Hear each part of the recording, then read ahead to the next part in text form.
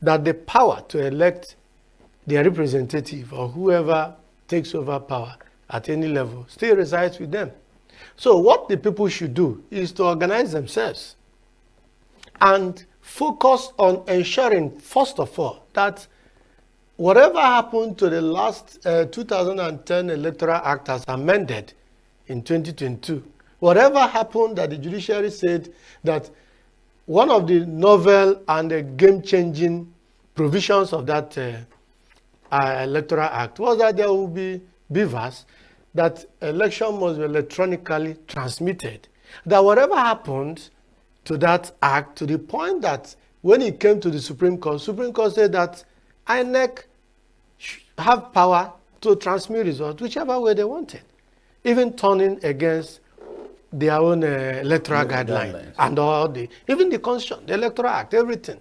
But you saw what happened, because that matter, dragged up to the Supreme Court. So whatever happened should be addressed now, while it is still early in the day, before we hit 2026, when the political atmosphere will be so overcharged that we won't know what we are doing again except voter registration and blah, blah, blah. So we need to ensure, first of all, to ensure that the Electoral Act makes it mandatory that elections must be transmitted from ward to polling booth to whatever to national, and that people can see these results real time. What if there are glitches?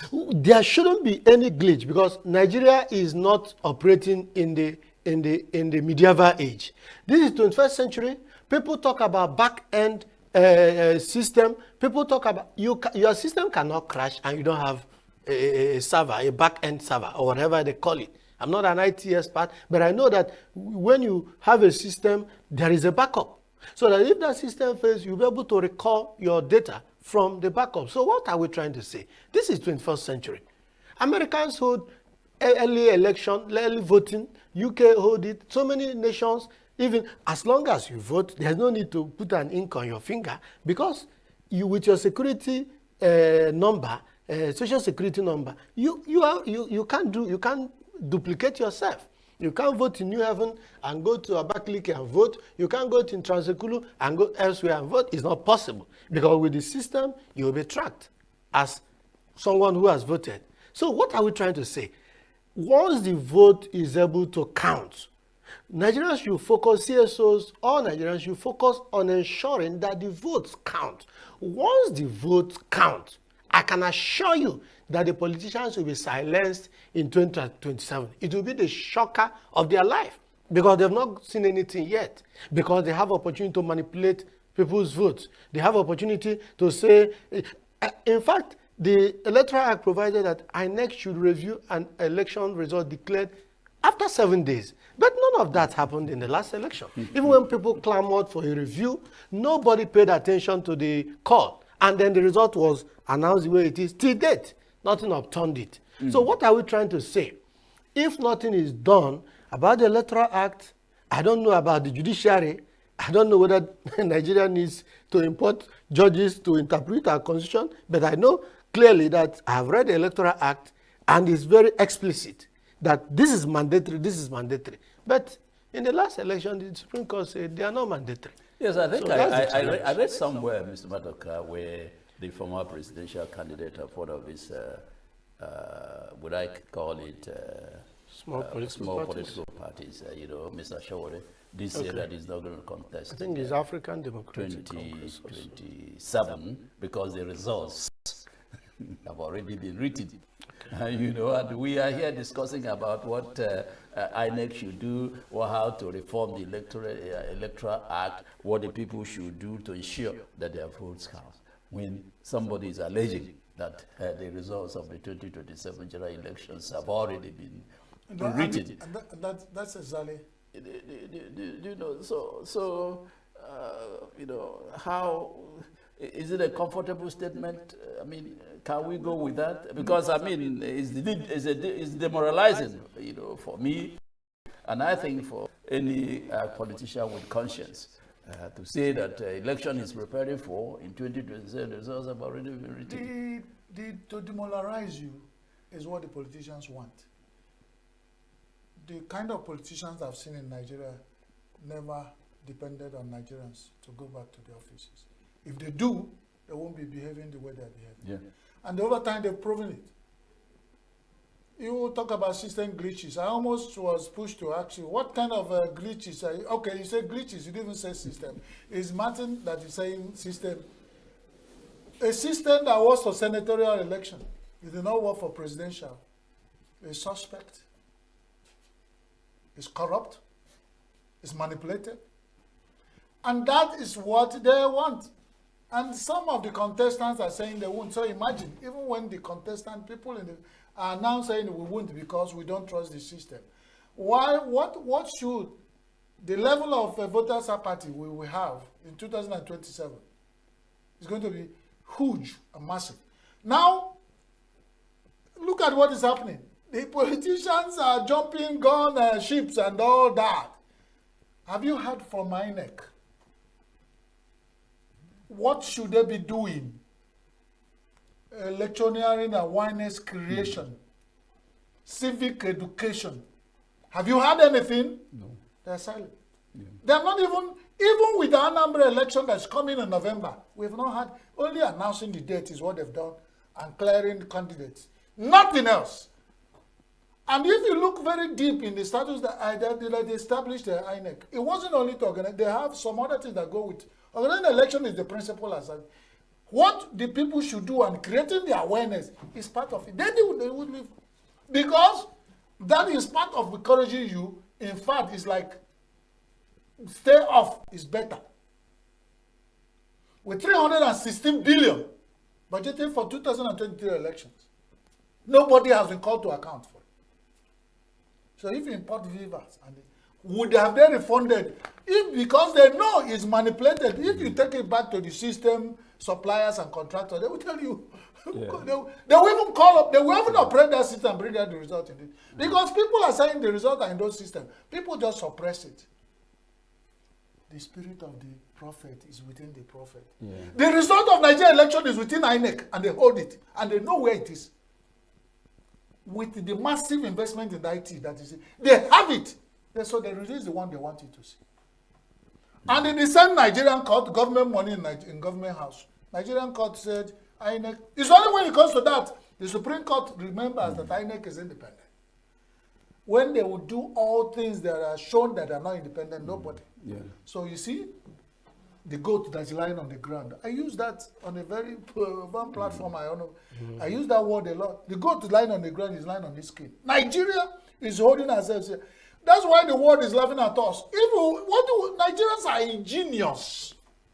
If you want to reform, it will take us one day. Yeah. Yeah. If it will take us, we have brains. I agree. The same Nigerian system get professors, the eggheads, to come and mop their shit. Yeah. So they will go and stoop in a shit they did not shit. Okay. Now one of the professors is in jail.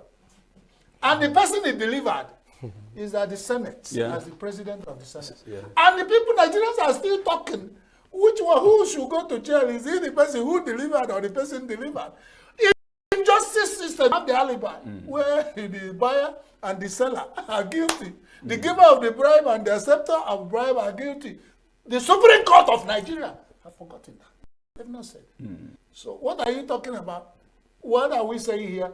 We are seeing that we gave trust to people who do not deserve. Okay. Yeah, one thing that continues to bother me, when we talk about defections, we have seen so many defections, in the past 2 years of this administration. And the president did say 2 days back that more are coming. But if you win an election as a governor or as a senator or member of House of Representatives or president or whatever, an election conducted by INEC, INEC gives you what they call certificate of return. And that certificate of return bears the name of the political party, maybe APC, maybe PDP. And I have never heard that when you defect, INEC now withdraws that certificate of return and give you another certificate to bear the new party. Yes. So I don't know really what is happening. I mean, it means that that man who is defecting, that governor who is defecting, is now partyless. He doesn't have a party because the certificate of return he is holding bears the name of the party that sponsored him to election. Now he has defected. Nobody is talking about. INEC is not talking about that. And I think it's one of the confusions that we have in the system. Yes. So can you offer? I've never thought about it. To remind me now. It's like somebody, they will learn that the Americans are burying chips on that person's hand. So that chips, anywhere you go, their radar will be following you, so you can't even hide. So somebody who has a return ticket from INEC under PDP, and then suddenly he finds himself in APC, he's still carrying.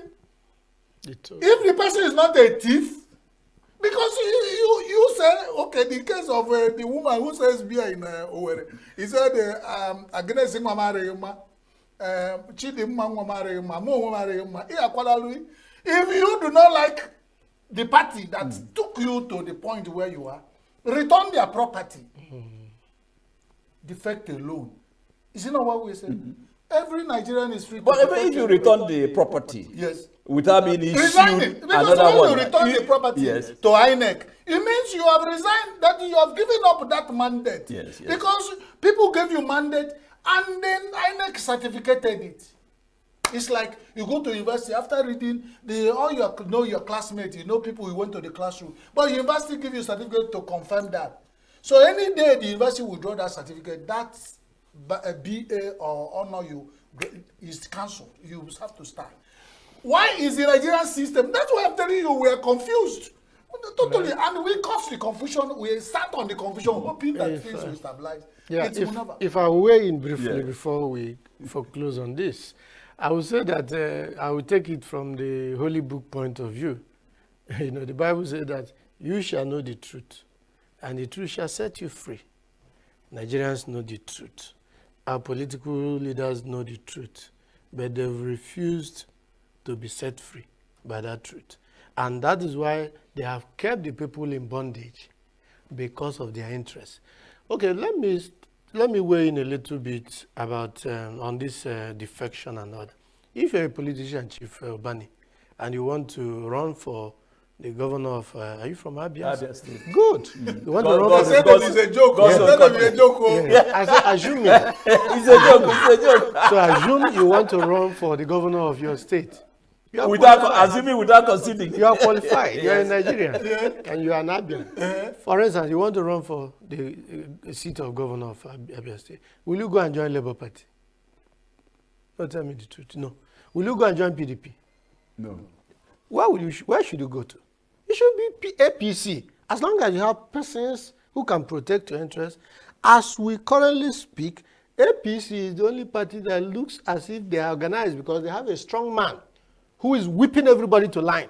Who is saying, my friend, keep quiet. And everybody keeps quiet. In Labour Party, Peter Obi couldn't do that. Of course, being a Democrat, he was liberal, and he wanted everybody to have their way, and all that. And that's why the party has scattered. Today, Abure is speaking and holding on to Supreme Court judgment. Nana Usman, Senator, is speaking and holding on to Supreme Court judgment. I don't even know whether the other Papa Oshodima. That's how you come and go. You don't I don't even know whether I don't even know whether Oshodi Abi and Papa is still speaking. That one seems to have gone to the coolers. Yeah. So the point I'm making is that Nigerian political in our body politic, the politicians can't even manage their own party. A lot of intra-political crisis is so much entrenched in our body politic, and that is why currently Labour Party is shaking. PDP is shaking. You can hear Atiku. Shaking. Oh, he's almost down. But what he was stressed. He was stressed to the same strong organization somewhere, whipping play. They are even whipping people who are not exactly even their own party. Exactly, they are even whipping people who are in other political parties to toe a particular line that is for their own interest. So what am I trying to say? LP in this area, PDP in this area. Which other name do you have? APC, man, you will go and join APC as long as you're able to have your way and win the primaries. So what am I trying to say? This is actually what is fueling the crisis. Whether it is actually APC that is instigating the crisis in labor is not material. Whether it is APC that is instigating the party with Wike in PDP is not material. What is material at the moment is that as far as Nigerian politics is concerned, political party persons who want to vie for election should go to APC. And that's why Tinubu said he's expecting more. Okay, before we end this program, because I understand our time is ticking, let's just for 1 minute, talk about the recent development in JAMB. I think this is the first time that we'll be hearing that publicly that there were glitches in the JAMB results, which affected the southeastern part of Lagos. The registrar of JAMB came on national television to apologize and to weep. I don't know where that weeping has taken him to. But I understand also that some people have been arrested for, The glitches. For the glitches. I mean, hacking into JAMB system. Do you think this is not an afterthought? Arresting people to, confuse us. A young girl from Newi, over time, got 342, and that was the first time this thing came to light. And there's somebody who took it upon himself that when that propaganda came and they intimidated everything and suppressed and said the girl got 342, not 340, and they pressed it. And the girl and the family was like, this young girl doesn't have the facility that whatever is happening to JAMB is within JAMB. I've said it in several platforms. JAMB perpetuated corruption. Even in ordinary Google, before the exam you can Google and get the result. I mean, get tests in Nigerian system. We were everywhere. So whatever they did, it came to light and then some people are paying for it. Nigerians say, so crying or no crying, JAMB should purge. I didn't want to take it to any step because people are taking it to tribal level. People are taking it to marginalization. People are just like you trust them. I just say JAMB is overrated. Yeah, okay. And JAMB should have another body that is competing to organize people. Nigerian children should go to university. JAMB, propaganda monopoly of holding Nigerian children to go to university should be deregularized and decentralized. Okay. Otherwise, what happened in recent future will continue in the recent future. What happened in recent past will continue in recent future, and that's dangerous for whatever means. Some stupid, corrupt Nigerians will sit one place, use the system to delay some people from going to university. That's an error, insensitivity, and corruption against the future generation. Let the Nigerian corruption remain with them. Let them lead the future generation. Mr. Stanley, do you think JAMB should be deregularized? Do you think it should be decentralized? Do you think that the JAMB registrar should go, as some people are asking him to go? Well, Professor Olukoyede has been there for some time. This is what we had in WAEC up until NECO came on board. Remember, it was WAEC monopoly in the past. Then the point is this. I believe that JAMB, the professor, actually, they messed up big time in the last conduct of JAMB. Remember, even as we speak, I don't know whether some people are writing today. I think they've been trying to make sure they appease all the persons, including those who missed the last JAMB, to come and write again. So the point is this: Nigerian system is beginning to affect JAMB, and it's not good for education. And again, I would suggest that JAMB should let JAMB results be like WAEC or NECO. Once you got it, you got it. Whenever you decide to go to university, at least for 5 years, you should be able to use it for entry into the university. So they shouldn't frustrate our children. Some of them have committed suicide. Remember, it was on the news recently, a child committed suicide because of poor score. Oh, so I can't go to university next session with my colleagues, and they committed suicide. So those things should stop. Nigeria should make their education more, they should support education and encourage studying. Thank you, gentlemen. It's been an exciting moment. It's been an exciting discussion this morning. Because of our time, we cannot go further. we've come to the end of this discussion. I want to thank you, Mr. Madoka, for coming to the show Thank you, this morning. Honorable Mr. Bani. Ani, I want to Thank you, sir. And whenever we call you, always Thank you, sir. respond It's always my favorably pleasure. Thank you, to Signature us. Just, TV. for all our viewers and our listeners, we've come to the end of our program, this edition. We expect that next time you hook on to us. My name is Mike Obani.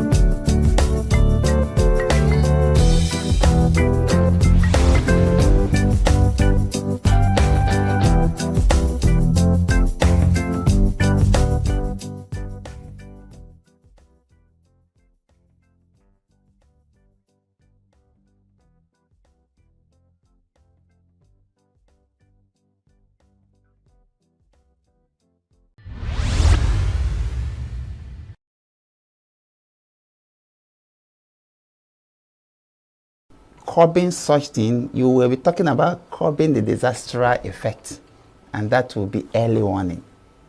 That so thing will happen. So we need to evacuate so person from so place. Now, when you now want to talk about let this thing not happen again, there are so many things associated with it. But there is one occasion by global warming when you have sunlight. I don't want to define that because I'm a deputy director of climate change department. So when you talk about that, we have to start adapting and mitigation. You've been hearing about climate change. Yes. Do you understand? And it's not a year thing because it's a global issue. Suffice to say, this is my own word, that the earth don't need you to survive. We need the earth to survive. Very true. Whether you are here or not, the earth will survive on its own. If you check tectonic, plate tectonic, find that it breathes. All these earthquakes, all these volcanic eruptions, they are natural occurrences. And that's how the earth breathes, that's how it forms. So most of the problems you see us suffering on this earth are caused by us.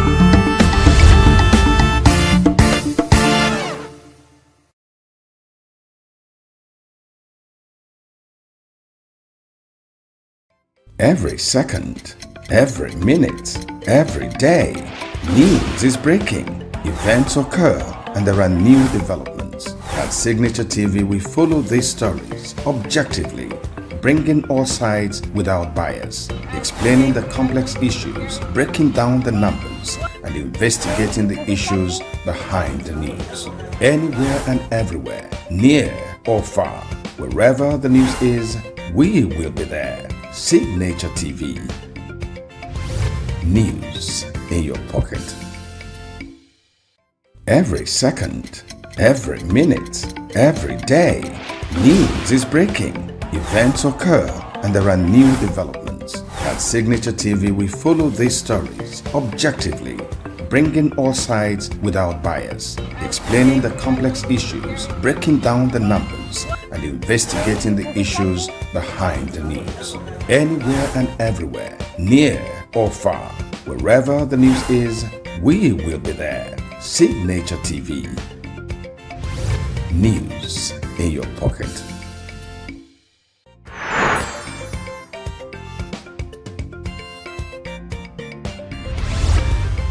Signature TV. News in your pocket.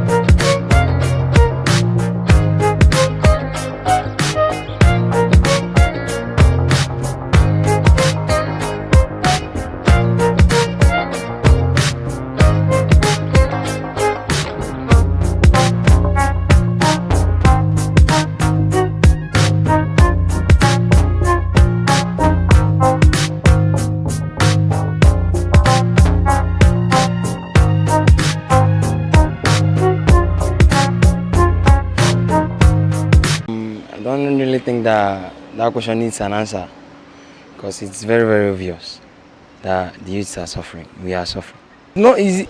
They're saying that we are the leaders of tomorrow, but I can't even see it. How am I going to lead this country now? Everybody getting into that position, we tend to gain.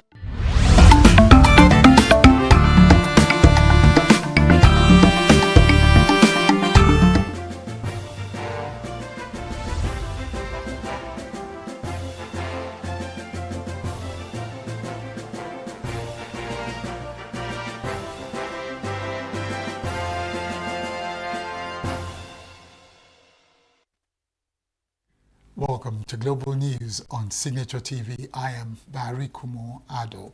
In the headlines, federal government to roll out tuition-free skills acquisition program for the youth.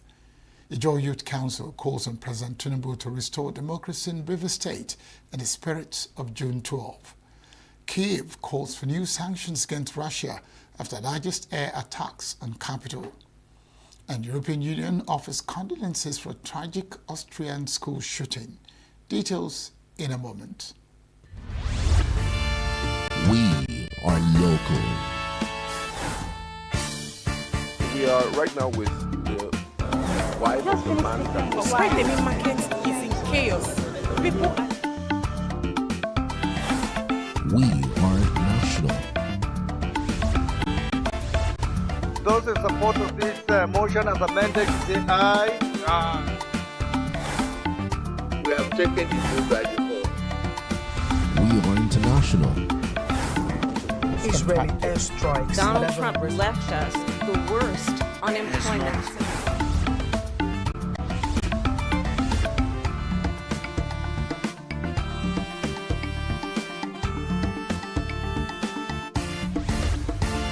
Signature TV, news in your pocket.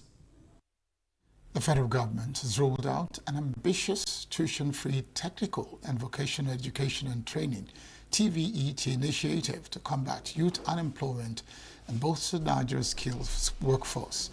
The initiative launched by the Ministry of Education aims to train thousands of Nigerians across 30 trades, from auto mechanics and welding to digital media, agriculture and cosmetology. The Minister of Education, Tunji Alausa, who announced the initiative in Abuja, said it is fully funded by the federal government, promises not only hands-on training, but also monthly stipends, startup grants, and access to business loans. The minister stated that the program is not just about training, but about transformation and building an economy from the grassroots by giving people real marketable skills. According to the National Bureau of Statistics, youth unemployment for persons aged 15 to 24 years, persons aged 25 to 34 were the highest at 6.5% in the second quarter of 2024, above the overall national average of 4.3%. The Anambra State government has passed an electricity law that empowers it to regulate power generation, distribution and consumption within the state. State Commissioner for Power and Water Resources, Julius Chukwuemeka, announced this in Awka that the law gave rise to the establishment of the Anambra Electricity Regulatory Commission, an independent body that would oversee the state's electricity sector. Chukwuemeka said a commission that will be officially unveiled in the coming weeks will take over regulatory responsibilities from the National Electricity Regulatory Commission, NEC, and would be responsible for licensing operators across multiple energy blocks within the state. Said the state is strategically positioned to achieve stable, affordable, and greener electricity supply in the near future because of a critical role of power in economic growth and industrialization, especially in a state which has vast industrial potential. The Commissioner highlighted the growing adoption of solar energy across the state, noting that many households and even small businesses now power their operations using solar systems, while proposals are being received from investors and developers interested in converting Anambra's large volume of waste into bioenergy. The Nigerian government says it has commenced payment of 5-month wage award arrears of 35,000 to civil servants since the end of May 2025. Director of Media, Office of Accountant General of the Federation, Bawa Mokwa, disclosed this in Abuja made the following: the resumption of work after Eid al-Adha holidays. Mokwa explained that the payment will be made in installments in the next 4 months. Nigeria Labour Congress, through its spokesperson Benson Opa, berated President Bola Tinubu's administration over the delay in payment of wage awards and allowances, describing the delay as a betrayal of trust and shameful. The ENUGU State branch of the Association of Medical Laboratory Scientists of Nigeria is to go into partnership with Signature TV to ensure improvement in the quality of health services for Nigerians. The two parties reached the understanding when the leadership of the association visited the Raymond Dokbesi corporate headquarters of Signature TV at Thinkers Corner, ENUGU. Correspondent Raymond Ken Mbata has more. The new leadership of the Enugu State branch of the Association of Medical Laboratory Sciences of Nigeria emerged on the 22nd of March 2025. The new executive, which has Edwin Ohenkwero as chairman, will pilot the affairs of the union in the next 3 years. Ohenkwero, who led other members of the ESCO on a courtesy visit to Signature TV, said that they were at the station to thank the organization for its quality coverage of the election and other activities which kept members of the association fully abreast of the events as they unfolded. The first courtesy we do to any media houses to Signature TV to appreciate them for that wonderful gesture, to promote our activity on the global level, and for that reason, most of our members cut across the world. We are in tune with what's happening in the States on March 22nd. So we are here today, first of all, to appreciate you, not just for what you're doing in the community where we are in, but also for what you did specifically for our association on 22nd of March 2025. We have also, as an association, seen Signature TV as the fastest growing media house in the southeastern region of Nigeria. Have decided to form an alliance and a partnership with this television station. Ohenkwero said that the association is committed to promoting the practice of medical laboratory science and advancing the welfare of its members through continuous education and professional development. He solicited the partnership of Signature TV, which he described as the fastest growing television station around the country. Indicate our willingness to continue in this practice. We have listened to some of your programs, we've listened to Doctors in Five and the rest of them, and we are willing to partner with Signature TV.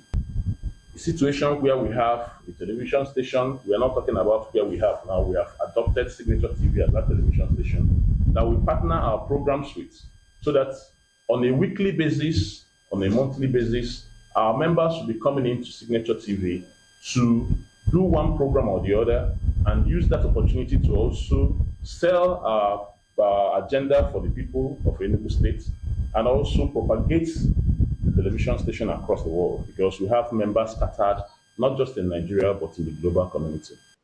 Receiving the visitors, the president of Signature TV, Vin Martin Ilo, noted the invaluable role of the medical laboratory scientists in building a healthy nation. He welcomed the partnership proposed by the association, which he said is in line with the corporate objective of the station to cater for the needs of the generality of Nigerians, especially the voiceless and the downtrodden. So I want to thank you on behalf of my colleagues. Even before you became chairman, I know that there were times your national leadership were here. Yes. And we rolled out the carpets for them at no cost. Because we believe so much in the objective of your association. A healthy nation gives birth to a wealthy nation and gives birth to a healthy nation. So we know that those professionals who belong to the association are contributing so much to the development of our country. Others in the delegation include the State Secretary of the Union, Clement Aluku, the State Publicity Secretary, Malaki Anele, and the Treasurer, Kate Eke. Highlights of the courtesy visit were the presentation of some gift items to the visitors and group photographs. Raymond Ken Mbata for Signature TV. National Association of Resident Doctors, NARD, at Barau Diko Teaching Hospital in Kaduna has suspended its 6-day warning strike. President of the chapter, Dr. Josiah Yakubu, disclosed this during an interview in Kaduna. Dr. Yakubu said the decision followed an emergency congress held on Saturday along with several meetings and interventions, particularly by the national and state leadership of the Nigerian Medical Association, NMA. Yakubu noted that since the strike began, the secretary to the state government had stepped in to mediate on behalf of the Kaduna state government, while the NMA leadership held a follow-up meeting at its invitation. They assured that both the NMA and NARD leaderships remain committed to closely monitoring the process until all demands are fully met. The Joel Youth Council, RYC, has called on President Bola Tinubu to demonstrate his commitment to democratic ideals by lifting the state of emergency imposed on River State and restoring constitutional democracy. In a statement issued on Tuesday in Abuja ahead of the June 12, which is Democracy Day, the president of the council, Dr. Theophilus Alaye, said the restoration of Fubara and the assembly members will reaffirm Nigeria's commitment to the rule of law and heal the wounds of division that have emerged in recent times. Alaye stated that as the foremost beneficiary of democratic evolution in the country, Tinubu should use the occasion of June 12 to restore Governor Siminalayi Fubara and all elected lawmakers in the state. Maintain that any disruption to that mandate undermines not just the will of the Rivers people, but the very foundation upon which democracy stands. The IYC president stressed that the Ijaw people, known for their commitment to peace, equity and justice, have watched developments in River State with patience and hope. According to him, this year's Democracy Day would be remembered not just as a celebration, but as a turning point and a moment when justice was served, peace restored, and democracy prevailed over other sentiments.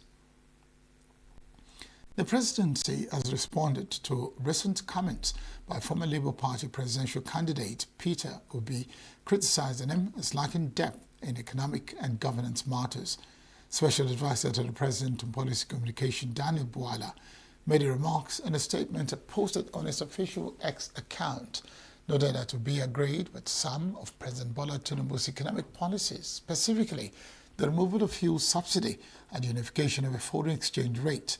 He accused the former Anambra State governor and other opposition figures of being motivated solely by their desire to seize power rather than by genuine policy concerns. Obi had in a recent interview challenged President Tinubu to explain how his administration has spent the billions reportedly saved from a fuel subsidy removal. While Obi admitted that there was nothing wrong with removing the subsidy or floating the naira, he argued that the policies were implemented in a disorganized and poorly planned manner.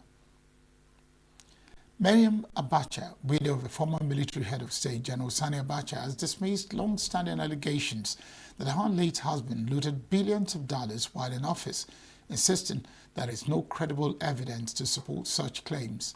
Speaking in an interview, Mariam Abacha challenged the widespread narrative surrounding her husband's legacy and alleged that monies her husband supposedly secured for the country disappeared shortly after his death in 1998. Mariam Abacha further criticized the persistent focus on her late husband nearly 3 decades after his death, questioning the intent behind the continued scrutiny, accusing the media of what she described as unconstructive reporting. She also responded to claims that her husband's administration oversaw a relatively stable economy, citing increased foreign reserves and reduced external debt, and argued that such outcomes were inconsistent with the image of financial misconduct. The indigenous people of Biafra has faulted the recent statement on Nigeria's civil war, credited to a former head of state, General Yakubu Gowon, describing his remarks as provocative, insensitive, and an attempt to whitewash the atrocities of a Biafran genocide. In a press statement released on Monday, spokesman for the group, Imar Powerful, faulted Gowon's claims, which he said did not only distort history, but is a deliberate insult to the millions of Biafrans slaughtered under his command, and an affront to all victims of his premeditated genocidal campaign. Powerful said that to compare the civil war to a quest for unity is to spit on the graves of Igbo ancestors and mock the suffering survivors. He said Gowan must answer questions relating to the Aburi conference and why he reneged on the agreements reached with the late Biafran leader Odumegwu Ojukwu, which he said could have averted the war. According to him, Gowan's refusal to acknowledge the truth about the Biafran genocide, starvation policies, mass executions and aerial bombardments of civilian populations demonstrates a lack of remorse. Up ahead, PDP accuses Ayedatiwa of abandoning Akeredolu's projects, victimizing ex-boss aides. Troops neutralize terrorist kingpin Malam Jida and others in Borno. Details and more after the break. Every second, every minute, every day, news is breaking. Events occur and there are new developments. At Signature TV, we follow these stories objectively, bringing all sides without bias, explaining the complex issues, breaking down the numbers, and investigating the issues behind the news. Anywhere and everywhere, near or far, wherever the news is, we will be there. Signature TV. News in your pocket. The Ondo State chapter of the People's Democratic Party (PDP) has criticized Governor Lucky Ayedatiwa for allegedly neglecting projects initiated by his late predecessor, former Governor Olarotimi Akeredolu.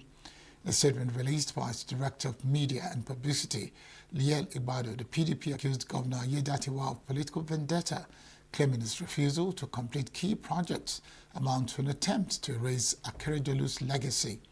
Opposition party noted that as former Deputy Governor, Ayedatiwa was part of Akeredolu's administration and should uphold the principle that governance is a continuum, saying that his behavior signals deep resentment towards members of Akeredolu's camp, many of whom opposed Ayedatiwa's attempts to assume power during the late governor's health crisis. The party questioned why the governor abandoned projects such as the Ijoka Road construction, Doya-Gurem Junction flyover bridges, and the Alabaka Road project, which runs directly in front of his own residence in Akure. He said Director of Media and Publicity of the All Progressive Congress, APC, Steve Otaloro, has however dismissed the PDP's claims as baseless, describing the allegation as misinformation, stating that the governor remains committed to completing all vital projects in the state. The Niger State government has awarded a 7 billion naira contract for the construction of the Mokwa Rubber Road and 4 bridges. Project is aimed at improving transportation and enhancing connectivity, especially for communities recently devastated by severe flooding. Governor Mohamed Bago, who announced the development during a visit to Tiffin Master Primary School, currently serving as a shelter for internally displaced persons, IDPs, said the state government will do everything possible to rebuild affected communities and restore hope to displaced families. Governor Bago, who announced a 1 billion naira donation as part of immediate relief efforts to accelerate the resettlement of flood victims, also revealed that the state government has directed the Ministry of Lands to issue a certificate of occupancy to the federal government to support the resettlement process. He noted that land has already been secured for the construction of permanent housing, which would include health facilities, schools, and proper drainage systems with culverts to prevent future flooding. The Niger State Emergency Management Agency in SEMA said the disaster claimed over 200 lives and left more than 80 people injured. The most common type of aviation accident in 2025 were those related to issues about runway, followed by accidents related to landing gear. Recent data released by the International Air Transport Association, IATA, at its recent AGM and summit in Delhi, India, show that the aviation accident rate in Africa is by far the highest among all regions of the world. The data shows that there were 10 aviation-related accidents in Africa in 2024 and an accident rate of 10.59 per million flights. This, according to the report, is a deterioration of the region's 5-year average rate of 8.46 and much higher than the rates of other regions. It proposed 4 priorities, which include keeping airspace neutral and accessible, protecting civil aviation from conflict, interference, and fragmentation. Suspected herdsmen have launched fresh evening assaults in Agatu and Apa local government areas of Benue State, leaving several people dead. Some members of the community were displaced from their ancestral homes in an earlier herdsmen attack and are now taking refuge in Ogule, Kaduna, also in Agatu local government area. Earlier in the day, a separate attack occurred in Edikosho, a community in Apa Council area where some youths were ambushed and killed. These attacks came despite a recent visit by top military authorities, including the Chief of Army Staff, who promised to increase security measures in the troubled parts of the state. Meanwhile, security forces under the Presidential Force Squad have neutralized 10 armed bandits in Maitashi and Danjiba communities in Muaye district of Safe local government area of Zamfara state. The operation, which took place early Monday morning, also led to recovery of weapons and ammunition used by suspected criminals. There were also reports of infighting among bandits in Damusa, Katsina state, which led to the escape of hostages kidnapped from Kankara. The infighting among Damusa bandits, according to report, also helped hostages from Kankara to escape, where many bandits, including the top leader, were killed in the clash. Still on insecurity, gunmen have killed about 6 persons, including a woman, in communities in Basa and Mangu, local government areas of Plateau State. 12 persons were also injured and are presently receiving treatment in various hospitals. The first attack, according to reports, occurred around Ancha community in Basa Council area, while the second one took place in Gwembwas Ringing community in Langai district of Mangu, local government area. Latest attacks came just a day after 4 persons, including farmers and herders, were killed in the Wok Ishe community of Kakesh district of Basa on their way to mining sites. The state chairman of Gan Ala Fulani Development Association, Garba Abdullahi, while confirming the first incident, explained that the victims were declared missing around 3 a.m. while grazing cattle, but that the corpses were later found in Ancha community. According to him, the herders were grazing when the perpetrators dragged them from the grazing area to Ancha and killed them. Adding that they were reported the incident to the police and Operation Safe Haven.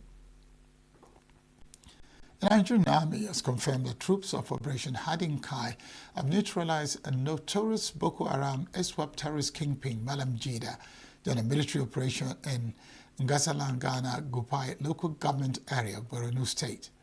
A statement issued by Captain Ruben Kuvagia, Acting Deputy Director of Army Public Relations Headquarters Theatre Command. The Army said several other territories operating within the Timbuktu Triangle were also eliminated during the operation. According to the statement, troops engaged the terrorists in a fierce gun battle and overpowered them with superior firepower, resulting to the killing of Malam Jida, with several other fighters fled with gunshot wounds. The related operation, troops launched a snap ambush on another terrorist group advancing through the Timbuktu Triangle, who would engage in a heavy firefight, resulting in additional casualties on the side of a terrorist. Statement said the troops recovered a significant cache of weapons and equipment from the scene, including AK-47 rifles, rocket-propelled grenade launchers, rifle magazines, large quantities of ammunition, hand grenades, motorcycles, handheld radios, and other logistic materials. A veteran broadcasting football commentator, Andrew Nebedum, has described a late music legend, Mike Ejeagha, as a philosopher whose music was deeply rooted in Igbo tradition. Nebedum, who featured on Signature Morning, a flagship breakfast show on Signature TV, stated that gentleman Mike Ejeagha used animals to pass his message across to his audience. Said that unlike his fellow musicians who use the music to raise fans by singing praises of wealthy people, Ejeagha was more interested in using his genre of music to preach sound moral values, promote culture and tradition. Some of my colleagues, when we are directing ceremonies, used to, say that Mike Ejeagha did not succeed financially, like other musicians, of old. They had big money, but he did not call names while, singing. He uses animals, and animals cannot give you money. So it was typical folklore. That's the bane of the society today. We forgot our roots. And as soon as we go back to our roots, you see the issue, things will be corrected. Everything is now money, money, money. Money is not everything. But look at it today. Ejiagha died at the age of 95. And he culminated into his name, the one of his music, Owambodekama. At his last days in his life, money came. Nebidum said that Mike Ejiagha was truly a gentleman, as he was called, was very humble and deeply connected to the ordinary people, which made him have a personal relationship with a lot of people. He advised the federal and various state governments to invest more in cultural revival and traditions of the people, as well as appreciate and encourage local artists to nurture the next generation of Nigerians to preserve the country's culture and tradition. The youths of today want to replicate what's happening in America, in Germany, in France, and the rest of them. So if Ejiagha was to be this day, a musician of today, he would be more recognized than being the old, because those people that understand his music are now getting extinct, in extinct. The government should have an Igbo school,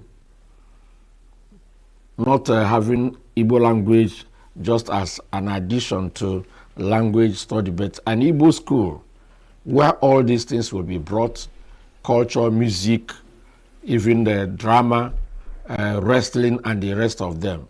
An Igbo school. Until that is done, most of our cultures and music will go into extinction. All right. Mike Ejiagha, who hails from Ibeziowa in Ezago local government area of ENUGU State, died last Friday at the age of 95. The federal government has revealed that the elimination of a petrol subsidy under President Bola Tinubu has resulted in savings of over $84 billion, which are now being channeled into the construction and rehabilitation of 40 key road projects across the country over the past 2 years. This was disclosed in a policy brief released by the National Orientation Agency and made available to journalists in Abuja. The report noted that for decades, especially since the return to democratic rule, the oil subsidy regime posed a major challenge for the federal government. It noted that from 2005 to 2022, successive governments spent a total of $84.39 billion on petrol subsidies, which consumed more than 70% of the federal government's potential revenue, pushing the nation towards financial instability. The report emphasized that with a decisive move to eliminate this subsidy, Nigeria is now saving billions and redirecting funds into tangible infrastructure development. The agency explained that removing the subsidy not only shielded the economy from a near collapse, but also rescued several states from bankruptcy. The president of Dangote Group and founder of Dangote Refinery, Aliko Dangote, has vowed that there will be major shakedowns in Nigeria's downstream oil and gas sectors. Dangote disclosed this in an interview with journalists after President Bola Tinubu visited a 650,000 barrels per day refinery in Lekki, Lagos State. Said the overall is not necessarily about petrol price reduction. Said the visit by the president has given the company additional energy. President Tinubu visited Dangote Refinery, describing the facility as a massive investment and point of reference in Nigeria's path to industrialization. Dangote Refinery kicked off the rollout of Penem Motor Spirit in October last year, which has led to a drop in fuel imports into Nigeria. Still to come, Kyiv calls for new sanctions against Russia after war's largest air attacks on capital. Beijing says its naval presence near Japan is lawful under international regulations. Do stay with us. Every second, every minute, every day, news is breaking. Events occur and there are new developments. At Signature TV, we follow these stories objectively, bringing all sides without bias, explaining the complex issues, breaking down the numbers, and investigating the issues behind the news. Anywhere and everywhere, near or far, wherever the news is, we will be there. Signature TV. News in your pocket. A convoy of buses was sent apart in a U.S. military base in California late on Monday. The Trump administration ordered Marines into Los Angeles to quell protest against its immigration policy. The buses departed from a military base in Southern California's 29 Palms, according to ABC, where some 700 Marines were based and expected to reach Los Angeles Monday night or Tuesday morning, officials said. Although their mission to protect federal personnel and property is temporary, filling the gaps until a full contingent of 4,000 National Guard troops can reach Los Angeles. Deployment is an extraordinary use of military force in support of a police operation, and it comes over the objection of the state and local leaders who did not request help.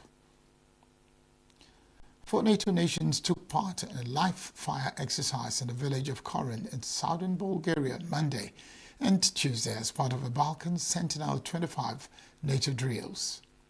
The essence of this demonstration, of this effort, is that when these 4 nations, participating in the exercise, come together, when the planning officers open their laptops, they will have the same or compatible software products that allow them to plan, organize, and conduct combat operations.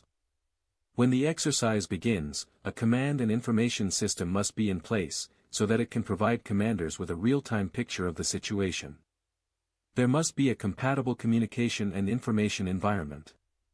It is complicated, it is difficult, it requires a lot of effort, and I am pleased with the level that the ground forces demonstrated here, so congratulations to the ground forces and everyone participating in the exercise and to the command.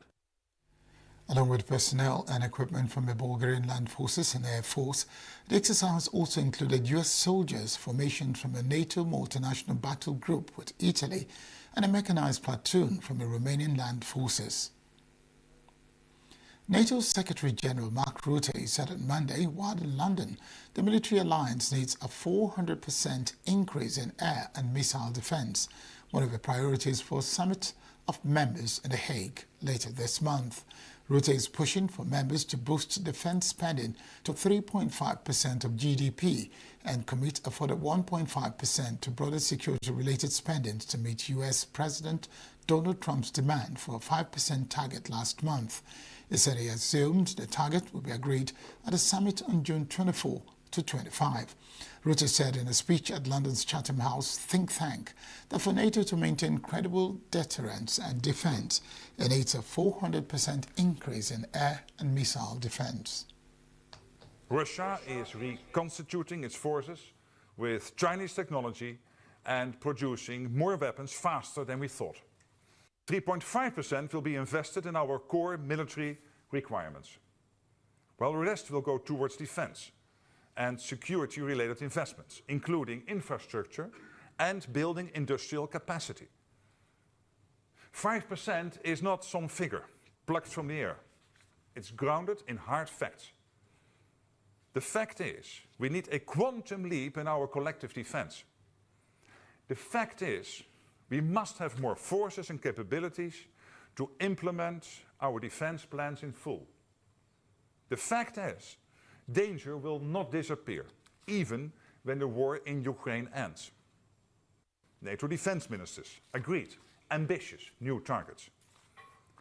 The exact details are classified, but we need a 400% increase in air and missile defense. We see in Ukraine how Russia delivers terror from above.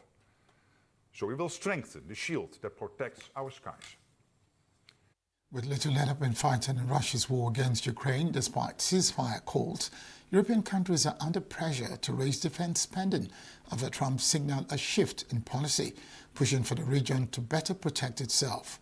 Several countries say they are doing so, with Britain pledging an increase from 2.3% to 2.5% of GDP by 2027 and 3% of GDP at a later date.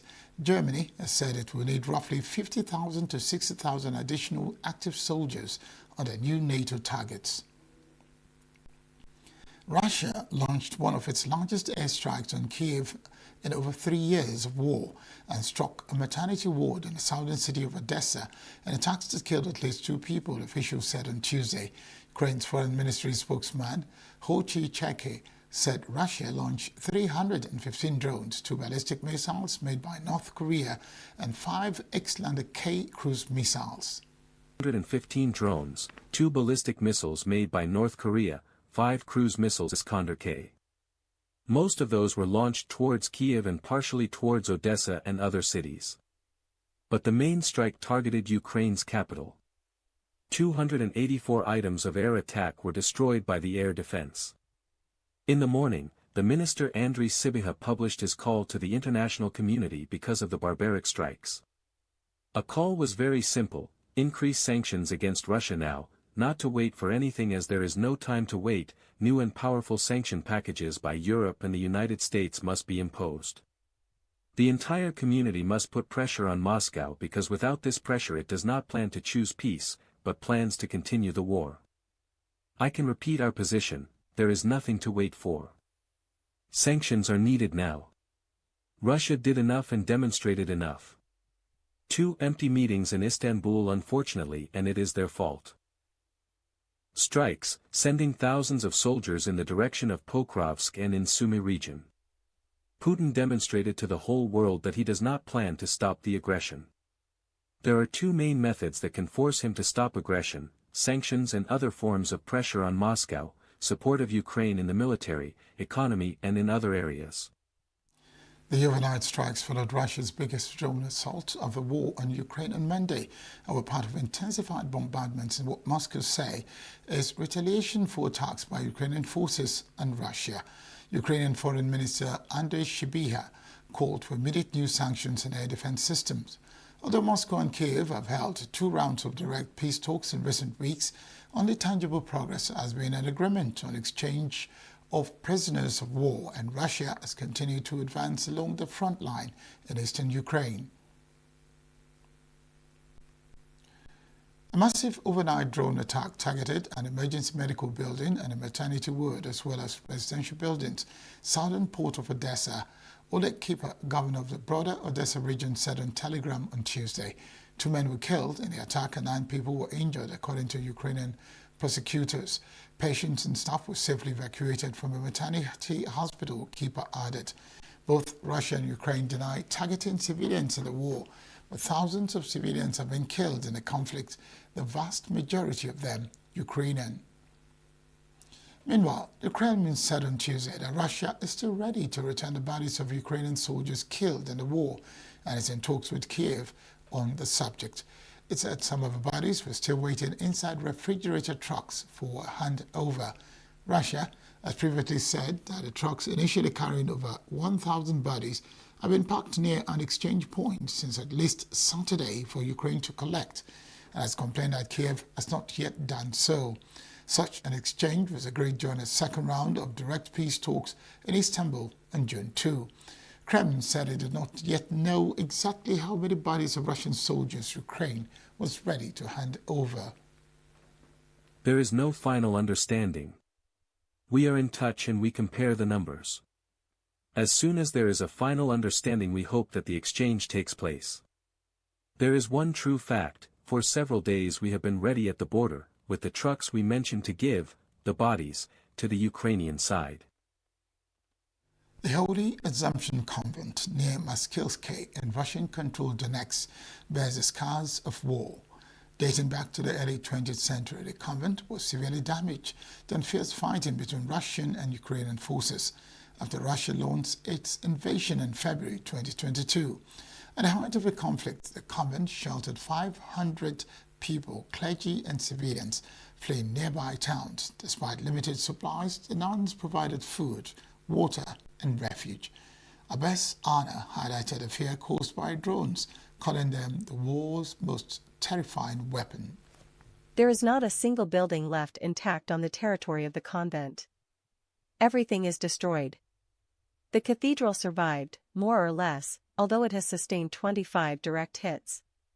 Drones are the most fearsome weapons. When the drones are hovering overhead, you feel a gaze of a person above you. You are walking and a drone is flying over you. Your life depends on. It is in the hands of this person. This is very scary.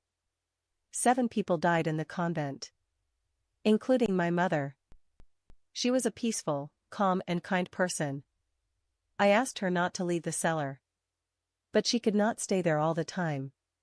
She died on May 13, 2022. She was walking back home from her vegetable garden she had lived nearby, and a Ukrainian mine exploded close to her, in some 5 meters, and she died. The peace talks resumed in Turkey on June 2 after a long hiatus. Residents like Lilia and Valentina doubt a ceasefire is near. The sides agreed to a prisoner exchange, but no progress was made and halted the war, which continues to escalate.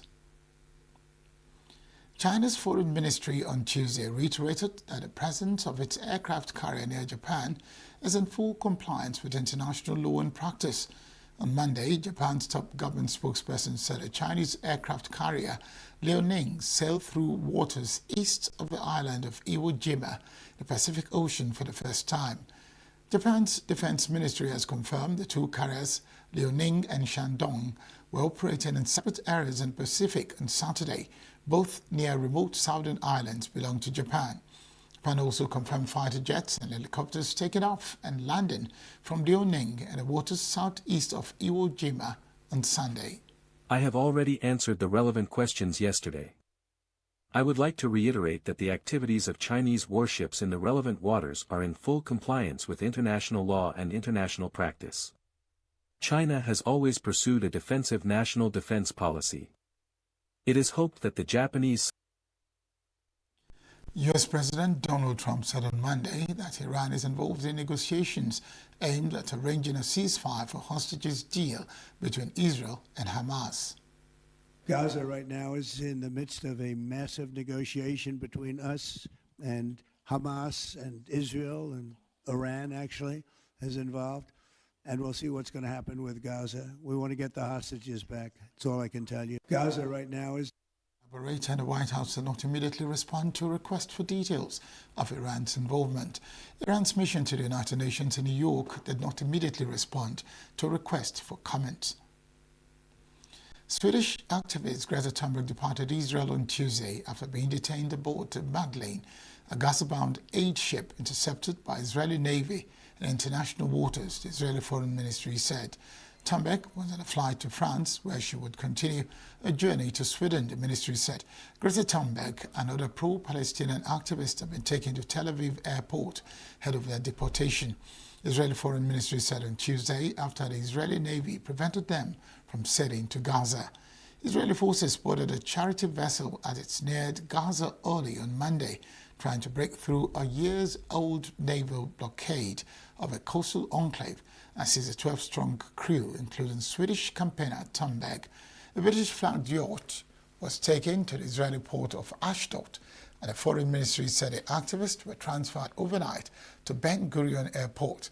The activists have been carrying a small cargo of humanitarian aid, including rice and baby formula, and said they wanted to raise international awareness about the humanitarian crisis in Gaza, which has been devastated by months of war. Israel dismissed the voyage as a pro-Hamas publicity stunt. The European Union offered its condolences for the school shooting in Graz on Tuesday, where several people were confirmed killed. Graz Mayor Elke Kar, quoted by Austrian news agency APA, said many injured had also been taken to hospital following the shooting, which he called a terrible tragedy. The reports did not specify how many of the dead were pupils. Ambulances were on the scene outside the school. A local police spokesman said the area had been secured. People have been evacuated from the school, and relatives of the victims and pupils were being cared for, he said. Austria has one of the most heavily armed civilian populations in Europe, with an estimated 30 firearms per 100 persons, according to the Small Arms Survey, an independent research project. Machine guns and pump-action guns were banned, while ownership of revolvers, pistols and semi-automatic weapons are allowed only with official authorization. Rifles and shotguns are permitted with a firearms license or a valid hunting license. or for members of traditional shooting clubs.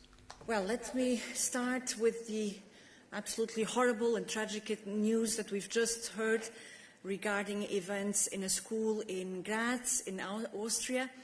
We would like to offer our deepest condolences to the families of the victims and the entire city of Graz, and we stand together in mourning and while we seek clarity in the wake of this horrible event in a school. Crew members from a cargo ship that erupted in explosions and fires in the Indian Ocean were taken to a hospital in southern Indian city of Mangaluru on Monday. The Singapore-flagged Wamhai 503 had been en route from Colombo in Sri Lanka to Mumbai, India's financial capital, local reports said, adding that the ship caught fire around 80 nautical miles off the coast of the southern Indian state of Kerala. Video released by the Indian Coast Guard showed the vessels extinguishing fires on a cargo ship. The 6 crew members taken to hospital were 3 Chinese nationals, 2 from Myanmar and 1 Indonesian. A doctor at the medical facility said, "We have received 6 patients. All of them are having a burns. 3 of them are Chinese nationals and 2 are from Burma and 1 is from Indonesia. Out of 6, 2 are critically injured. About 35 to 40% burns are there on the face and rest of the body. And mainly they have airway burns, that is respiratory burns, which is much more severe. They have a breathing problem. So we have to monitor closely over a period of few days and see how they do. Right now we are giving all the attention and critical care management, including wounds and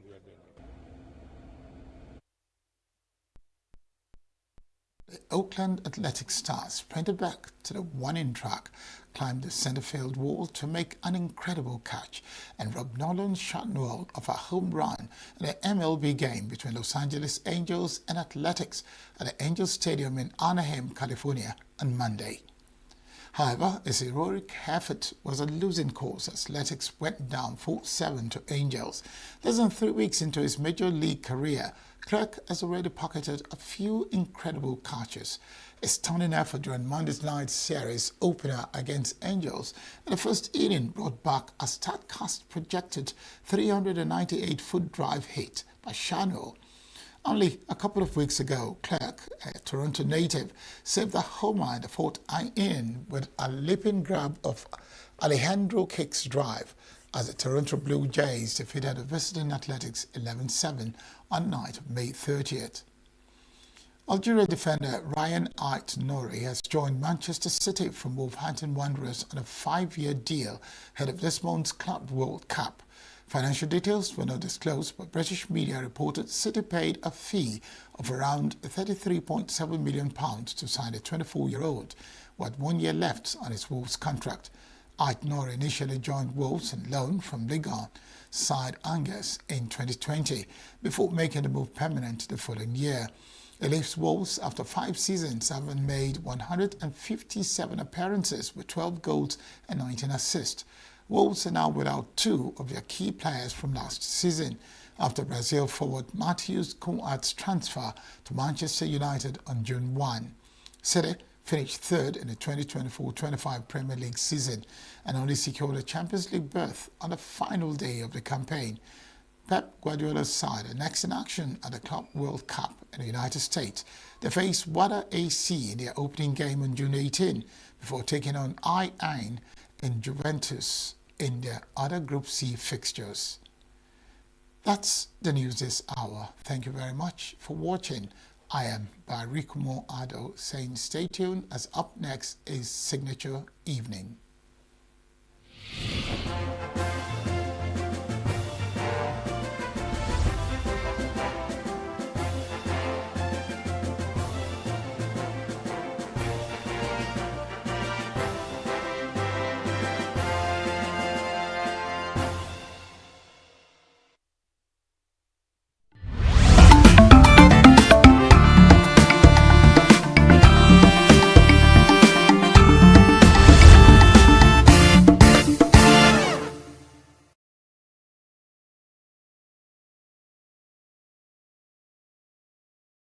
Every second, every minute, every day. News is breaking, events occur, and there are new developments. At Signature TV, we follow these stories objectively, bringing all sides without bias, explaining the complex issues, breaking down the numbers, and investigating the issues behind the news.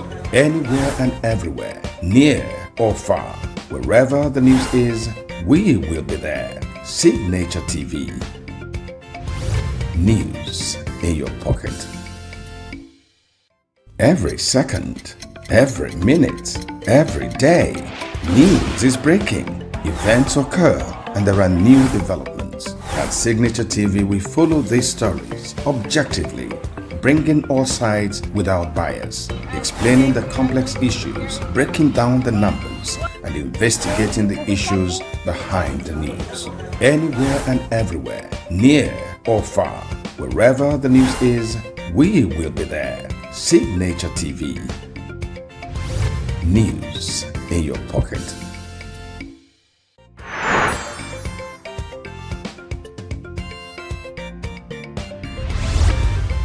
Signature TV.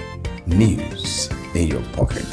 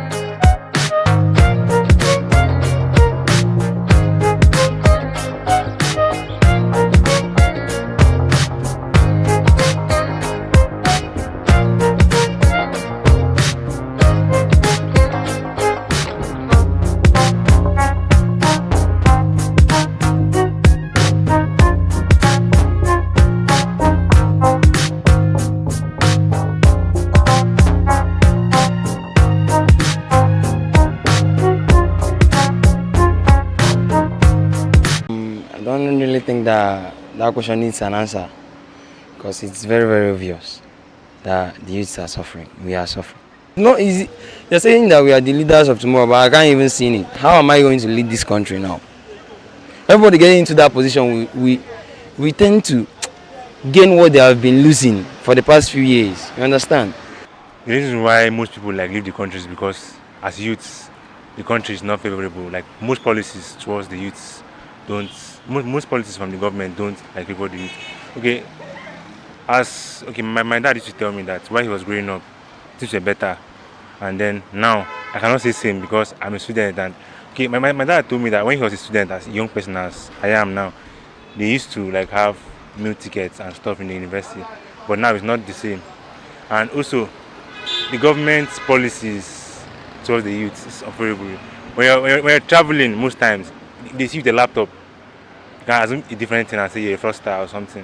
So everything that comes from the government is seemingly against the youth. So we Nigerians, we are used to this fact that if the state is not failing, we still have to struggle, do one or two things. But I feel on a normal, it ought not to be like that per se, because the government is supposed to make things way easier for us. In a sense, make this, because the system is pretty hard, very hard, very hard. I'm telling you, I have some final year friends currently, like friends in final year, and they're like, I was like asking them, how are you too happy that you're about leaving the school? They're like, oh my God, I know that when we leave school now, it's another world entirely, and it's not funny actually out there. Okay, so I don't think the government is treating the youths well, especially in the aspect of employment, because there's not enough like jobs now for us. Most of the jobs are already like taken by people that are older and stuff like that. So we don't have enough jobs, not enough employment. Yeah, I think we should be celebrated, because why not? I mean, we've done a lot for the country. We're still trying to do more for the country. So obviously, we should be celebrated. It's not really fair to me, because although government is trying, but their effort is not enough. They need to improve, because we have a lot of youth who are on the street. They're not doing anything. We talk about crimes. If they engage them in something productively, I believe crime will reduce. So I suggest the government will look into engaging our youth, creating an enabling environment for those who are entrepreneurship inclined, those who can do their own things. Some of them have their own products, but they need the support of government, like finance and reducing tax.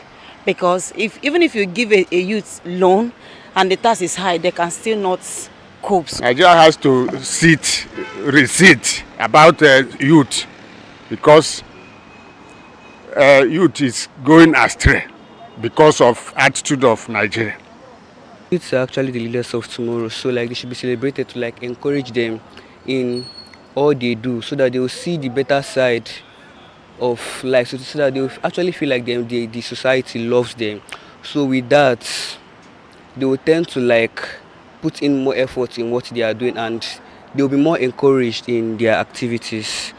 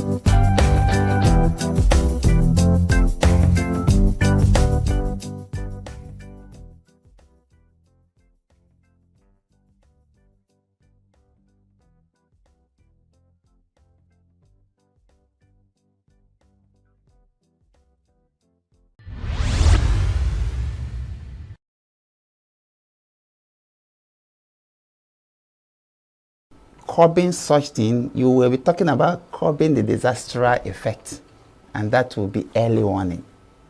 That so thing will happen. So we need to evacuate so person from so place. Now, we now want to talk about let this thing not happen again. There are so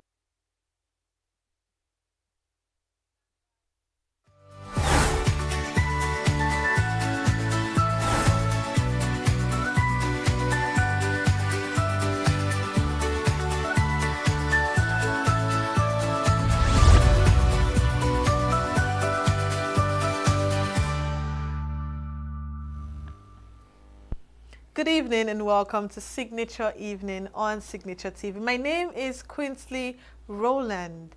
Happy Tuesday evening to you over there, and thank you for always joining us. It's always an amazing time with you over here, and of course we are going to have a lovely evening together. In our highlights of the show for tonight, our interviews are going to be centered around issues with oil and gas sector in Nigeria. What are the prevailing issues in the oil and gas sector with environmental problems or the whatever issues that concerns oil and gas sector in Nigeria? We're going to look at some of those issues, and afterwards we have a conversation around demolition versus development. And afterwards, our regular news and events, where we have our reports of the day highlighted and brought to you for your viewing pleasure. And we have fashionista chat box and all the rest. Don't forget to follow us on all the social media handles. We are always live on YouTube 247 and on SLTV channel 265. After the break, we bring you signature evening interviews. Stay with us. Every second, every minute, every day, news is breaking, events occur, and there are new developments. At Signature TV, we follow these stories objectively, bringing all sides without bias, explaining the complex issues, breaking down the numbers, and investigating the issues behind the news. Anywhere and everywhere, near or far, wherever the news is, we will be there. Signature TV. News in your pocket.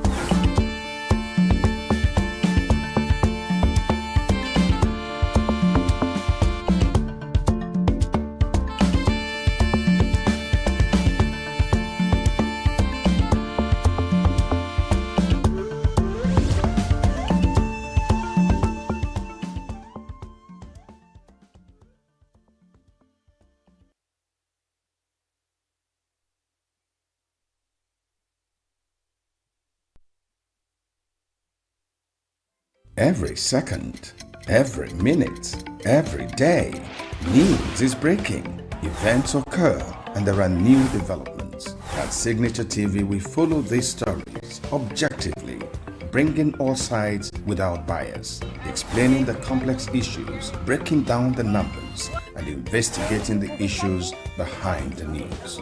Anywhere and everywhere, near or far, wherever the news is, we will be there. Signature TV. News in your pocket. Welcome back. This is Signature Evening. My name is Quincy Roland on Signature TV. If you're just joining us, welcome. We're just about to start. We're having a replay of an interview that we had with Honorable Divine Ekweremadu, who is a special advisor, student affairs, and lots more. We had a conversation around tertiary education, curriculum, and practicability in Nigeria's society. Do have a great watch. Every second, every minute, every day, news is breaking, events occur, and there are new developments. At Signature TV, we follow these stories objectively, bringing all sides without bias, explaining the complex issues, breaking down the numbers, and investigating the issues behind the news.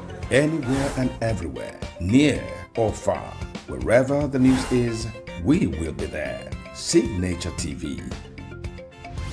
News in your pocket.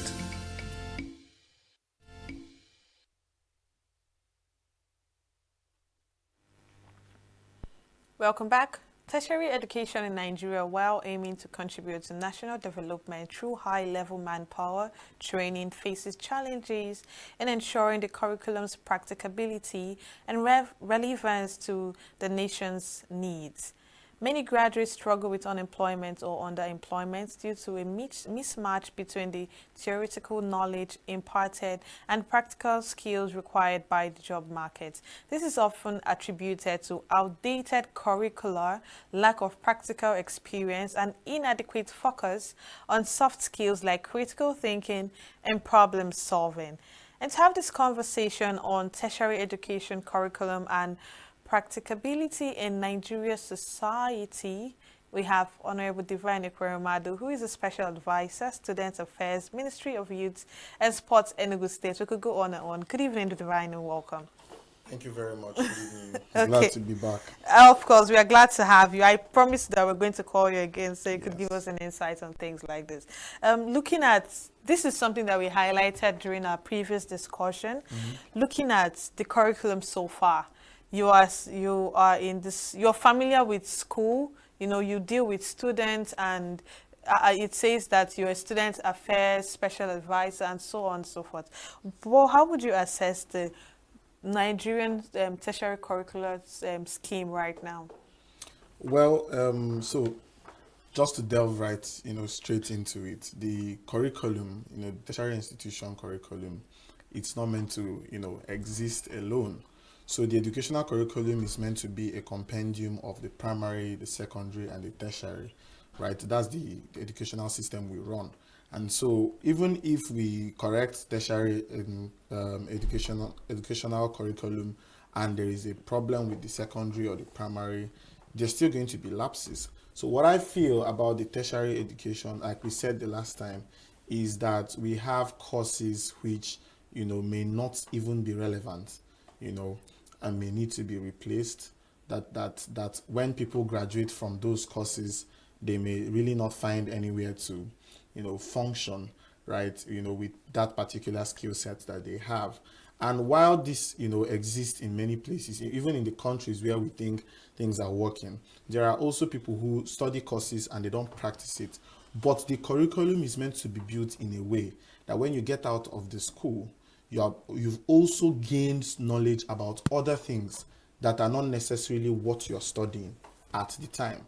And so, because a lot of times when you talk about curriculum, the attention is always on the courses we study, whether the textbooks that are being used. That's also an important part of curriculum. But I want to look at it from the point of view of how rich the educational system is, right? So when a person gets into the university, what is the spectrum of knowledge that the person is exposed to?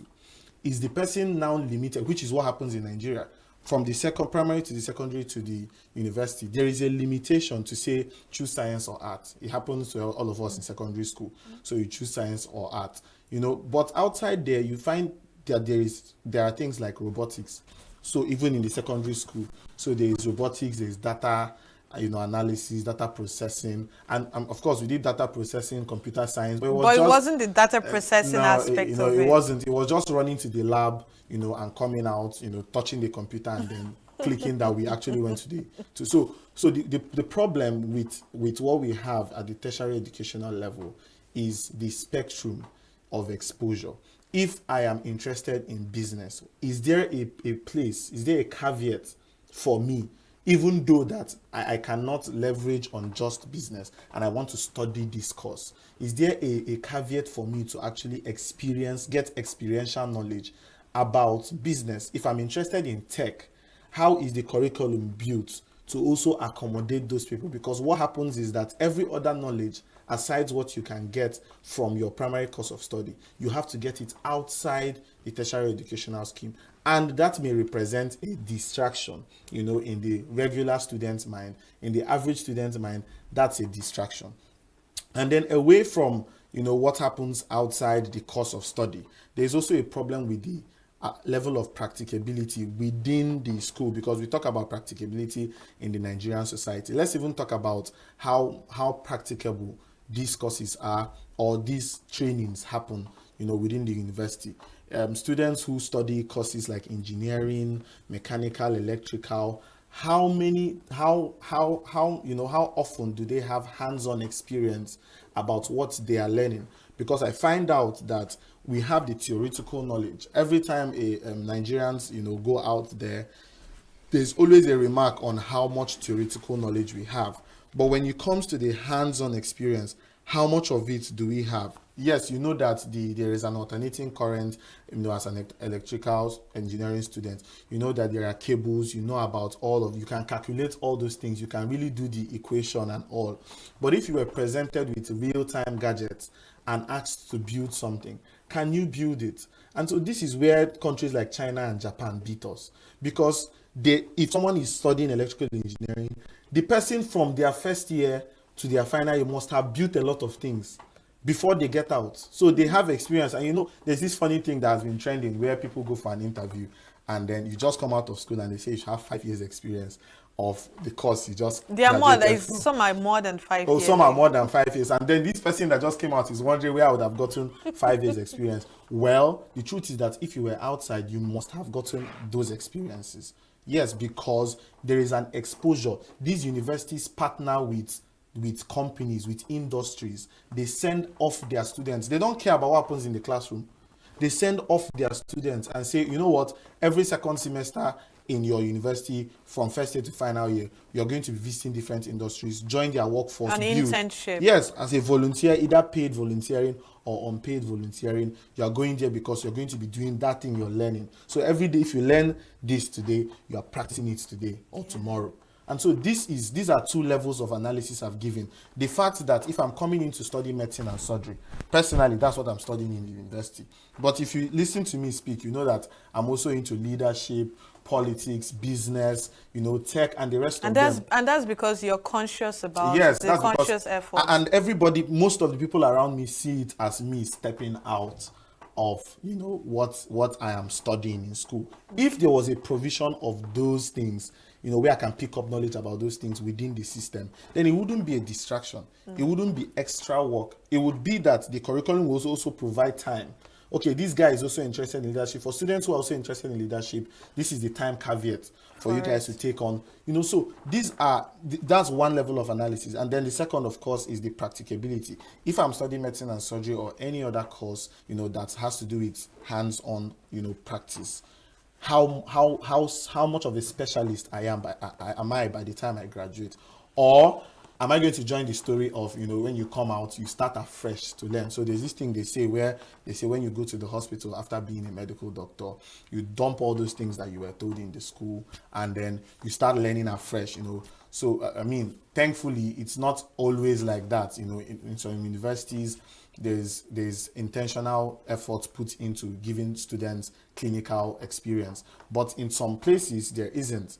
And so it's all head knowledge until you get out to the real world. So somebody studying business management in the university but can't handle a business when they graduate. You know, so it's just funny. I've heard jokes about if you're doing business, any business administration course, you're going to end up doing POS.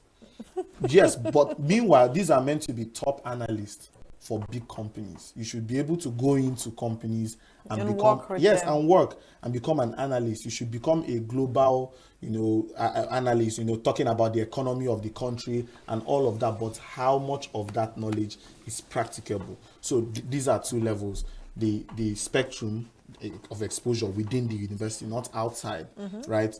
And then the ones that are within, how much practice is done, or is it just head knowledge, right? So these are like the problems within the tertiary educational curriculum. So the reason why Nigerian students after graduation lack employment, would you really blame it on the government, the institution, or a personal thing? Well, why they lack employment has, you know, a lot of factors. But usually when I want to talk about issues like this, I always make it personal, because, and I'll tell you why. I'll tell you why. It's because even where you say there is no employment, people go there and get employment. And so there is the government side, where there are no jobs. And so let that not be an option. Because when you create that, when you say it's the fault of the government, so you keep encouraging people to expect that they will get jobs from the government, right? So I don't think anybody's knowledge, anybody's years in the universities can ever be valued well enough, you know, within one government, you know, job. I don't think so, honestly.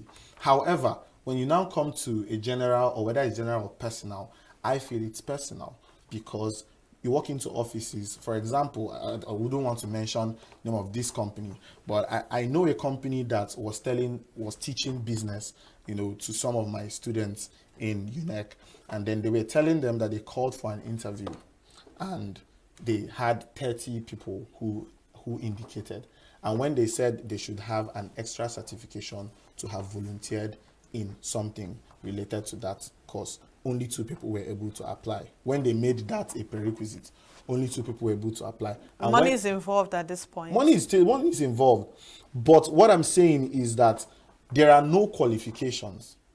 You know, with the student community hold on tenaciously to what they are taught, you know, in the university. Now, I'm not saying, we've already said that the blame is the nature of the curriculum, but how long can we blame? So there are people who are consciously, if you are an architect, by now, like, I mean, you're studying architecture, by now you should have made designs, you should have things in your case, you should have things you can bring out, whether they were works you did years back or not. So, but when students rely only on that knowledge, when they appear before the private sector, because the private sector is not like the government sector.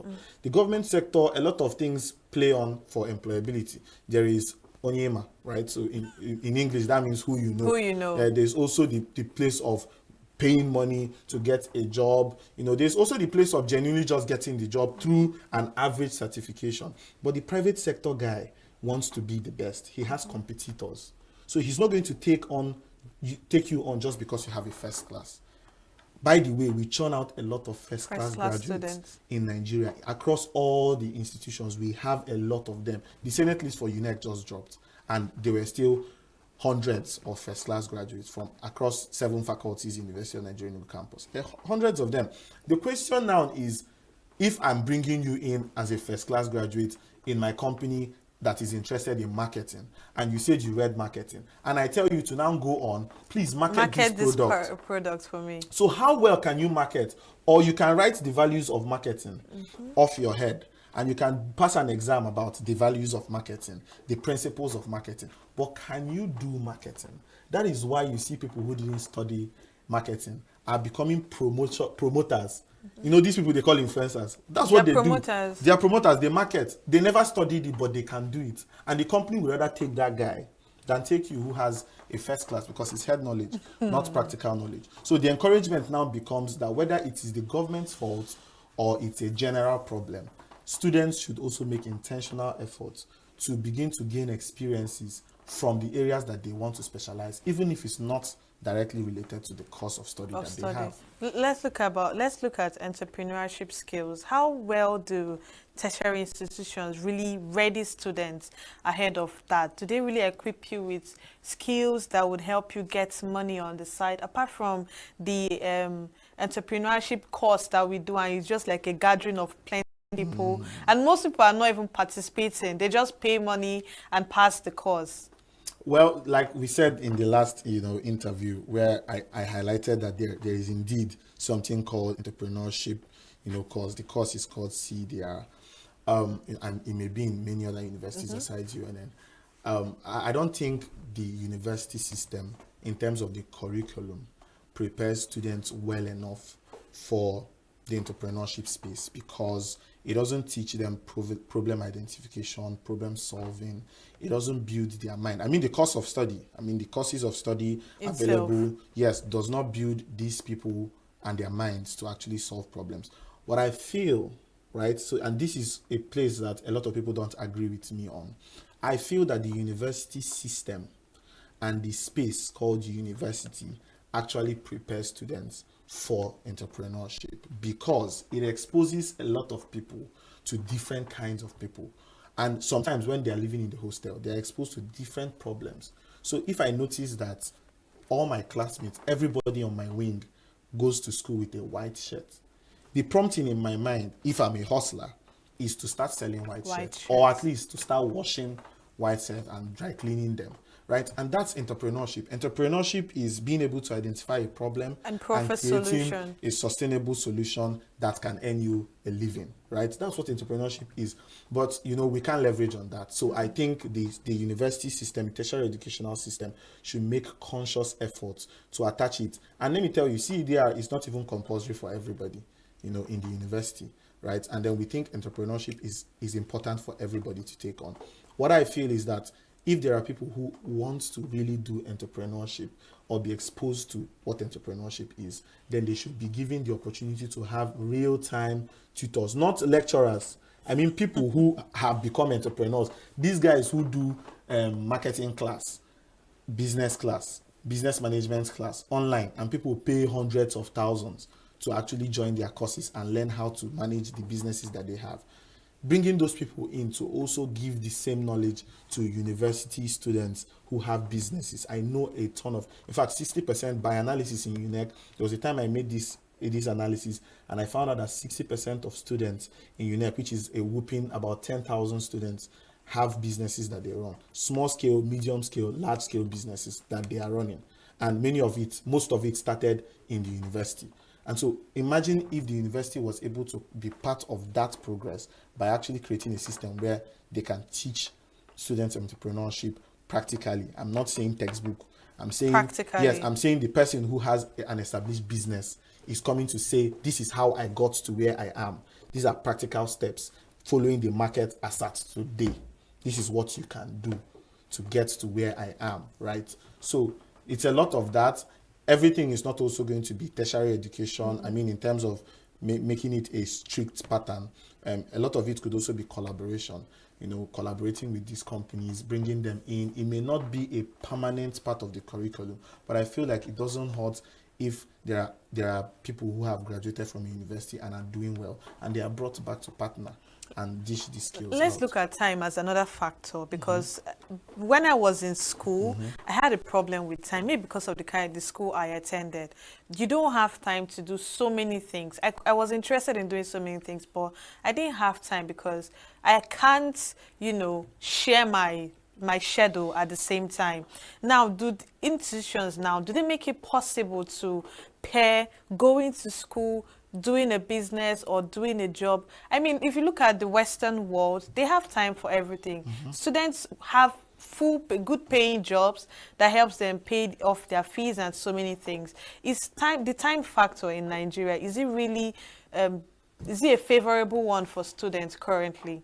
Again, I'm probably going to be the wrong person to ask, because if people who know me are watching this today, they're going to tell you that no, you can't ask Divine. I mean, it's a you thing. Let's not forget that. I'm just saying, you're looking at the average. So on the average, no, I don't think it's favorable, because most of the productive time in a day is, hours between 8 and 2 p.m. or 4 p.m. And classically, this is the time for classes, lectures, and these lectures come with strict attendance, attendance that carry mark. It's not like, okay, they just want you to take attendance so that they will know if you are coming to school. No, sometimes they'll tell you if you don't have 75% attendance, you can't write the exam. Some people even go ahead to say that your attendance is your CA. Yes, and so when that happens to maybe your senior set, the set directly above you, even if someone was saying they were going to sponsor your business, you wouldn't want to start one. So there is that on the average. But then why not add add this extra push to say that it's still not every time in the day. It's not also every day that there are classes 8 to 4, right? So I'm just saying, outside we've established that if the times can be made more favorable. I mean, I think abroad even there are students who are working are treated a certain way, and they have the school hours. If they have to work, if they have a shift that is in the day, their day lectures will now happen in the evening. Those kind of things happen. They are flexible enough with time out there, but in this particular space, it's rigid. And the lecturer can say it's by 10 to 12 and working by 12 and keep the people from that 10 to 12. Because if they leave, what if he comes in and closes the door and say, if I enter, nobody will enter after I've entered, and threatens everybody. So, but then I still feel like a person who people should also not still limit themselves. There is still room to, use your weekends well. But then there are departments who still fix classes in the weekend. In the weekends, yes. I had a department. I'm not hearing a department. My department, at some point, we had lectures on Sunday. On Sunday afternoon, yes. A lecturer said, if you people don't come, this thing, I won't teach, and it's going to come out in your exam. I've had night classes before. So that one self-day. But, but then anytime, any free time a student lays their hand on, this is the most productive time of our life. That whole idea of leisure, no, this is my time for break, to press my phone, to gist with friends. I don't think it's really, you're going to enjoy all of that later. The same lecturers will tell you that after school, you can do whatever you want to do. Let's look at infrastructure, the infrastructural challenges in tertiary institutions. How well is it? How accommodating is it? How convenient is it? This is also part of the things that are affecting our curriculum, the infrastructure, lack of infrastructure. A person who is studying molecular biology and genetics or molecular biotechnology is meant to be exposed to a standard lab that can at least perform a PCR, polymerase chain reaction, for the basics. But this person is going to probably do this course for 4 years and never see a PCR happen. And what you're studying is molecular biology. What you're studying is what is happening in the body at the cell level, what eyes can't see. But you're going to study all of that with pen and paper. It's crazy. And pass exams. And pass the exam. And you will pass the exam. You have to pass it. Why not? You go pass. Right? So the infrastructure is a problem. We're not even talking about hostels now. We're talking about we're talking about infrastructure that aids learning, that makes learning practical. And let's not forget the fact that they keep increasing fees and not developing infrastructure. As a matter of fact, some universities still get these fundings from TED Fund, and all these other platforms that fund, tertiary educations. And funny enough, why they get these fundings is because they write budgets relating to the infrastructure that they want to build, and we never see it, come alive. Whether the funding came or didn't come, I wouldn't know. But the truth is that we can do better.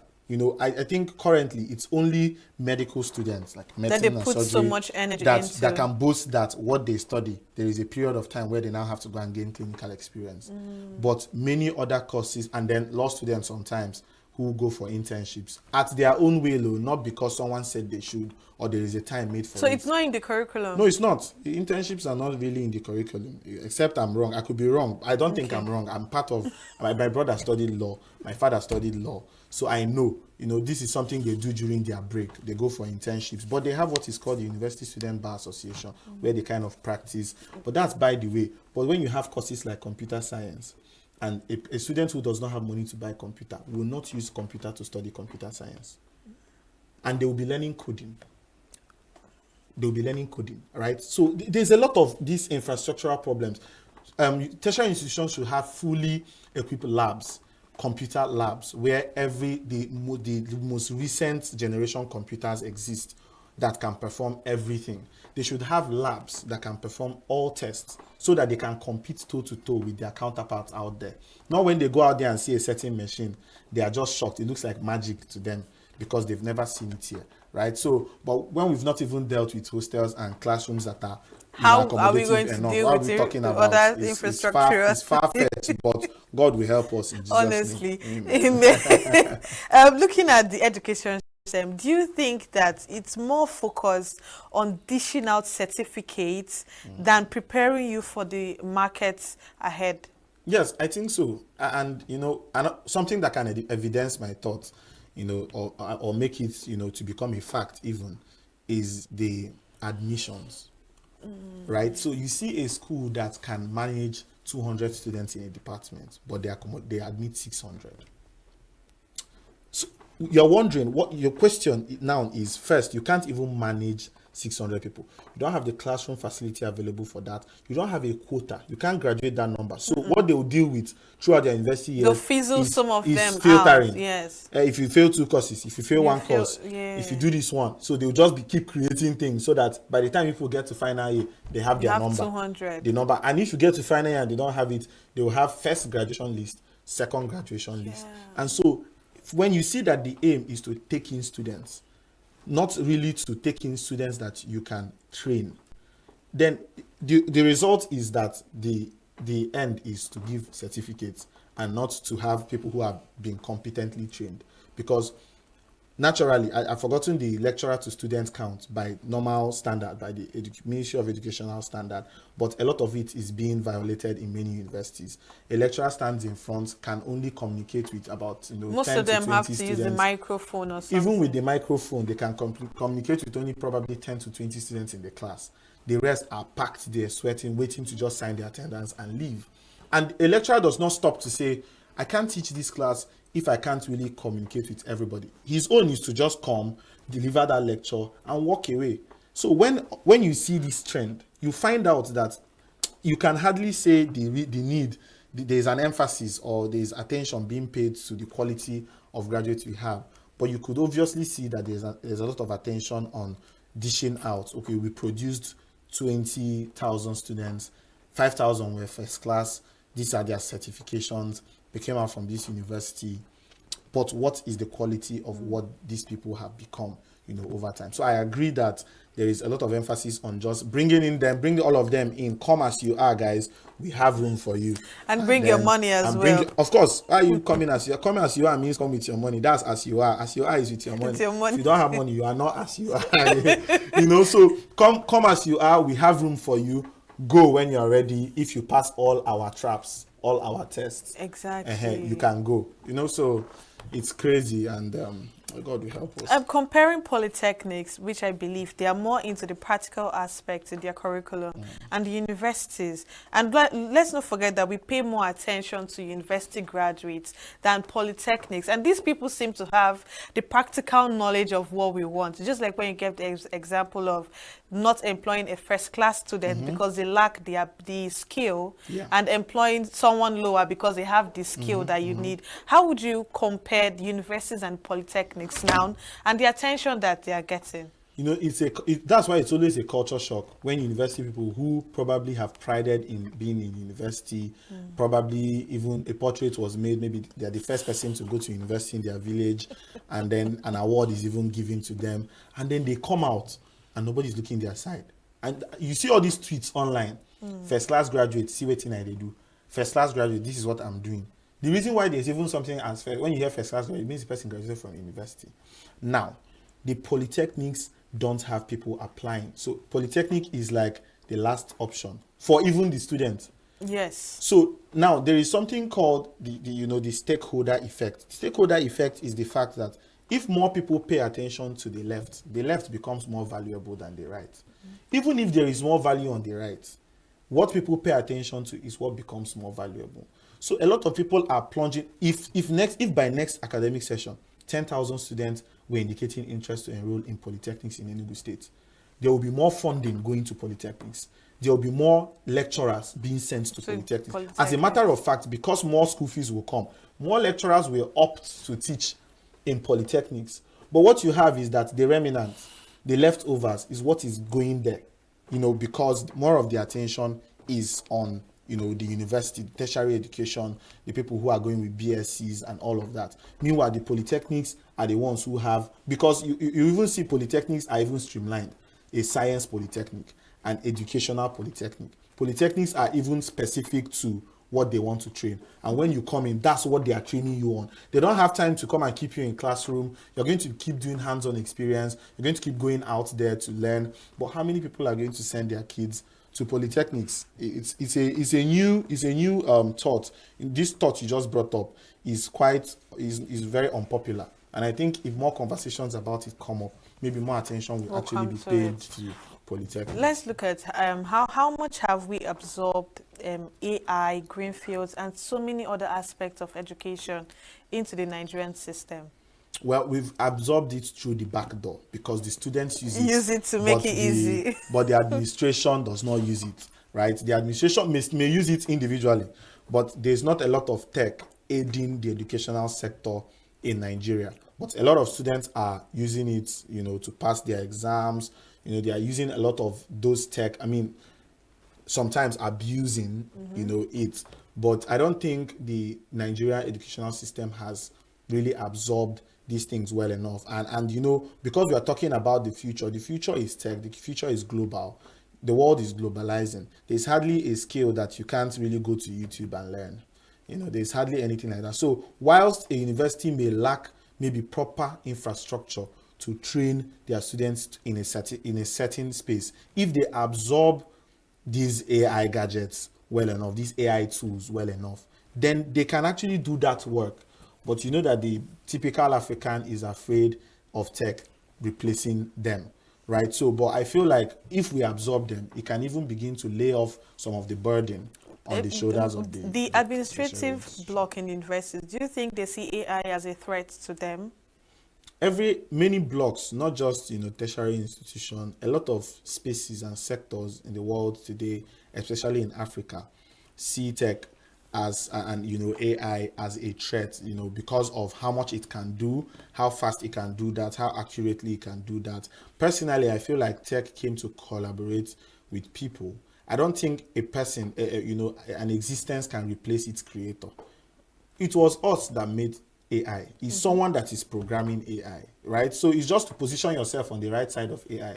If you are on the consumer space, you're not going to be benefiting from the existence of AI only to the point that you are a consumer. If you're a producer, meaning that you're doing something AI can do, and you're not sharpening your skill, you're going to become outdated because AI continues to update every day. Moment. In fact, every second that there is a new info. If you ask AI who is the tallest man now, and you ask him by night, and someone else has taken that, he's going to say, but if there's a textbook about the tallest men in the world, he's not going to show it. And if there's a lecturer who is teaching about tallest men, he's not going to know.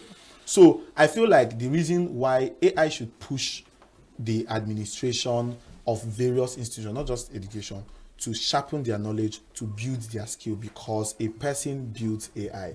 AI can't replace humans. The threat is because we don't think we can do as much as AI is doing. But AI is just meant to support and collaborate with man. I don't think it's going to replace Let's us. be a bit more practical. How often is this curriculum being reviewed? The question now is, how often should it be reviewed? Now, by the Ministry of Education, as at the last time I checked, it's meant the educational curriculums are meant to be reviewed on 2 levels. First is every year. Second is every time the need arises. Okay. Yes, so there's meant to be a routine review. So when was the last time it was reviewed? I wouldn't. It would not in the 20,000s, not in the 2000s, not in the 2000s. You know, the last time it was reviewed was when we changed from the educational system we were using before, where there was standard 1 to standard 12, and then we broke down to the 112 educational, you know, type of system or curriculum. So, but since then, we've not had any major educational reviews. Just been universities saying, I think we should also start doing this course this other university is doing. Though there's not been, you know, really major impact on the curriculum in terms of review, and so that means we are falling short of the expectation, and even though the need has arose many times since in the past 20 years, the need has arose. The introduction of CBT exams is meant to cause a review, at least to make sure that students have a basic knowledge of use of computer, since they're going to use it to write exams. Yet there's no place where it is said that a student needs to have basic knowledge. A lot of students go into exam hall and their computer is hanging. Clueless. Yes, and when it starts hanging, they don't know what to do. They start looking for the ICT staff who are just for managing a room with 1,000 exam students, and so you can't be here. So if a student does not have basic knowledge of that, why are we using CBT? Why are we having CBT, computer-based test, when people don't have computer knowledge, right? So this is a review that should have happened years ago when CBT exams were introduced. Now you're talking about tech, you're talking about entrepreneurship, you're talking about business, you're talking about soft skills, skills like content creation and all of these things that are really fetching funds and livelihood for people outside the university. All these things should have caused a review or elicited a curriculum review by now, but we are yet to see it. And this is also a call to action to whom it may concern, you know, for the actors to actually act on this so that these reviews be done. It's very, very necessary. So what are the necessary reforms you think should be taken into actions in order to, you know, rebrand the tertiary education curriculum to be more practicable and practicable in a way that it can absorb everybody as well and equally get you prepared for the labor market ahead? So the reforms that I think can be taken, let's start from the curriculum reforms. I feel like more relevant courses should be added to the courses. Don't we have enough courses already? That's what I'm saying. When the more relevant ones are added, the irrelevant ones should be removed. We have a lot. That's what you're trying to say. We have a lot of them, but we don't have enough. We don't have enough because even though everybody is in every department in the university, not all the departments are going to be relevant to them outside the university. So there is that aspect of introducing these particular courses, you know, tech education, you know, soft skills, like, I don't know, there are a lot of them that have been studied out there. We could take a cue from the people out there. So there is that, updating ahead, that's what I want to say, updating the course list that we have. That's one. Now, we talked about flexibility, making the curriculum flexible enough that if a person wants to take on this, but also wants to take on something else, we run a very rigid curriculum in Nigeria. There is a number of unit loads you must meet. We run a 5.0 GPA standard. All these things are rigid and they don't encourage creativity.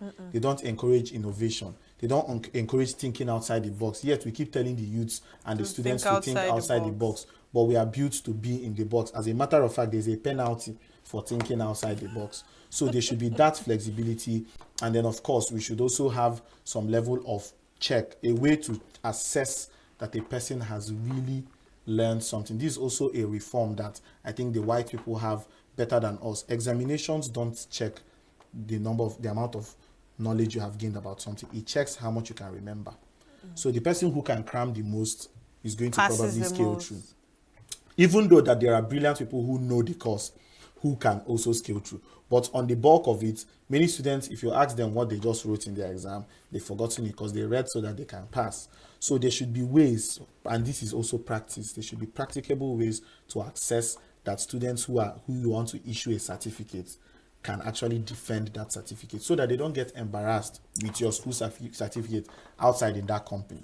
That's on the curriculum reform. And then the other one is the issue you raised about infrastructure.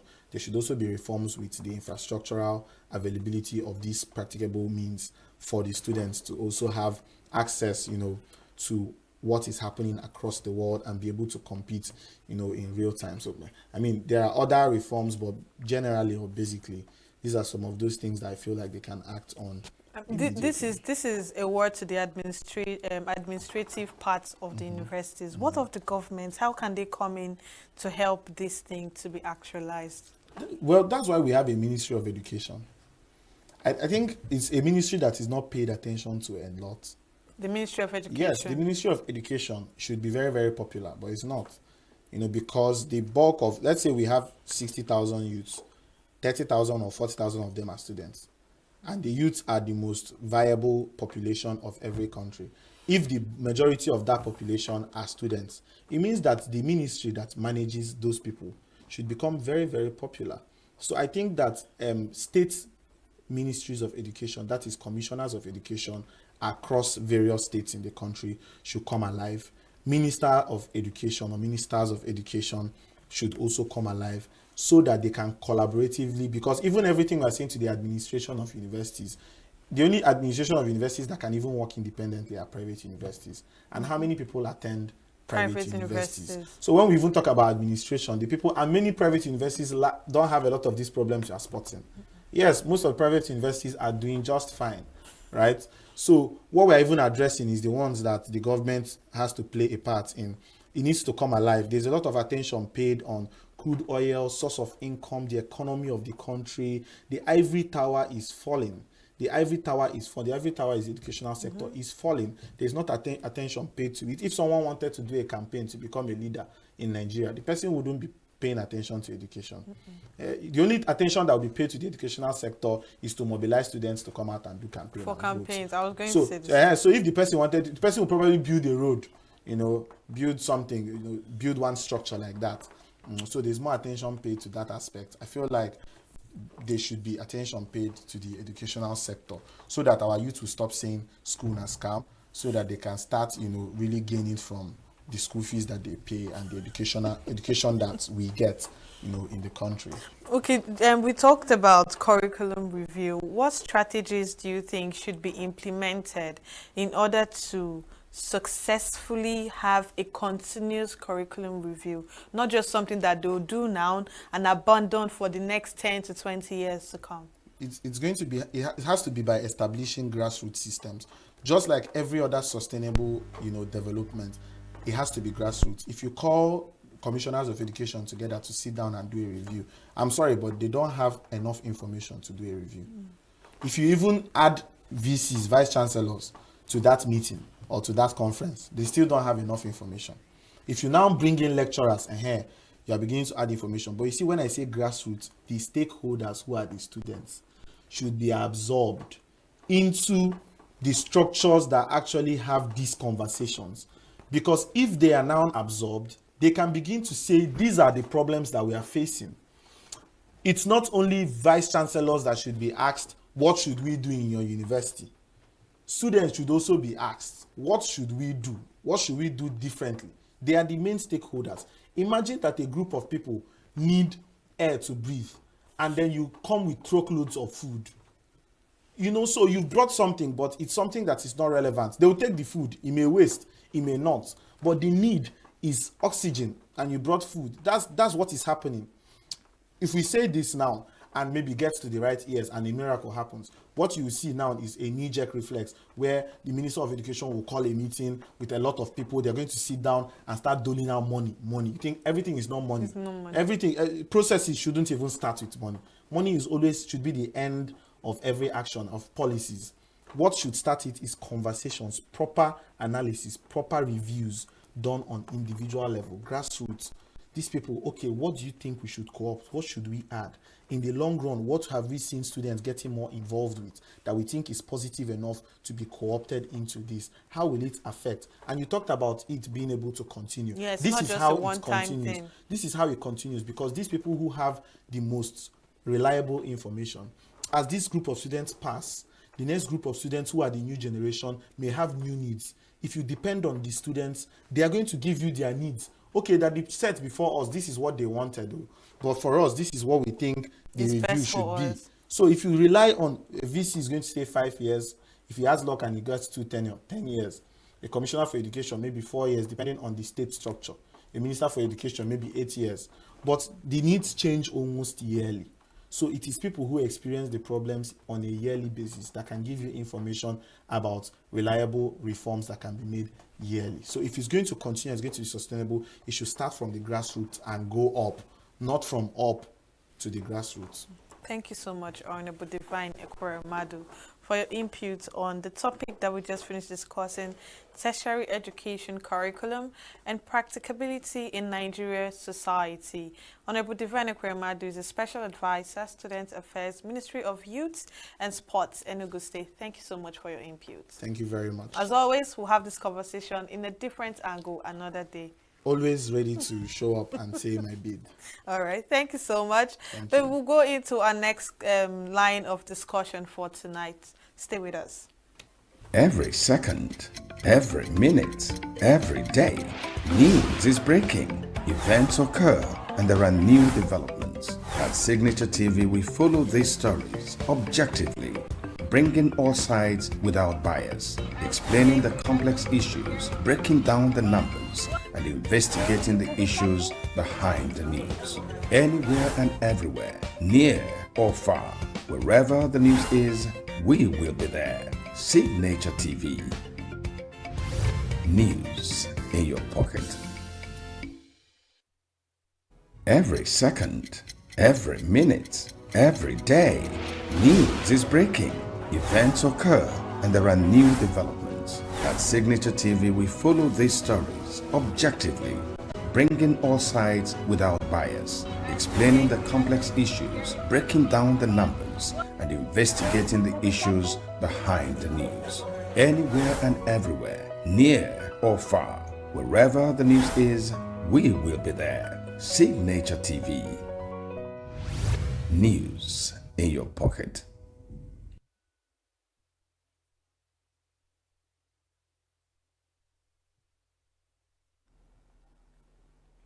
Welcome back. President Bola Ahmed Tinubu's 2027 presidential bid received a resounding endorsement as governors elected on the platform of the APC, of the All Progressive Congress APC, and the leadership of the National Assembly declared their unanimous support for his re-election. The endorsement came during the APC National Stakeholders Summit at the banquet hall of the Presidential Villa, Abuja. As the Tinubu administration approaches midway into its 4-year first term, party leaders, ministers, legislators, and strategic stakeholders gathered to review the progress of the renewed hope agenda and chart the party's path towards 2027. The Progressive Governors Forum, PGF, led by its chairman, Governor Hope Uzodimma of Imo State, moved the motion to adopt President Tinubu as the party's candidate for the 2027 election. And to have the conversation around Tinubu's emergence as APC governor's candidate for 2027, we have Obiora Odo, who is a public servant. Good evening, Obiora. Good evening. Welcome to the program. And just as to this development, what would you have to say about Tinubu as being emerged as the APC governor's candidate for 2027's election? The Commander-in-Chief, His Excellency Bola Ahmed Tinubu, he was a senator.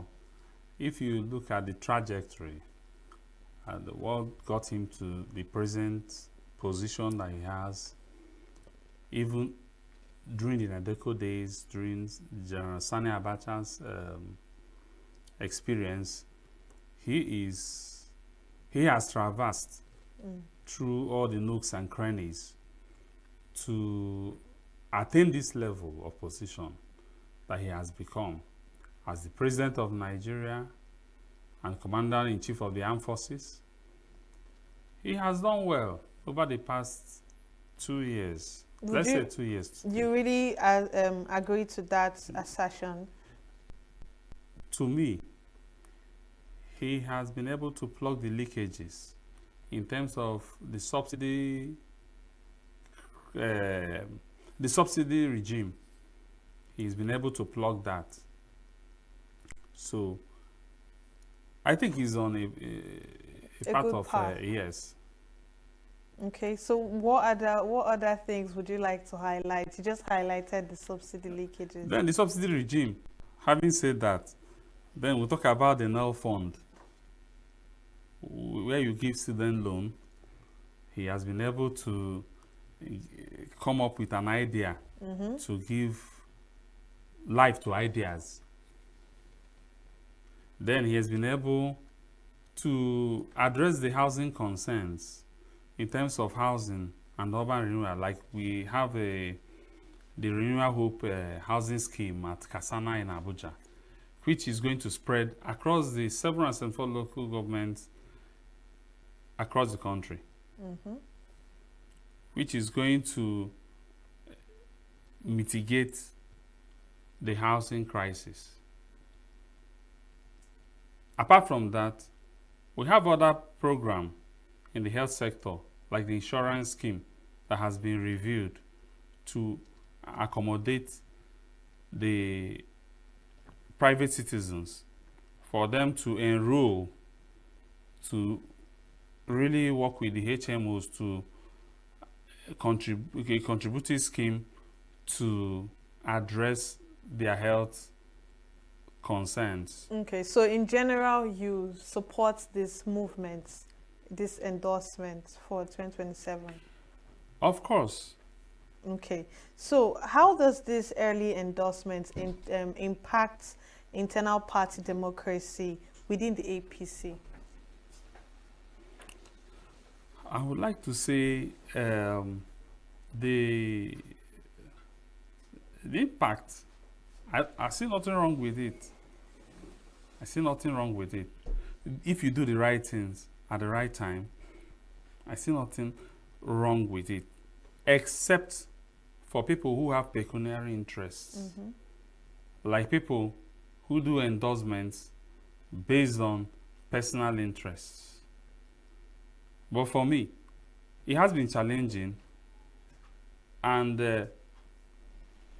let me go to the defections that that has been happening recently.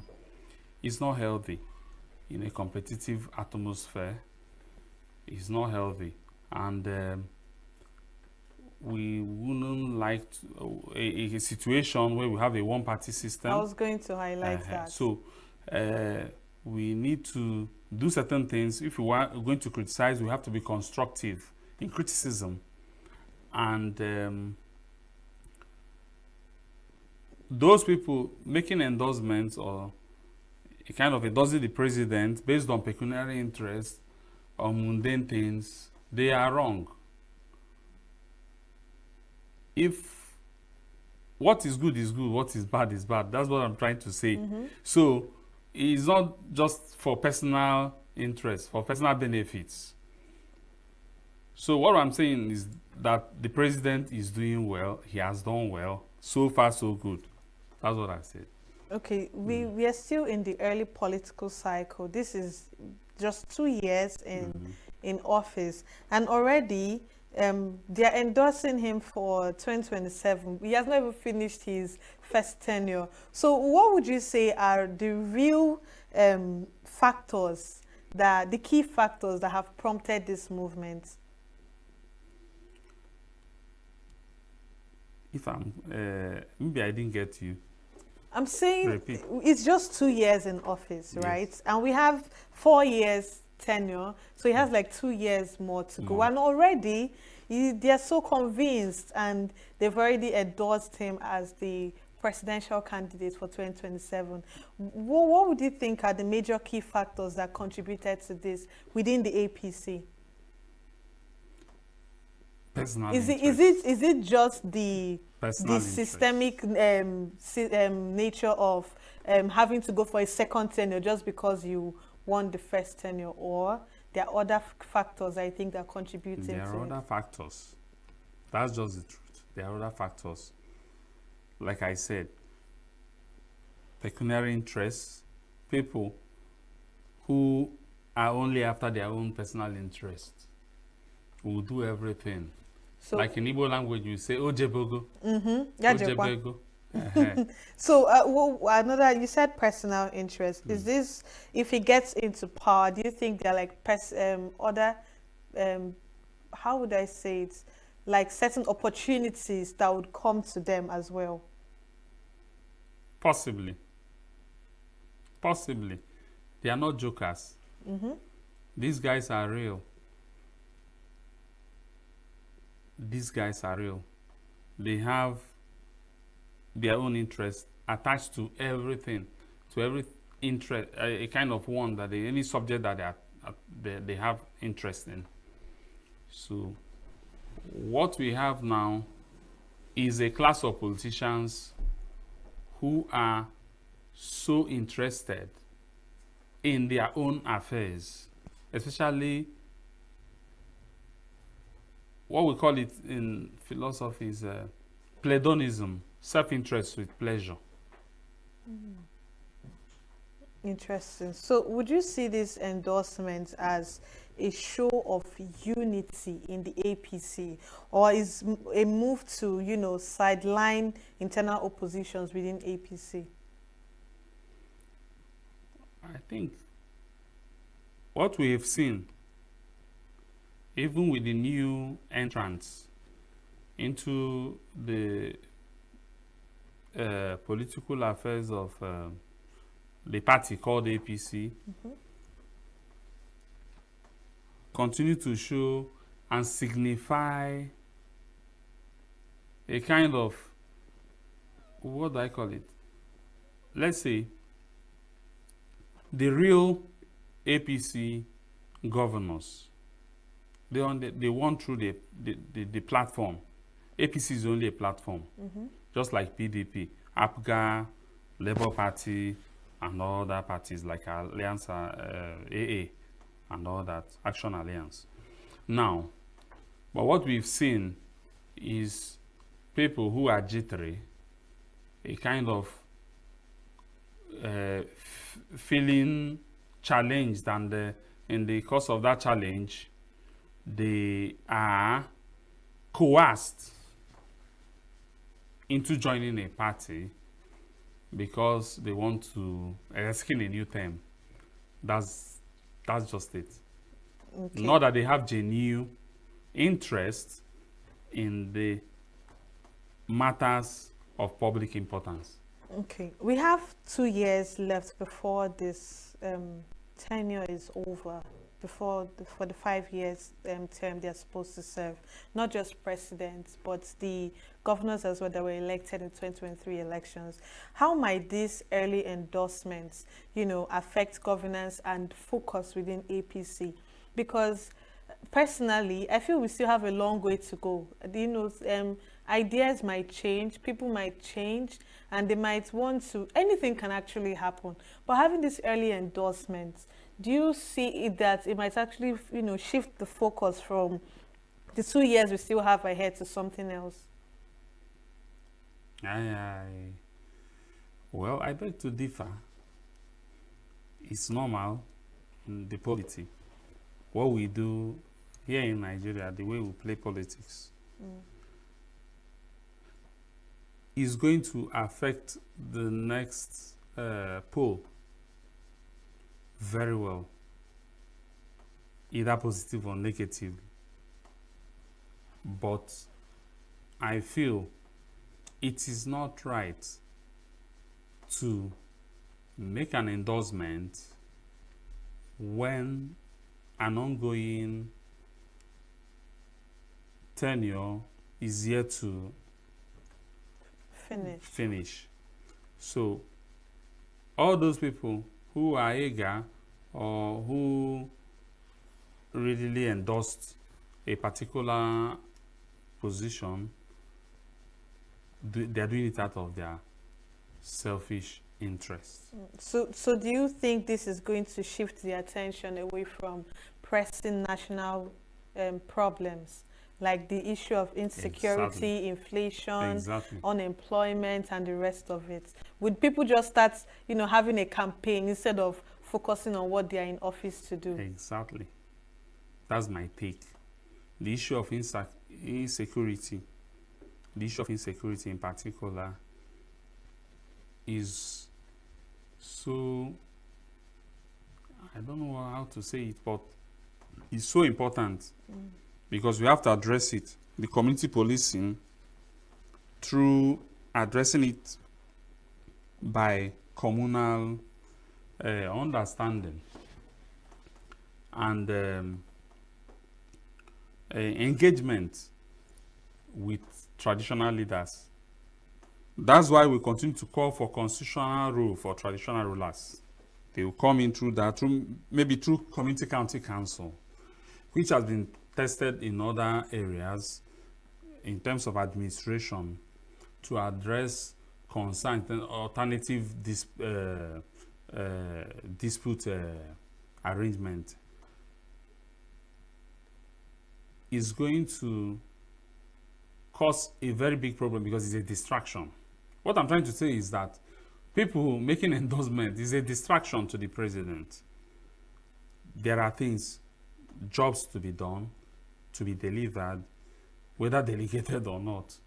There are jobs to be done, especially security, education, health, agriculture, unemployment, the farmer herders crisis, unemployment, because agriculture will accommodate, all those sectors will accommodate people who are unemployed.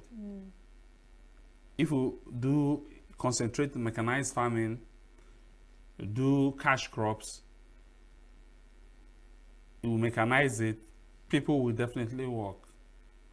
They will earn their living through agriculture, through health, through education, public utilities, like water resources. We talk about the river basins, the Imo River Basin. We talk about irrigation, Fadama. Fadama 1, we had Fadama 1, 2, 3, which is targeted on irrigation when you do urban farming. We need to encourage urban farming, where people use bags of cement to plant.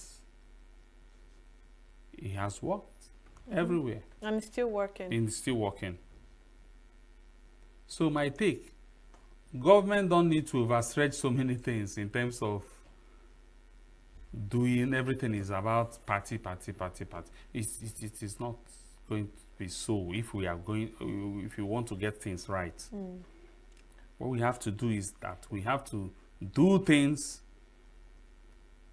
accordingly, using our law to get there. Okay, we just highlighted one of the effects of these things being a distraction. Let's look at it as a strategy to retain power in 2027. Do you think that these endorsements, these early endorsements that has been going on, and let's not forget the fact that people have been defecting massively from other political parties to the current, to the leading party APC, and therefore leaving so many parties having internal crisis and all the rest of it. Keeping that in mind, do we see this as a way to neutralize possible oppositions and challenges within the APC and even outside with other political parties?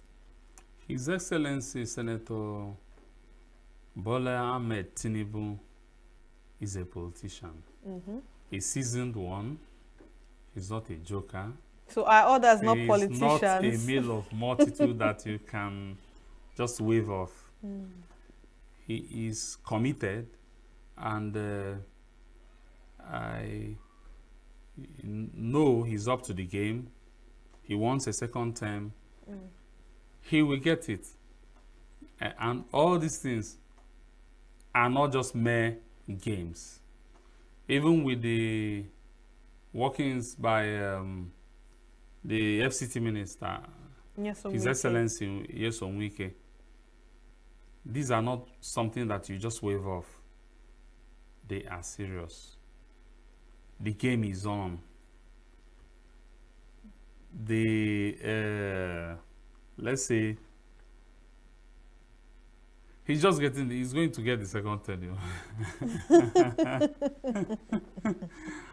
Honestly. Okay, so looking at other angles, even with how the president is, earlier he traveled to France, he's not really in quote unquote what happened. We know maybe he had health issues and all the rest. Do you think that with the way things are in the country now, do you think he has the strength to carry on for the rest of the 6 years to go? Peradventure he wins in 2027. Senator Bola Tinubu is no older than President Obasanjo. But I mean, Obasanjo was president years ago.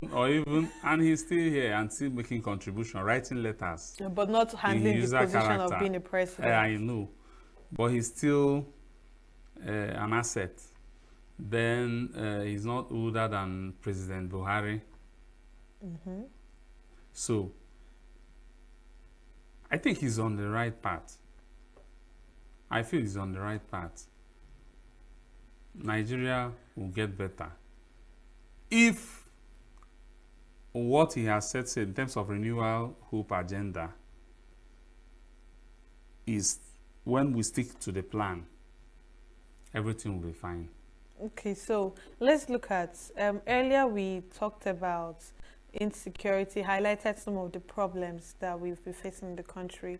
Do you think Tinubu is really addressing the regional problems that we've been facing, especially in the southeast? Well, in the matter of security, he inherited a government. He just inherited the insecurity aspect of He inherited it, and I know what he has done to mitigate the present situation by appointing an Igbo man, from the southeast, the chief of naval staff. He did it. I think also the person in charge of the CG prisons is even from someone from the southeast. So some certain things are strategic. Some things are being done underground that people don't even know. Okay. And I'm sure with the NSA, Nuhu Ribadu, and other Southeast leaders, like presently, Senator Ken Namani, former Senate President, was appointed as the chairman of the Governing Council of National Institute for Policy and Strategic Studies, Kuru, near Jos. So these are the things we do, or government do, to a kind of address a particular yearning from people and address certain challenges, because security is everybody's business. You cannot just say, like Governor Peter Mba, he's not doing anything. Like I've seen people talk, he's not doing so. It is not like that. Security is everybody's business. You have to give back to the society. That's how it is. Okay, so how do you think the other parts, the citizens, would actually receive this information? And putting in mind Tinubu's economic reforms, the fuel subsidy that you had mentioned before, the currency devaluation, and so many other reforms. Do you think that this will affect his popularity come 2027? Definitely. Is going to be a determinant, maybe a factor, not determinant in entirety.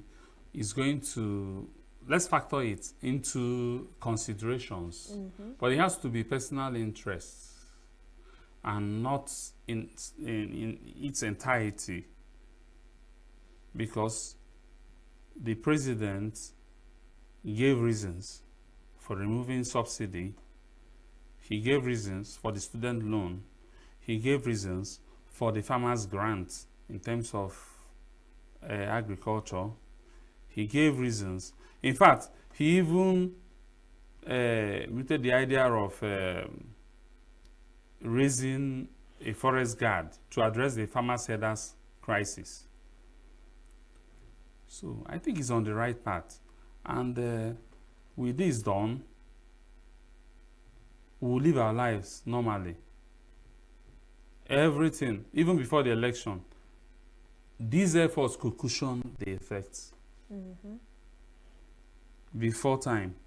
So, people's perception of this endorsement, how do you think people are receiving this news so far? Do you think they are happy about it, or they are strongly opposing and waiting for election day to vote him out of power?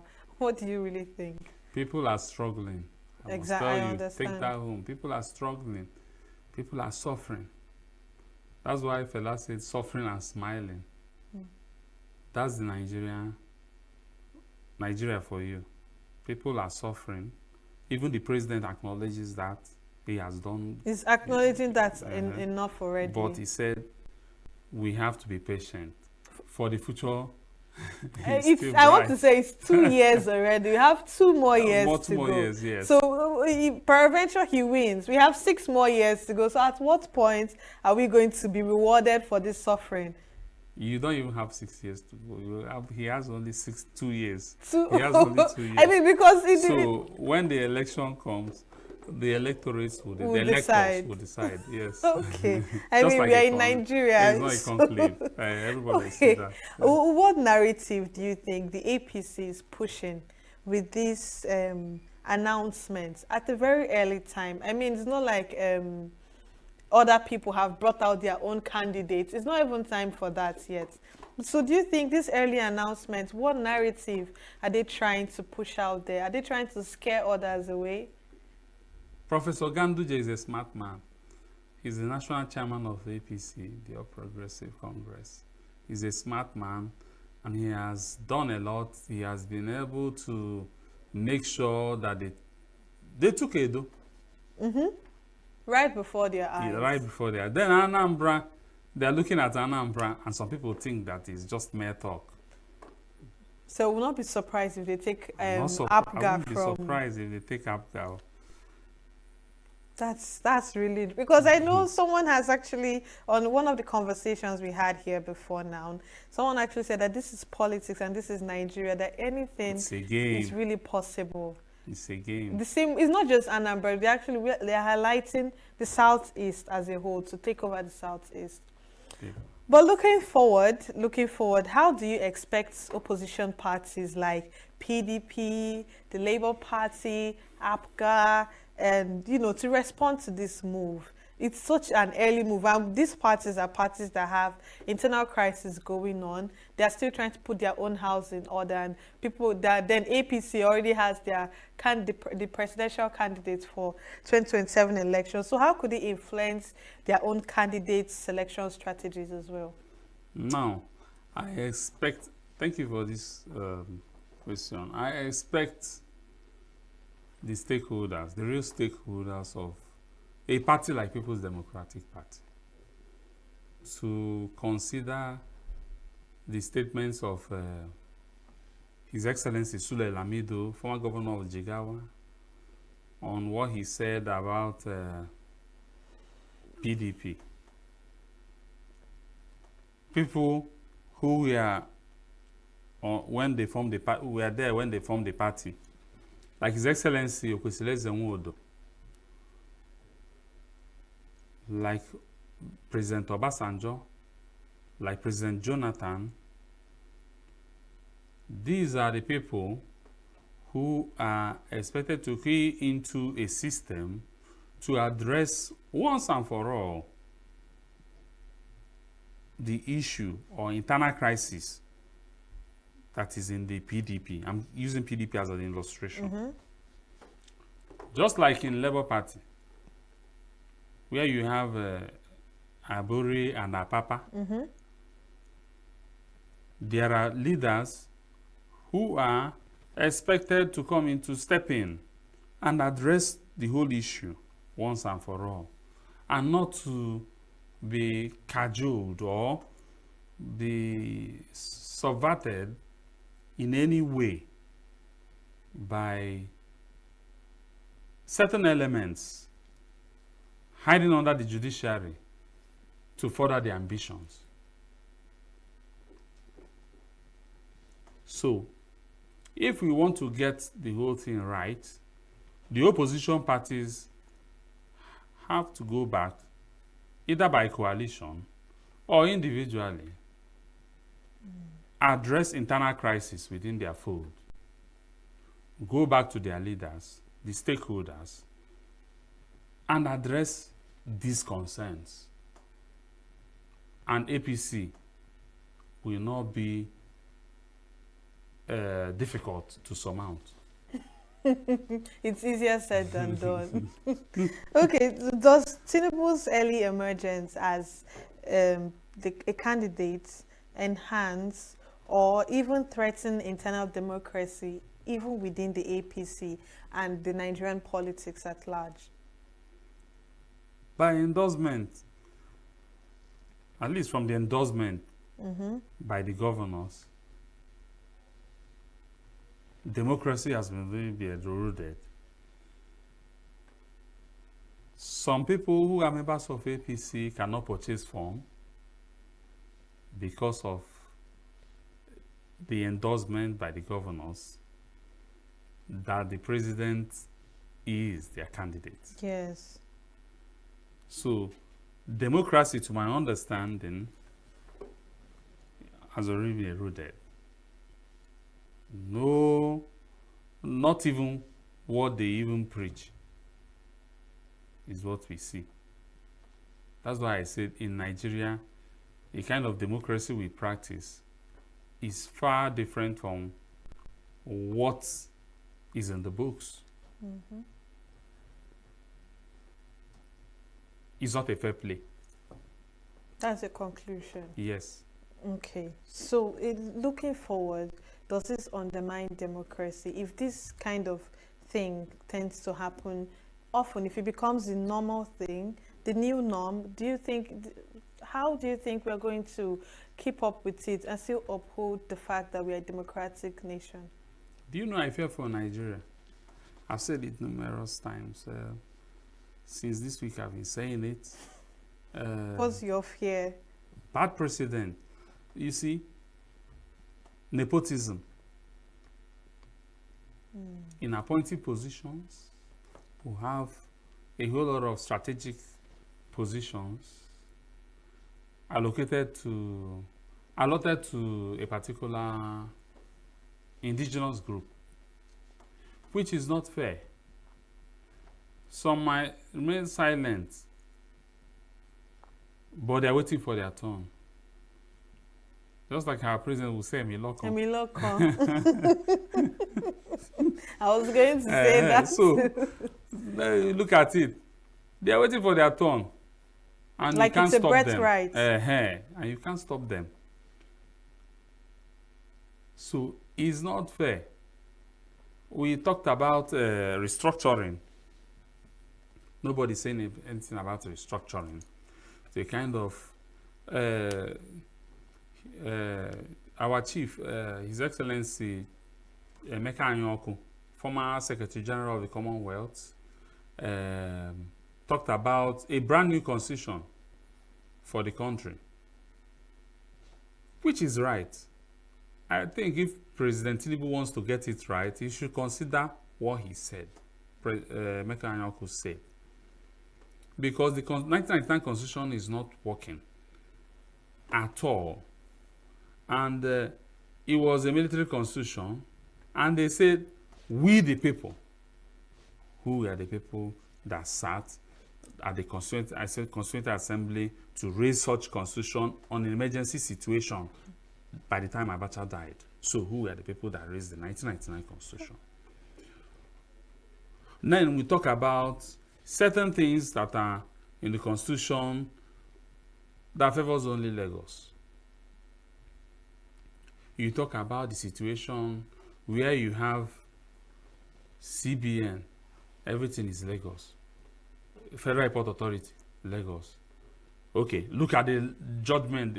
Some people call it landmark judgment at the Supreme Court of the National Lottery Regulatory Commission and National Lottery Trust Fund. I'm not sure if you're familiar with these organizations that I talked about. I just said mentioned. Now. And now said that lottery is in the residual list. That is a residual matter that should reside with the state governments. Why we know that federal government regulates internet and that everything is online. So, how do you address the issue of national security that comes with it? Because national lottery, which is played, even they play beyond borders, has to do with the Office of National Security Advisor, National Financial Intelligence Unit, the Economic and Financial Crime Commission, that has to do with address the money laundering concerns. You now say it's a residual matter because Lagos is involved. Now, how will you now react when another person from another region enters as a president? These are the things that are supposed to be addressed. I fear for Nigeria for one reason. The way we are going now, too sectional, it is not good.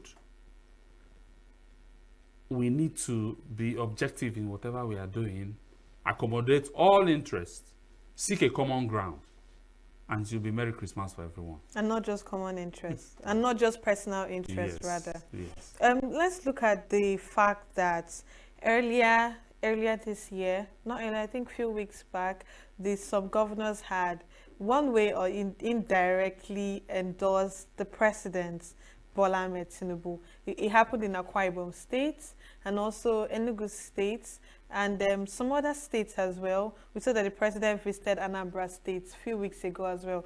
Do you think that all these things are sort of fueling the anticipation for 2027 elections and giving them the reassurance that he is going to come back in 2027? Like I said earlier, His Excellency Bola Ahmed Tinubu is a politician, very strategic. I can vouch for his intellectual capacity in reaching out for his goals. I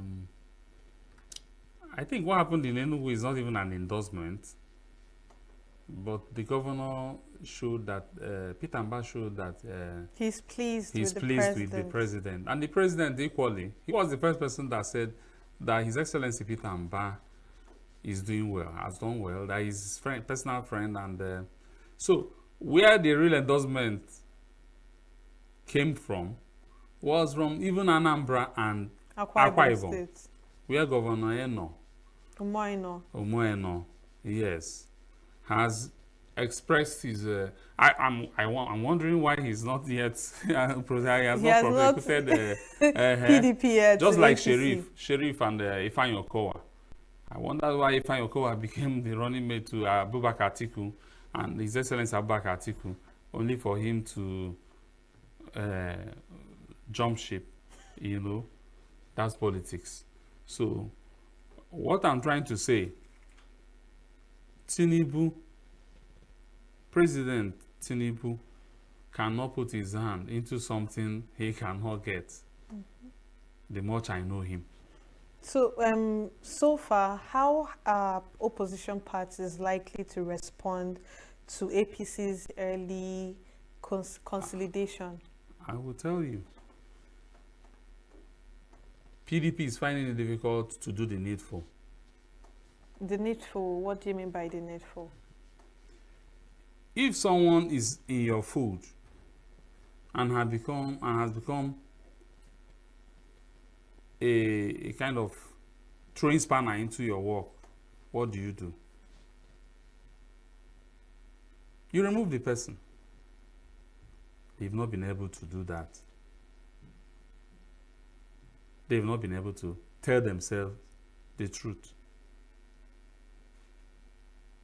They've not been able to say the truth, to call a spade by its name. They are afraid. Only God knows why, who they are afraid of. That's just it. Okay, so could this endorsement further polarize national politics? Yes, it's going to affect the elections generally. I mean, especially young northern elites with political ambitions. Their mind is made up, but they need alliance. They need an alliance to achieve whatever thing they want to do. They can't do that alone because it's still the turn of the South. Oh, irrespective of how they feel and Yes. how they want to go about Yes, it. exactly. Interesting. So what does this endorsement mean for the future political succession and power rotation in Nigeria? I mean, you just said that it's still the turn of the South. If peradventure, I know it's a rotational thing, so how will what does this endorsement mean for the future of political rotation in Nigeria? Nigeria has to go back to the drawing table. We need to restructure. We need a new constitution. We need to sit down and talk, to do certain things that are needful, things that are going to address our diverse nature in culture, in religion, and otherwise. It is not about talking about Yoruba presidency or Hausa Fulani presidency or Igbo presidency. We need to move away from ethnic based sentiments and move to a kind of nationalism that's going to favor everyone. We need a new constitution. That is the only thing that is going to address this impending danger, because the way I see it, there might be an implosion where people are busy in the political scenario, where people are busy fanning the embers of discord, because where there is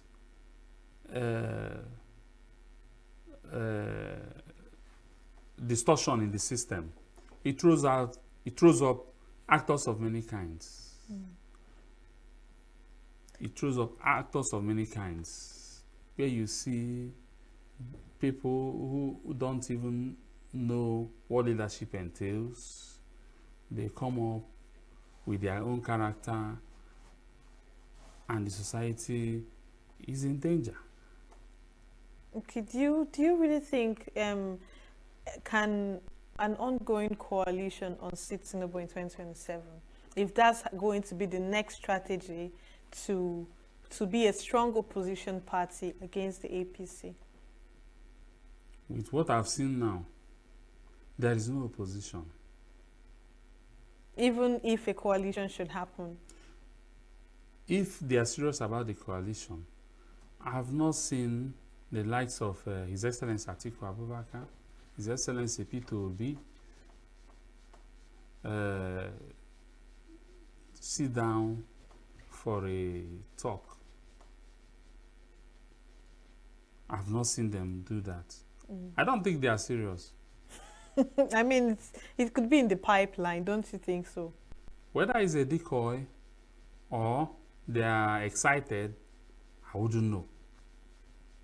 But for you to unseat a government, there must be a coalition. And you have to keep an eye every time on the government and what they do. Because Showore, who was the president of presidential candidate, that was what he was of the other party the other time. He said that the election result is already written for 2027. I don't know where he got the result from, so I wouldn't know, but he said so. Interesting. Just in a nutshell, because we just have few minutes to go. In a nutshell, so many things has been happening in the political sector in Nigeria.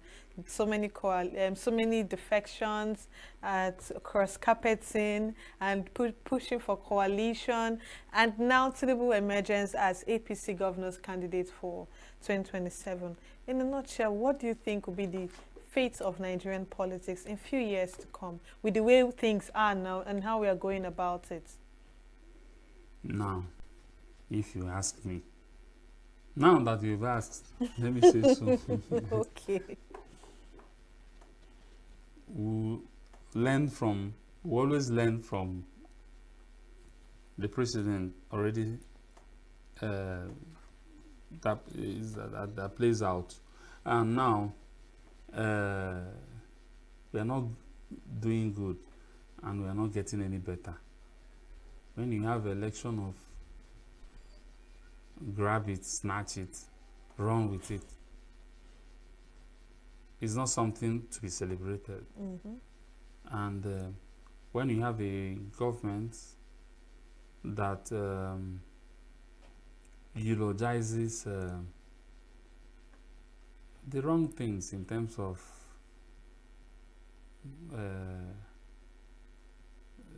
doing things that kind of favors a particular audience, very wrong. So what we have to do, like I said, His Excellency Emeka Anyaoku, the former Secretary General of the Commonwealth, did a very nice thing by saying let's go back to the drawing board. Let's get a constitution. I think we should listen to him. Okay. Our discussion was centered on Tinubu's emergence as APC governor's candidate for 2027. And we had Obiora Odo, who is a public servant, have this conversation and give us his own input on this particular subject matter. Thank you so much, Obiora. Thank you. Okay, so we'll go on a short break, and if you're just joining us, just take time back and watch the interview that we just had now, and then follow us for the next conversation in a few minutes. Stay with us. Every second, every minute, every day, news is breaking, events occur, and there are new developments. At Signature TV, we follow these stories objectively, bringing all sides without bias, explaining the complex issues, breaking down the numbers, and investigating the issues behind the news. Anywhere and everywhere, near or far, wherever the news is, we will be there. Signature TV. News in your pocket.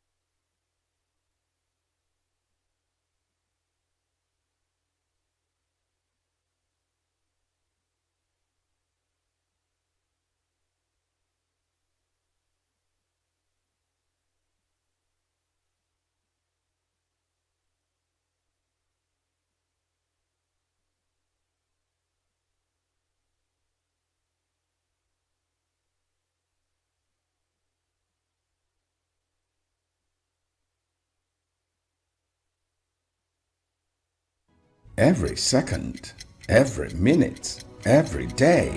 Need it. Welcome back. We are going to have an interview with our guest that is an in-house guest on AI, art, and intellectual property. The legal implications of using generative AI in creative industries are still unclear, particularly in relation to copyright infringement, ownership of AI-generated works, and unlicensed content in training data. Claims of authorship and ownership of AI-generated art can be hazy as to the overall project, but are typically crystal clear with respective to each of these elements. High and federal court cases have reinforced the copyright can only be awarded to a person who produces a work of independent intellectual efforts, while highlighting the requirements that the work originates with an author or joint authors. And to have this conversation,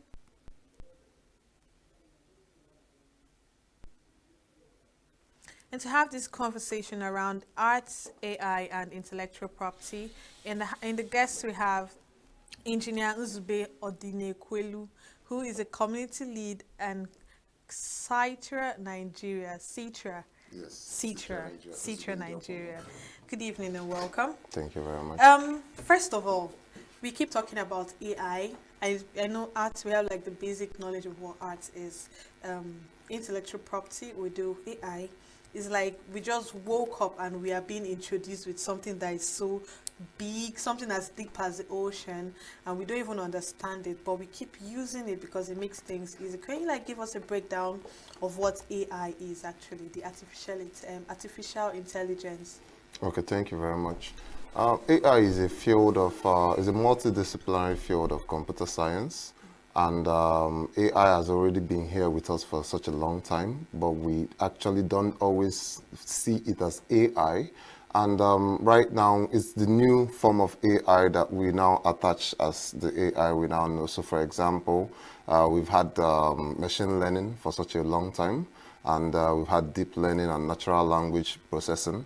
And these are also different forms of artificial intelligence. So for example, the recommendation engines that you have on your Netflix and your Google searches are being run by machine learning. You get they run on data and without any pre-trained alignments being done to it. So that's AI to you. So we've already been accustomed to, we've been introduced to this artificial intelligence gradually, and as the technology improved and the discipline advanced, then we now have these generative pre-trained models which now give rise to the everyday usage that we now have now, like ChatGPT and the rest of it.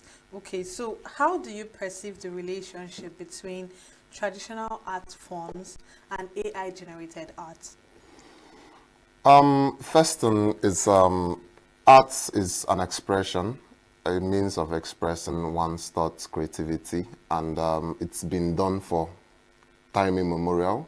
I believe in the early days of what we may not even yet understand now. We had prehistoric art, which you could see in the cave walls and the cave paintings, and then in the hieroglyphics that we saw in the Egyptian caves and all those pyramids. So that's actually art being expressed on a different form, which is on a concrete medium, which is like on rock. Yeah, by man on rocks. And then we now had the advent of paper and the different ways of actually canvassing. So we now actually moved art from being sculpted on and then moved into different forms like canvases. And now I feel that with the advent of AI, we'll probably just have art being expressed in a new form, and we must get used to having to see this perceived shift.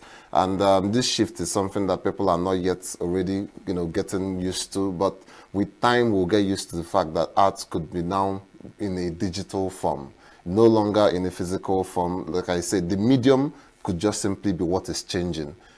Previously we had arts being inscribed on the walls in the caves. Now we had art being drawn on canvases, and this happened for thousands of, so like for hundreds of centuries, and then like not like hundreds, but tens of centuries, and then and then yeah, then from then we now have art being expressed in a digital form now. Okay, so in the aspect of intellectual property, who should have ownership of this particular artwork? Is it the AI itself, or is it the person that actually owns the AI, or even the person that instructed this AI on what to do?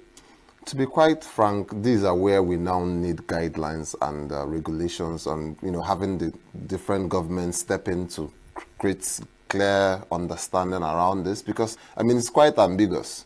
Who owns it? The prompter, the data that which the AI models are being trained on, or actually the person that actually gave the instructions. So these are actually really complex issues that we still have to navigate, because currently art in this new era would evolve, and when it evolves, we'll probably not actually have to be having discussions around this, because you see, personally, like I said in the previous interview when I came here last time, NFTs are a way to I was going to highlight something on NFT concerning this. So NFTs are actually a way to actually evolve this form of ownership, so that you can now have digital provenance.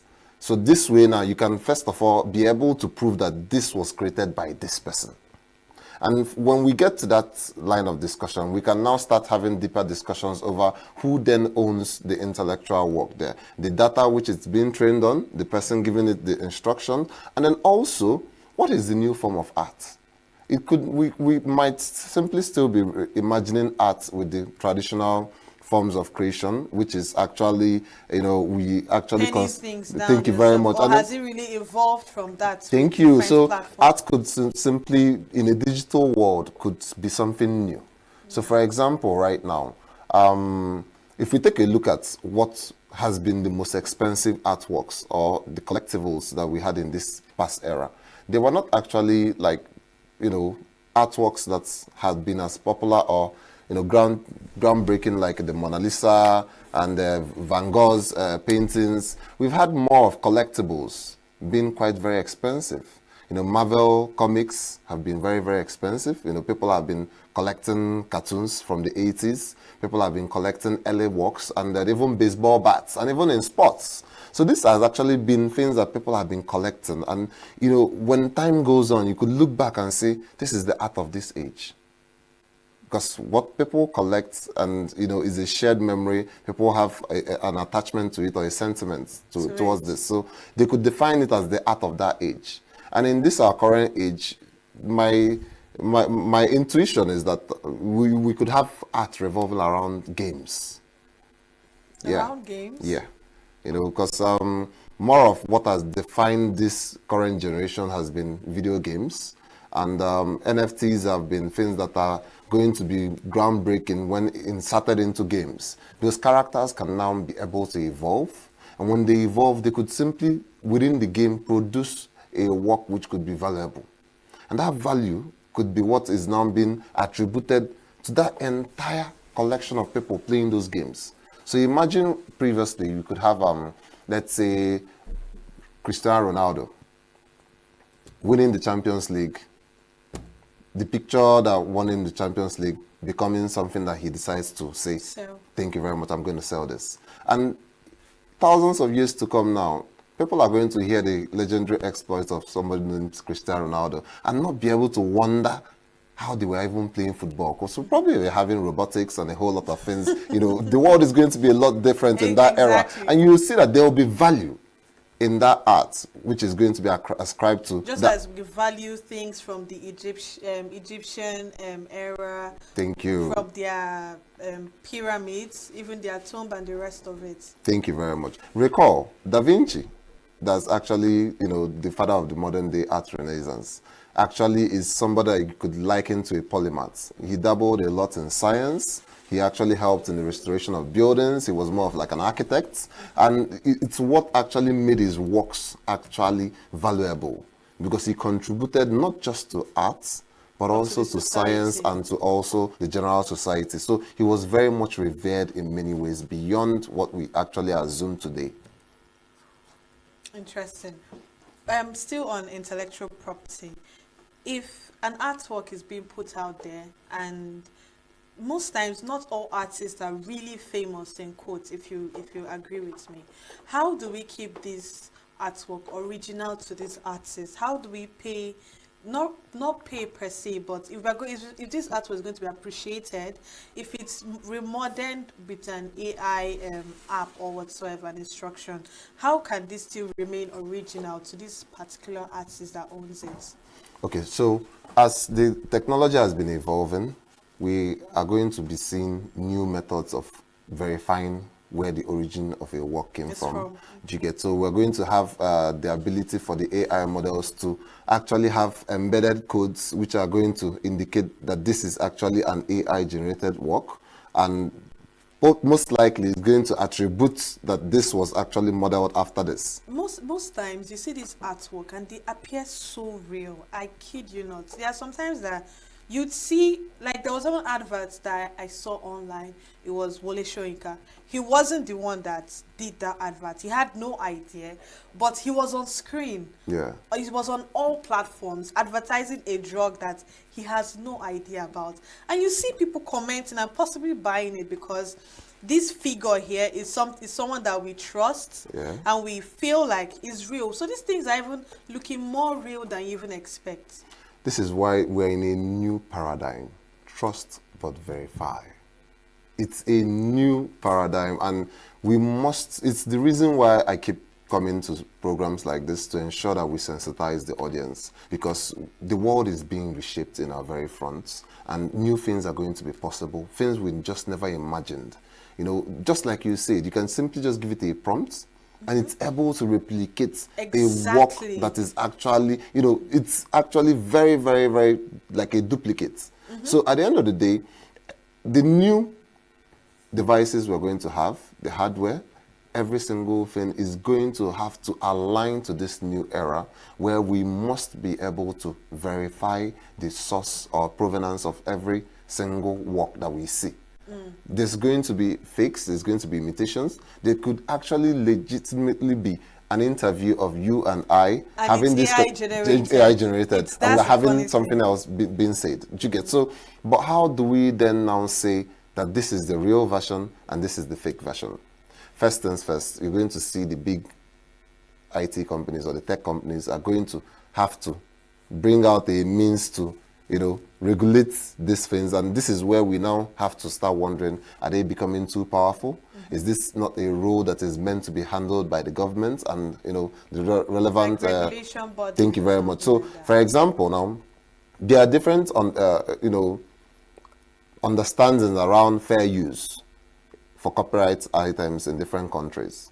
So, for example, in Japan is seen like the AI heaven because they have a permissive use on data. You know, so data... AI itself has a permissive use on data. Your ability to train or utilize publicly collected data in Japan, you have a permissive use. Really? Yeah, so but in United Kingdom, you have something called the fair use also, which, you know... limited? Thank you very much. It's limited, but it allows you. I think the new AI Act being passed now... Is that even supposed to be allowed? Well, many of these laws were passed before this new era. Oh, really? Yes. So we are just walking into thank an you. already established law. So the AI Act that is being introduced by the United Kingdom is going to have to now address this gap. And at the same time, Nigeria also is already also addressing these gaps with the data constraints and also ensuring that we secure our data. Because this is one of the most important things that we must be able to take a look at and say, in this new era, where does the data come from? How do we verify that this data comes from our own land, or is this data being fed into our country? So to what extent do you think a human should contribute to a particular artwork, AI generated in quotes, before you can claim ownership of this thing? Because I believe originally is not even your idea to start with. You don't put in so much hard work, you just instruct it. So to how many, like, to what extent are you supposed to contribute to this artwork before you can claim ownership of it?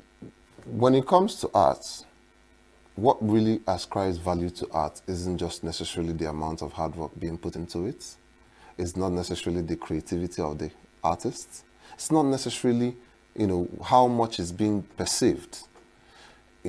Like they say, beauty is in the eye of the beholder. So when it comes to art, there's so many different factors which actually allows an artwork to actually be valuable and have a huge valuation. And one of these things come with a story around it.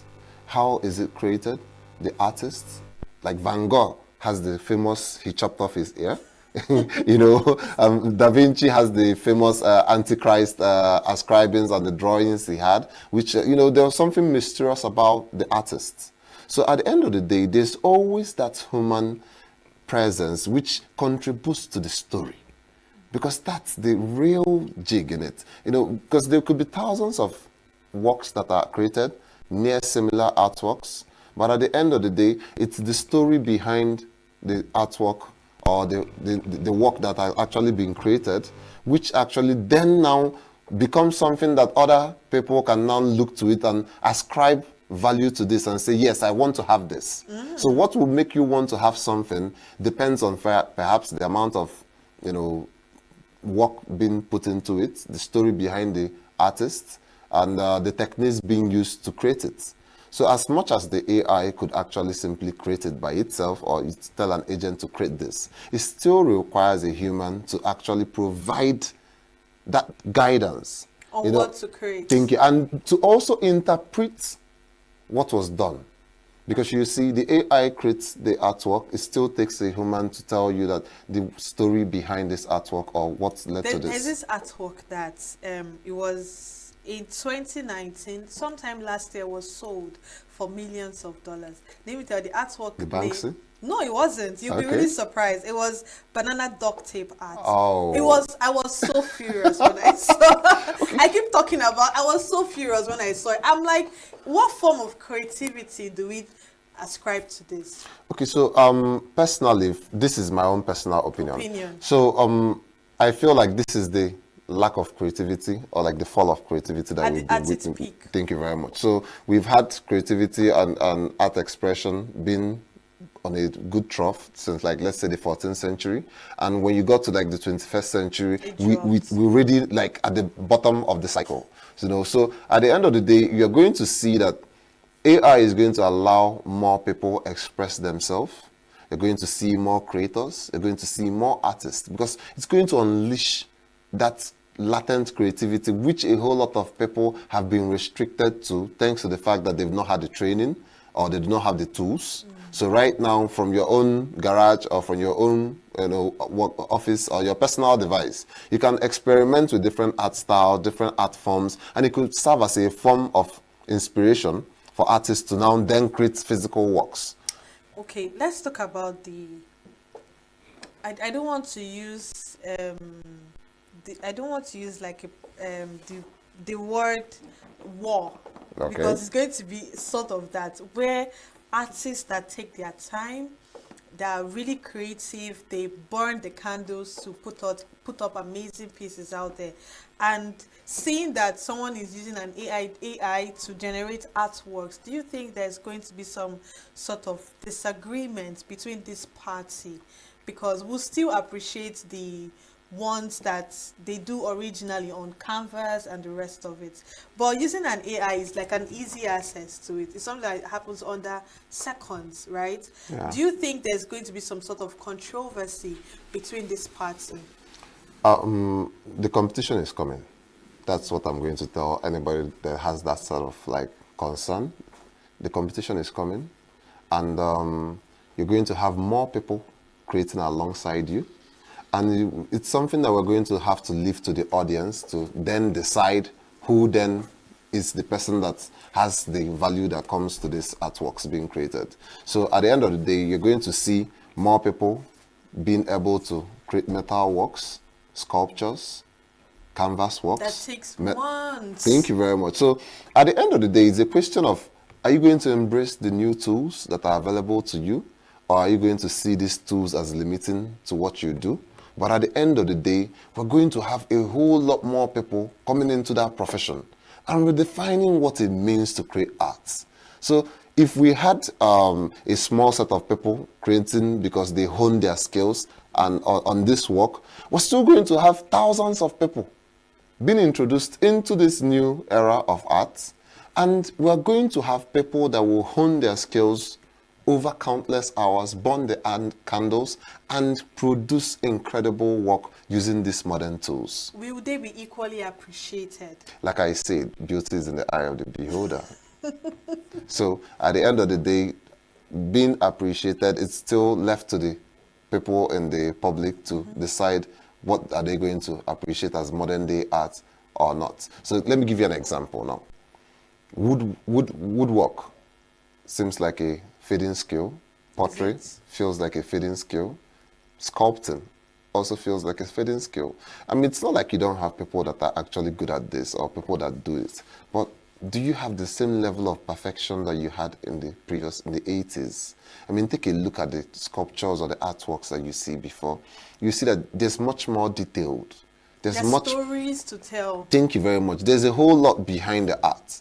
Now, we are much more superficial on things. And this could not be it could also not be a challenge with the artists themselves. It could just simply be that they are not able to be rigorously trained to actually, express themselves better as people that used to produce art in the previous... Or are they just lazy? Well, I wouldn't necessarily say lazy, because you see, these things, like I said, it's being watered down, like we're at the end of an era in arts. Because if you had that banana duct tape on the wall being sold for millions of dollars, I mean, that is the basic way of saying we are lacking creativity. This is like the end of creativity, and we don't know what else to do. So we must be able to channel our inner creativity and express the current era. Because you see, right now, the era defines the type of art that should be produced. And whether we are going into a post-labor economy or we are still going to remain in this era that we are in, our art should also reflect our realities, because this is then what makes people look at it and say, okay, yeah, there's something really incredible to this. Irrespective. Yep. Okay. So do you think the general public should actually perceive AI-generated art? Rather, how do you think they perceive AI-generated art?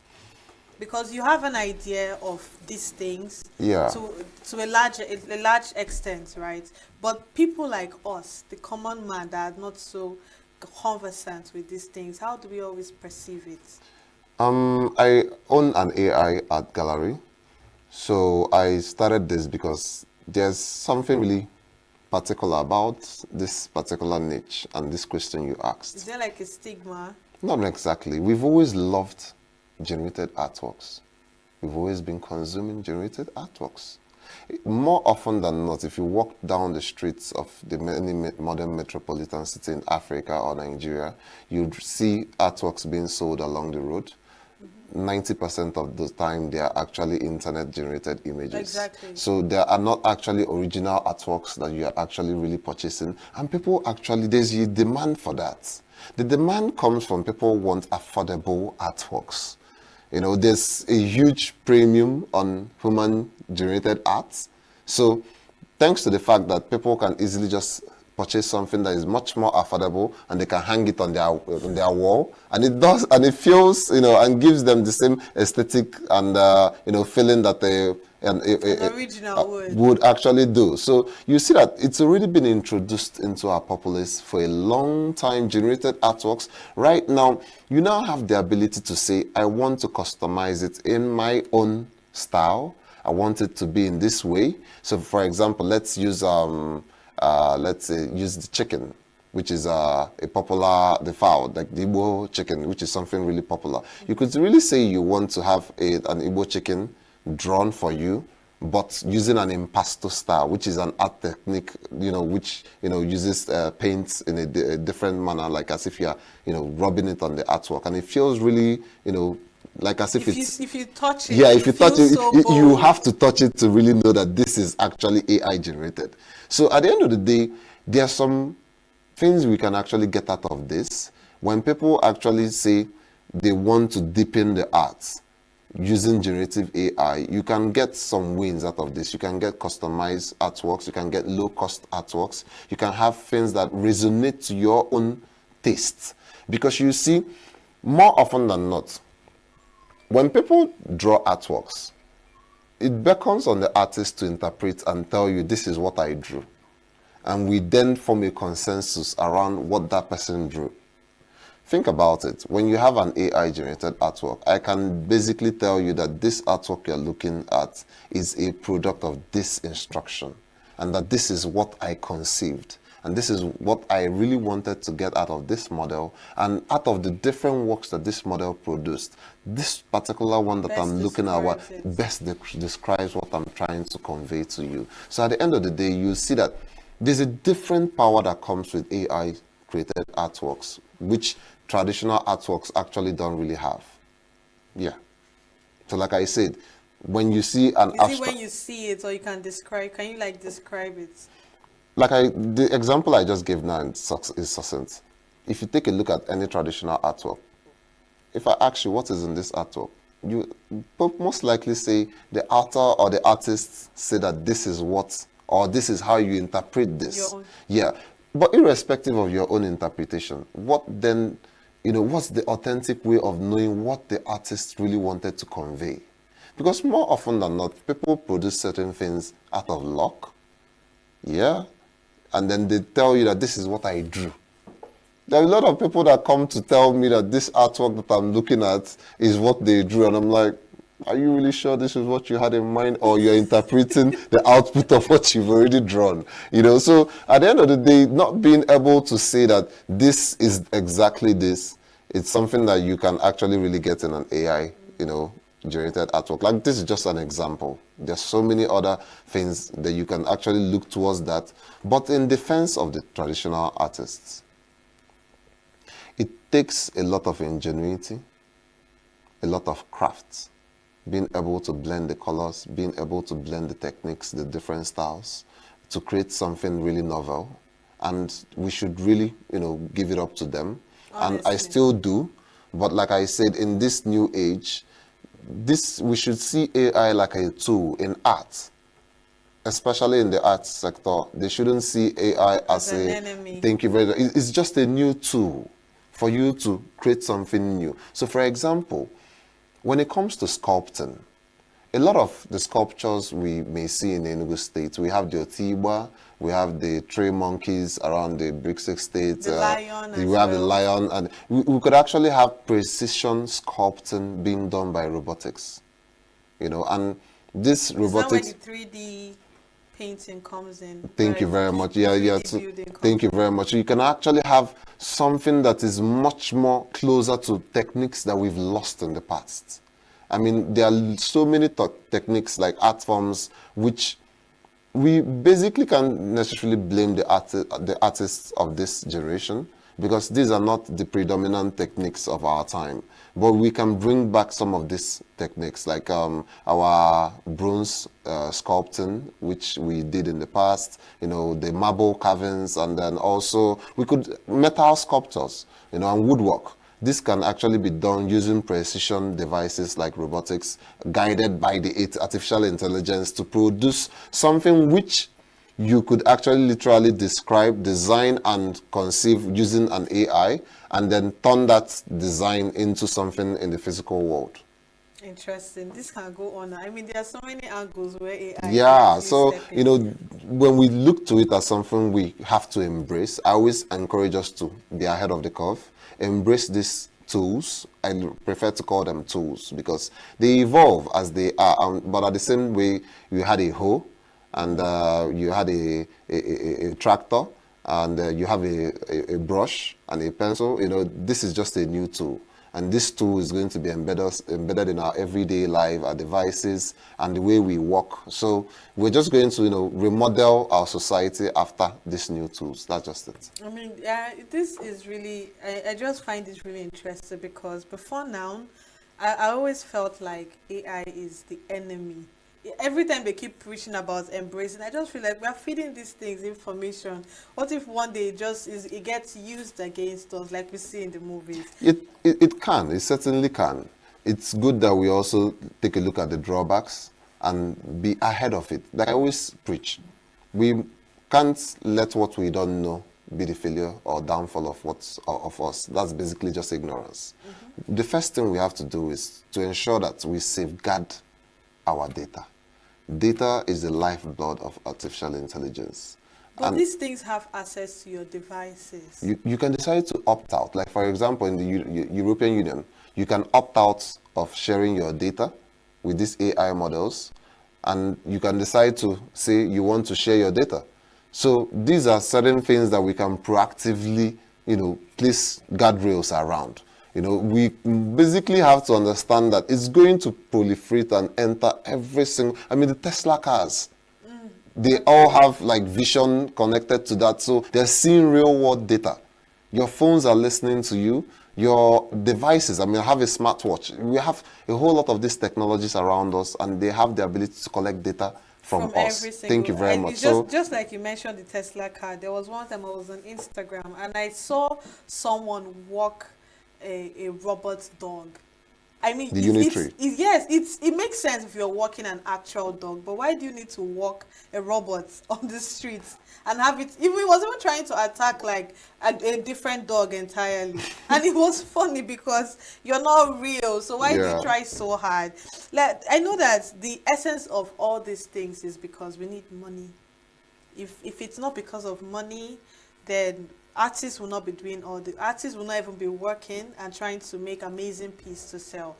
So when it comes to the aspects of finance, AI generated art, if it becomes more prevalent in the society, how do you predict like the market value compared to the traditional art? In the traditional art, the most expensive pieces tend to come by consensus, or the top institutions like the Smithsonian. The Smithsonian Institute actually, auctions some of the most expensive art pieces that you have in the world. And the consensus that you tend to find around some of the older artworks comes from, the elite of the society being able to say, okay, yes, there's something we find really valuable in this. So as we move forward, first thing, art is going to be secured on the digital blockchain known as NFTs. So these artworks that are now going to be residing either on our phones, tablets, or new computing devices that are going to come out, you are going to now have a form of consensus being reached by the general public. So for example, in the niche area where I talked about in games, let's use something really popular. Football. A huge population of the country or the population all around the world play football. And we could actually look at something, let's say, a career mode where you could actually unlock a footballer that has a certain unique skills. Is that not what they have it already? Yeah, they have that already. But right now, those packs, which are actually really valuable right now, the FIFA packs, people actually find them very valuable and pay a whole lot to actually acquire them. Now you can now have them secured on the blockchain where you can now say, this belongs to this person. And that ownership that is attributed to this person, you don't check you're able to gauge the demand. Because demand is where the value comes from. If there are 1 million people that really want that FIFA pack, or let's say that footballer that was unlocked by this person playing this football career from this club to this club, and then that footballer got these skills, and somebody else wants a player with this pedigree, that is something that you can now say, okay, if there are 1 million people that want this, there's demand for it, and there's a high value for that. If there's no demand for it, because, just the same way 1 million people can generate such a footballer or such a pack on their game, the value comes from where the demand goes. And that's where you now get consensus. So when you come to something that you're going to talk about digital art, your ability to distribute or syndicate what you are actually doing, properly tell a story around what you're trying to create, and the techniques being used. And more better, if you're actually a professional, you are able to leverage the training which you actually got. Let's use an example. If somebody wants to just create an artwork, the prompt you're going to say is something like, create me an artwork. And it's going to generate an artwork. An artist could say, I would like to create an oil painting using this particular technique, drawn with this brush, to convey this. They could be very detailed, more than you that's just an inexperienced. You're going to have a very simple, shallow prompt, and then no matter how good you feel like you're good at creating those prompts, someone with training in that particular field is going to be able to look at these different artworks that are being created and say, this best matches the technique or styles which I'm actually telling it. So an untrained person, when you give it an instruction, it produces anything that you want. And you're just going to say, yeah, I like this. But a trained person is going to say, okay, this is an incredible quality, or this is an incredible piece of art. So should artists be compensated, especially when their artworks are used to train AI? Yes, I believe so. This is something. Are they actually being compensated? Or okay, this is actually where it gets very blurry. They're not being compensated properly because there's so much drama around where does the data come from. When the AI is actually being trained, it's actually making copies of what it was given.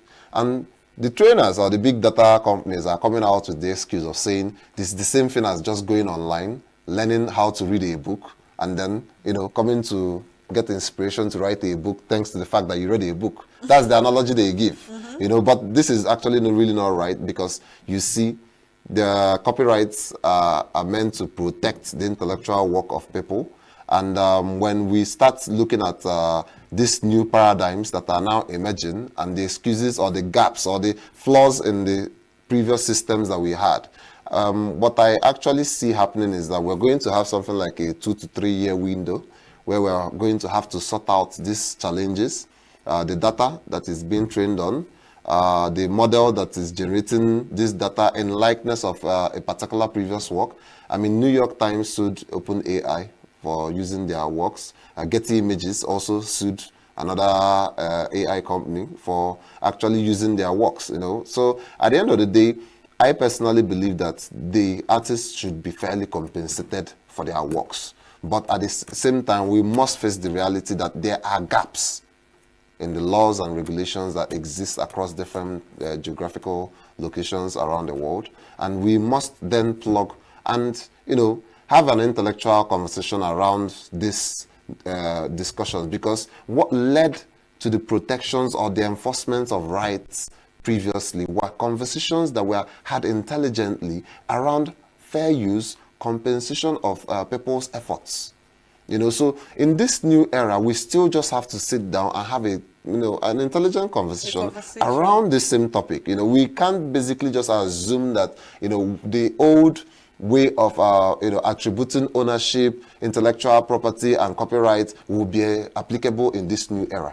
We are currently entering the fourth industrial revolution, and we must also adapt to this new era. In cases like this, how do copyright laws differ globally regarding AI-generated content? So like I said, the data which is being trained on has different regulations all over the world. Oh, really? Yes. I mentioned earlier that in Japan, there's permissive use for the data which you train the AI model on. So that permissive use means that any data that you publicly scrape, you can basically train the AI model on, and you can be sued in Japan. But it's not the same in the United Kingdom. United Kingdom, thank you very much. Fair use. So there's something they call fair use. It's also applicable in Nigeria also. It's also so applicable. Nigeria is fair use? Yes. We also have the Fair Use Act. You get so, but the question is, what then describes what is fair use? To what extent? Thank you very much. So this is where the gap is now being introduced when they say that this is being used under a fair use copyright. So we must have that discussion and narrow it down, because there are windows of like areas where that gap can be exploited by these AI companies, because the regulations across different jurisdictions differ. But mind you, someone could train an AI model in a country where they have a better or conducive regulations, and after training that AI model, they introduce it into your own country. And when they introduce it into your own country, who then decides? I mean, they collect the data. They can collect the data from your country, go to another country, train the model, where it's actually regulated, and then after doing that, they come into your country and tell you this was actually done with fair use. So there are so many things that we must plug around this IP and copyright area. Okay, looking forward, where do you see art and AI? Let's say the next 5 years, just to narrow it down to like 5 years. NFTs. That's what I am going to, like the one word I'm going to say. Speaking of NFTs, what's the originality in that? They are non-fungible tokens. Now, recall, blockchains are digital ledgers which help you store information. And the Banksy, or let's say the Van Gogh paintings, or the Da Vinci paintings, they are susceptible to thefts. They can be destroyed. They can actually lose their original painting or degrade over time. But when it comes to digital artworks, it remains the same. It's immutable. It's always going to be on the blockchain. And this artwork that is now secured on the blockchain by different technologies that you now have, if it's generated by an AI model and it's secured on the blockchain. So you can actually sell AI generated artworks on the blockchain. You can actually generate one right now on your phone and list it, put it on an NFT and list it on sale. It can easily be done in less than 10 minutes. The technology is already down there. Now, but the challenge is it's nestled within the Web3 or crypto community.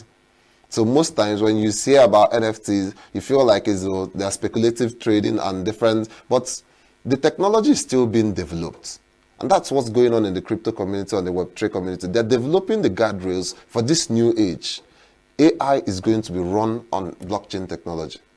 That is the vehicle for blockchain. So when you have those AI-generated artworks now merging with blockchain, you're not going to have a whole lot of these discussions that we are having around provenance, copyright, and intellectual property coming to the table. But for right now, the first thing that has to be done is they are still in experimental stages. So being in experimental stages, you're still going to be hearing about non-fungible tokens on this blockchain and NFTs on this blockchain. But at the end of the day, nobody's going to tell you that this is actually provenance or information that will be stored on this. And this is going to be the future of art. Art is going digital. Even if we like it or not.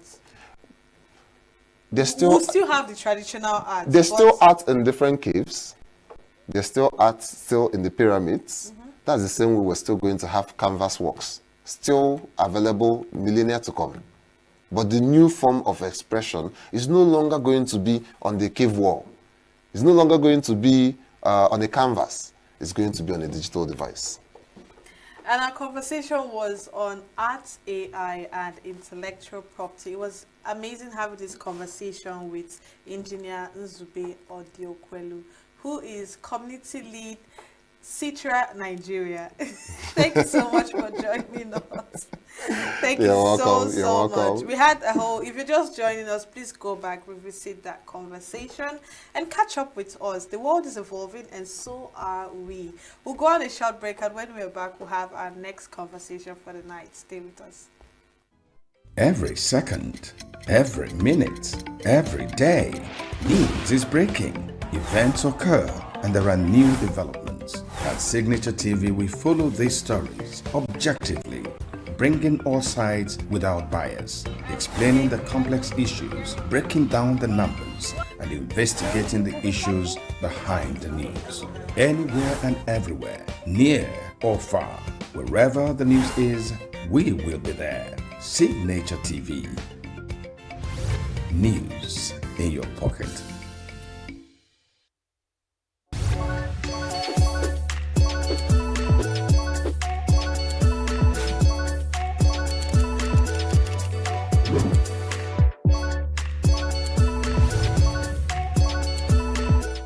Hello, Chabo.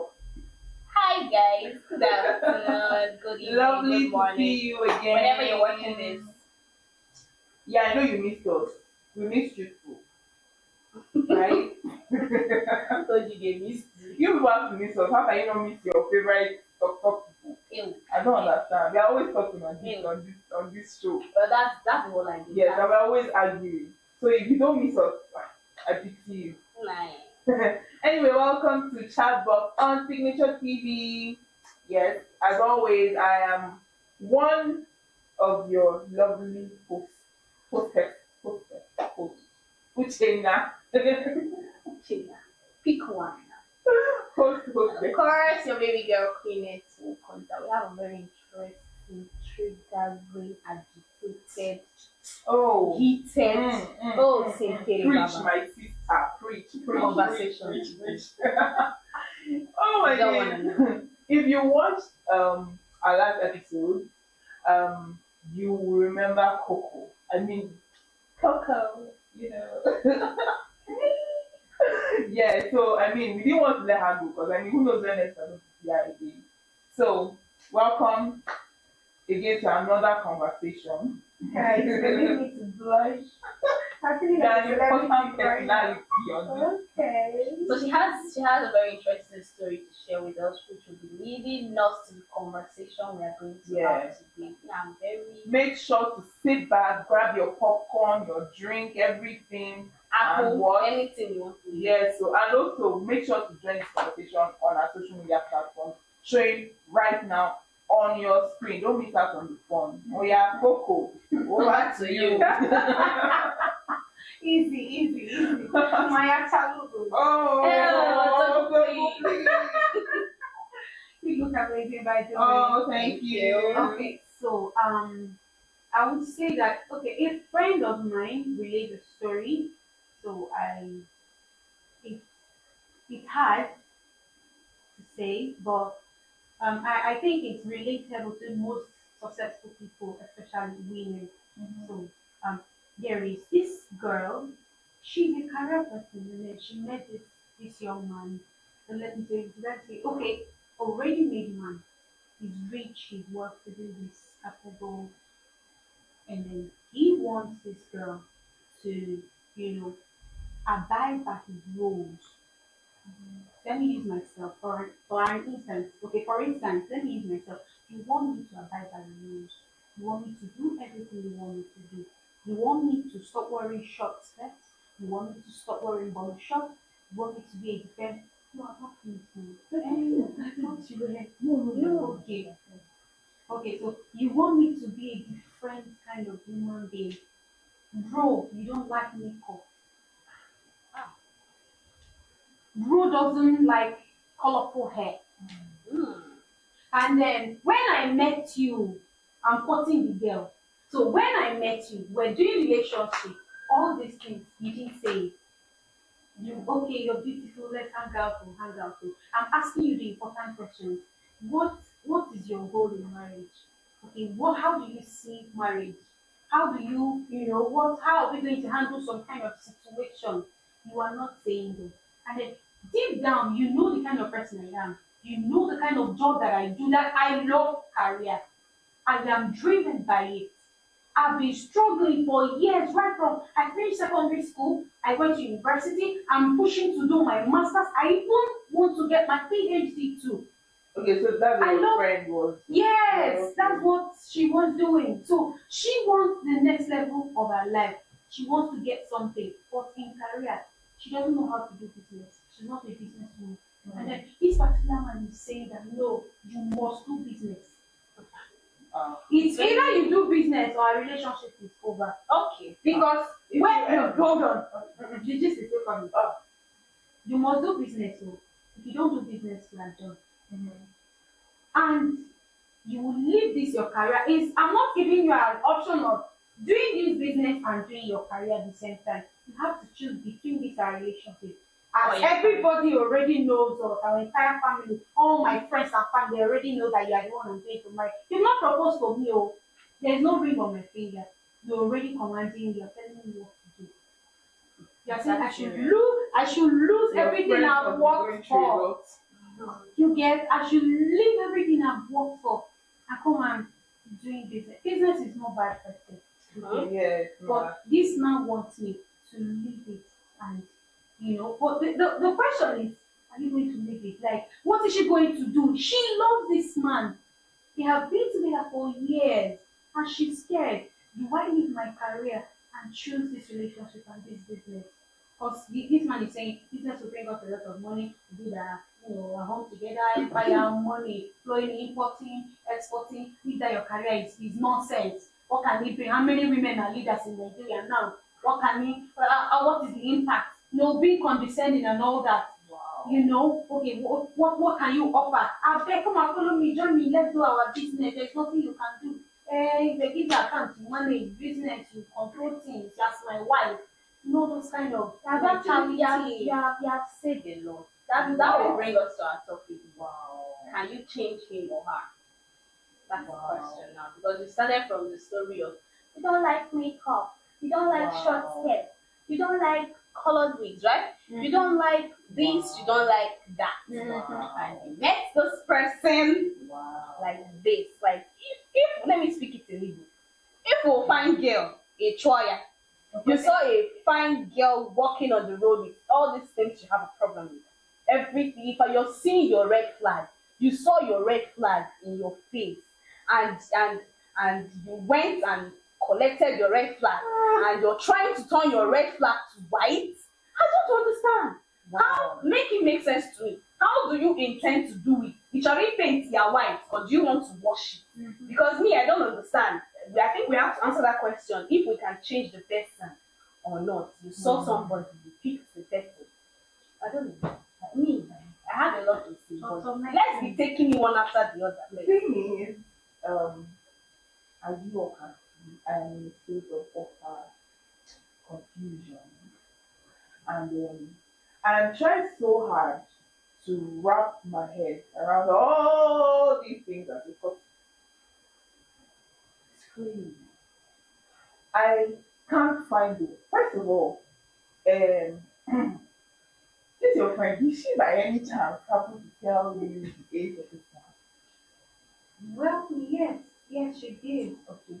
But I've gone out with the man and oh my God, the man is the girl with the soul, and he is older. Like let's say late 30s. Yes. That's what I'll say. That's right. That's what is popular. Well, for one,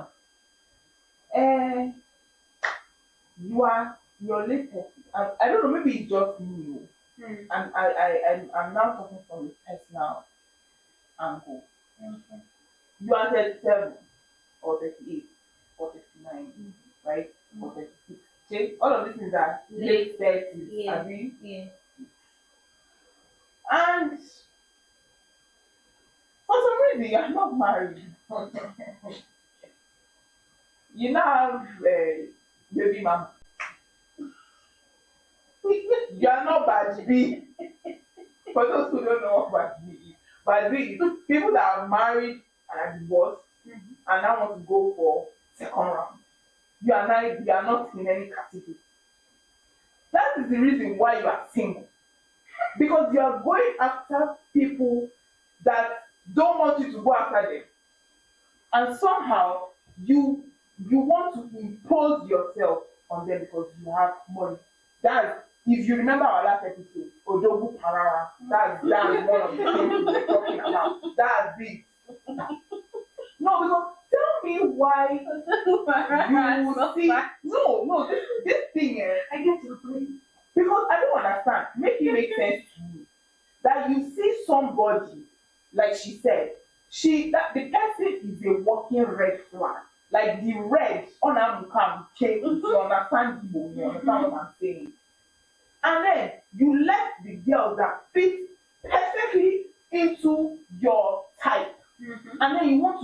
another person that does not want any business with what you are doing, and you don't want the person to change themselves for you. First of all, I know that the girl might be so in love, and love is a beautiful thing. Oh my god, oh my god, oh my god. But I pity you. Love is not enough. I always say I pity you because I say I pity you for people that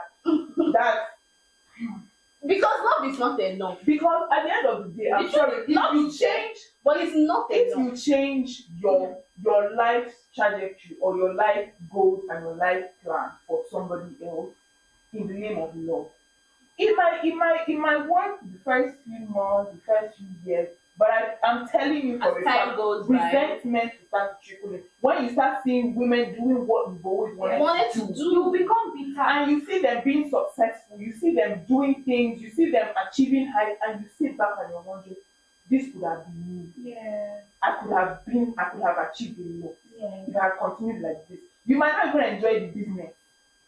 Do you understand?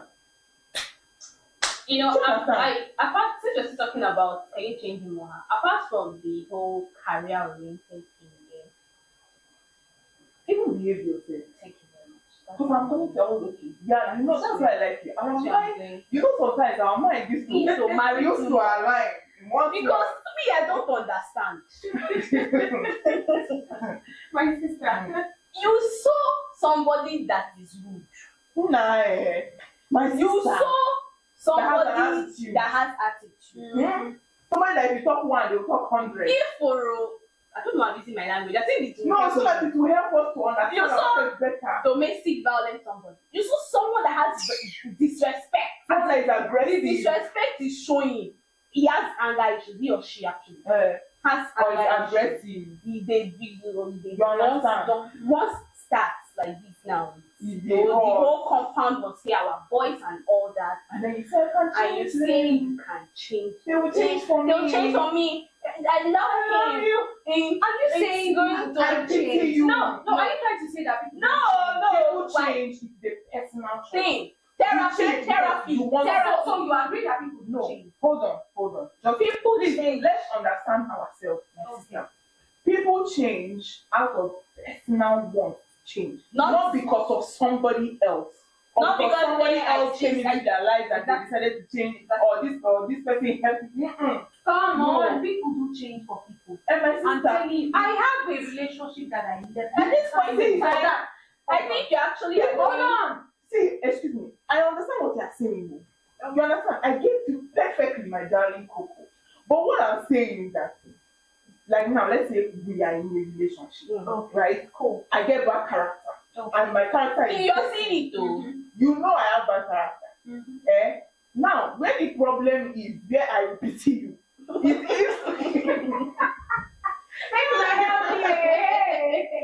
if you after seen everything, you still decide to be with me with the mindset that you will change me. You don't know if I want to change. You don't know if I'm willing to change for you.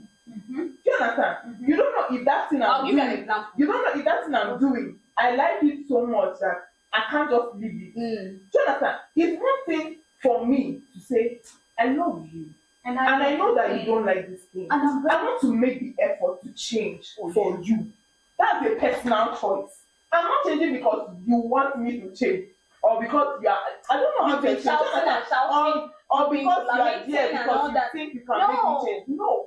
It's going to be an eyesore. The person will be doing Maramaniru in your yeah. It will be showcasing what you really want. Choice. It's not a matter of I changed. You can say yes, she was kind of like okay, she made me change quite alright, maybe because I love her. But at the same time, it was a personal choice. I had to make the effort. Yeah. Okay, now I get your point. I had to make be intentional. Do you understand? I had to be intentional. Now, if you're not intentional, I'm sorry, you wait 1,000 years, and I think you will grow old and you say, I can't change. I just shout. You cannot change anybody. Oh my God. You can't. Unless they decide. Unless they decide to change for you. Okay. Now, is there any other factor that can change a man? And see, this is factor she just that's the only factor. See, even if you make the best food on earth, you do this whole style and bed. Nothing. I'll give you the example. Okay, you met someone that smokes. you know this person smokes. You met him smoking, or her, whoever. Even if he's a girl. Because girls smoke. Because girls Yeah, smoke. I know crazy girls. Saw the girl, she smokes. You met her, she smokes. You go out, she smokes with your male friend and all that. And you had the intention that she would change for you. When you people might, once you start giving birth, you don't have the time to do that. And once there's something going on in the family, she will not have the time to do that. I'm sorry for you. Because this, you know, there's this thing about addiction, right? Yeah. You know, there's this bread and butter that comes with addiction. It is very difficult for them to detach. When you go out, it smoke. takes She time. will smoke on fan, open window. You know, take tom-tom, everything she needs to take to Then, when and brush her teeth, everything, you know, everywhere. nothing, no trademark, living in She will pretense. hide the cigarette well, or she will hide the whatever well. To you, my wife has changed. My wife has She's this, she's changed. that. Now, do you know what will happen to you when you tend to find out? You'll be devastated. You will be heartbroken. And tomorrow you will be and tomorrow trained. you will say, feel I light. trusted you. I trusted But you. why I do some believed in women you. still stay in that kind of, you know, Oh, they don't have a choice for that. environment? They don't have a choice because How can you tell me you don't have a choice? Excuse me. Most of them don't have a choice. You mean the women that stay in relationships where their partners are doing things they don't like? Yes. In the name of he will change. My sister, number one. When you are praying to God, you are still there. I don't mean The God I serve I will don't mean change to sound insensitive, but I feel like they're delusional. They lulu. They are in a state of serious delulu. Okay. When I mean you are in I don't know how to explain your level of delusion and stupidity. That's what it is. Because they cover their delusion in the law. You understand? You know you can be in law, but your sense is a thing. Your sense no you know what their sense no what you want. Our generation doesn't The sense no dey. now some people their level of delusion it comes without sense inside the law. Do you understand? So another thing is some people are also desperate. Yeah. Some people is desperation that's causing it. They want to be in a relationship so bad that they will take anything as long as they're in a relationship and they will cover it up with the whole I can change it. Some people, in fact, 90% of women that say I can change you know that they cannot change you. They know there's something behind their heart of her deep down. But they keep saying it to make themselves feel good. You know when you're lying to yourself, so that you know that moment when you're trying to lie to yourself in the hope that maybe it will be true. That thing is belief. What? Do you know what that thing does to your That's mental why I keep health? asking, why do they keep saying, like, why is it there? Do you know it affects your mental health? You are delusional and you are desperate. And another thing is you really don't know what you want. Exactly. Because I mean, because if you are a person that you knows will what take a you walk want, you have very beginning. emotional maturity, you have boundaries, Yeah. healthy boundaries as a person. Yeah. There are things you will not take, no matter how much you like the person. You will tell you, there's people that will tell you, I like you. But this thing is something I can't It can't take. work for me. That is like where I draw the line. Yes. It's something I can't tolerate. It's something I can't compromise on. You know, there's some bad. Nobody's perfect, right? Now there's some imperfections that you can handle. There's some imperfections you can tolerate. I mean, the flaws are. Those are like human. There are some flaws that you can actually tolerate. You can consider. You can manage, and there are some that you can't. And it's a personal thing. Like everybody has their individual. Yes. Now, what you might tolerate, I might not tolerate it from anybody.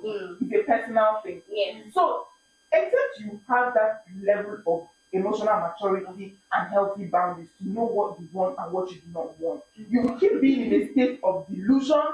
You will keep lying to yourself.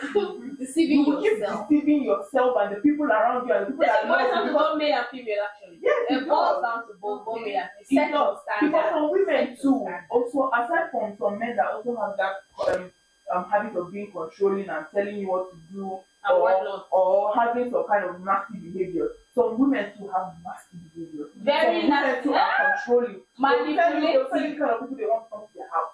Very manipulative. They will tell you, oh, this is your friend. They will start from one friend first. They will start from one friend though. This IK, his behavior is somehow. I'm not comfortable with him in my house. Of course, you as the man, you say, okay, IK, oh yeah, IK, you will not be coming to my house again. Tomorrow it will be John. Next tomorrow is one thing like that. This color of your shirt, I don't know. Are you ready like for that? Tomorrow you'll be like, hey, this thing that you're even doing. I don't know. What do you even say you're doing? Baby, no, I cannot be doing That's this change kind of your thing job. now. No, now. You want to, no, now you cannot be married to me. Can you not see Mommy Vero? How the husband buys a lot of goodies. You know, this is not even.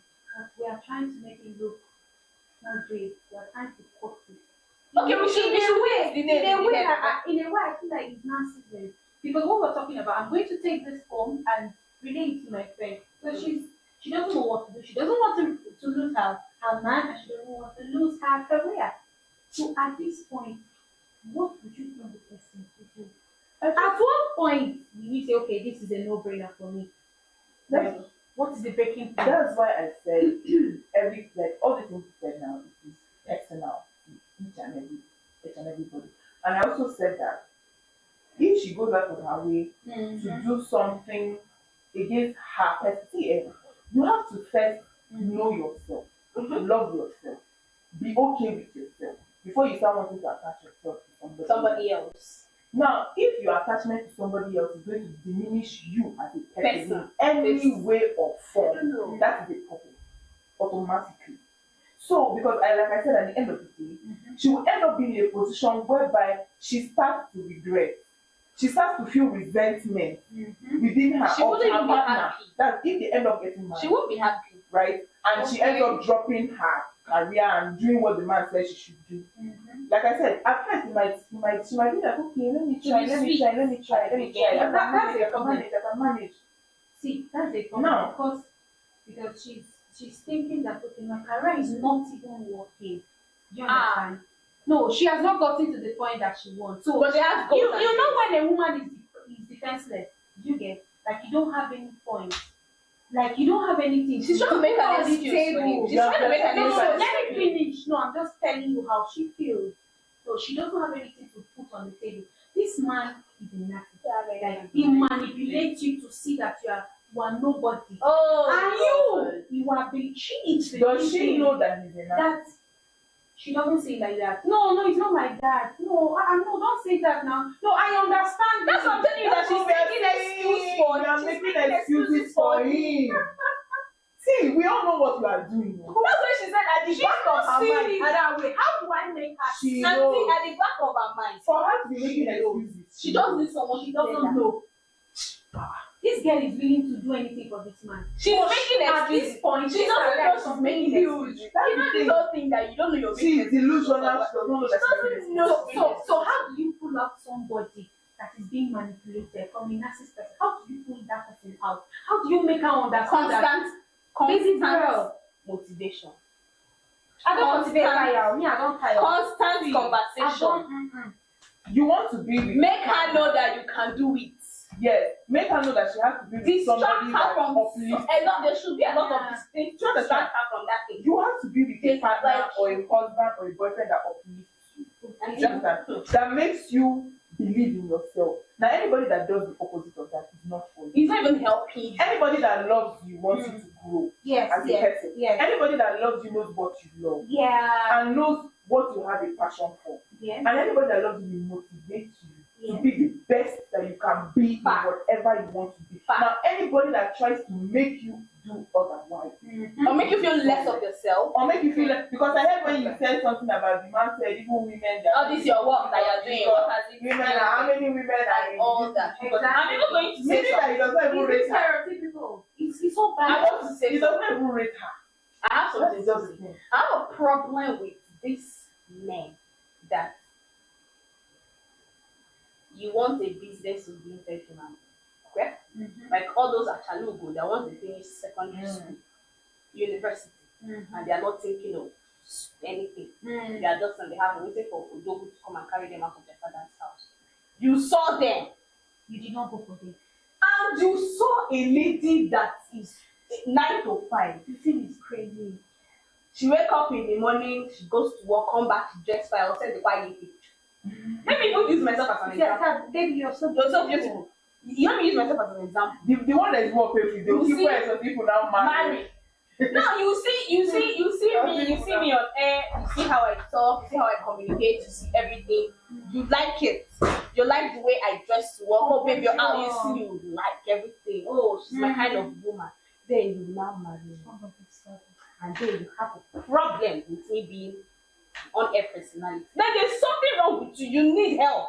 And if you want help, you are a wicked person. There is, I don't know, deliverance needs to be casted on you because you saw your type, you didn't go for your type, and you're coming to me to disturb me. Show your friend this. I need our audience to comment so that when I go home, I can tell her to please. I have a surprise for you. Please go to Signature TV and watch this show. Dear friend, wherever you are the we need advice. You will cry and you gonna learn. Very dark man's voice. Very dark man's voice. Are you a Raquel fan? In a nutshell, let's call it things. Nobody can change anything until the person decides to change. And you don't go and see. You see your type, go carry your go and follow the person. Leave on that person's style that you want to strength now. Please. Let the people that like us, baby, and let them follow us. You know, say, they try it for the Russia. Never tell me if I go tell and say, baby girl, leave that man. I said, baby girl, you are the Lulu. Does that the Lulu mean she should walk away? My dear, run. Not run. My dear, run. Run. Tell her I said she's making excuses for him. Precision. And until she stops making excuses. With precision. If you're seeing this, run. Thank you. Run. This one is for you, especially. They said you should run. So I'm so pained. You are so pained. Anyway, yeah, we don't have much time again, so that's much we can take on our conversation for today. Make sure to help us tell her friends in the comment section. Make you know me like say we be bad people. Please, thank you. Anyway, catch you. See you. Follow us on all our social media platforms. See, if you're not subscribed, I don't know how you're going to. I don't know how you even get to see the next episode. I pity. It is when you subscribe, you get notification. Oh, yeah, it's on right now. Yeah. And it's only when you subscribe you will know that they've actually dropped something in this platform that you will be able to watch it before episode and drop a comment. So make sure you follow all that social media. Yes. Can I be calling for your show every day? I love. No problem. As long as that interesting conversation for us. She's always here. Bye. Thank you. All right, bye guys.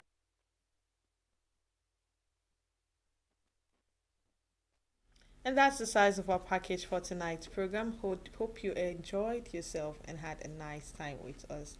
Don't forget to follow us on all the social media handles. We're always live on YouTube 247 and on SLTV channel 265. My name is Queensley Rowland. Do have a good night rest and we'll meet same time tomorrow.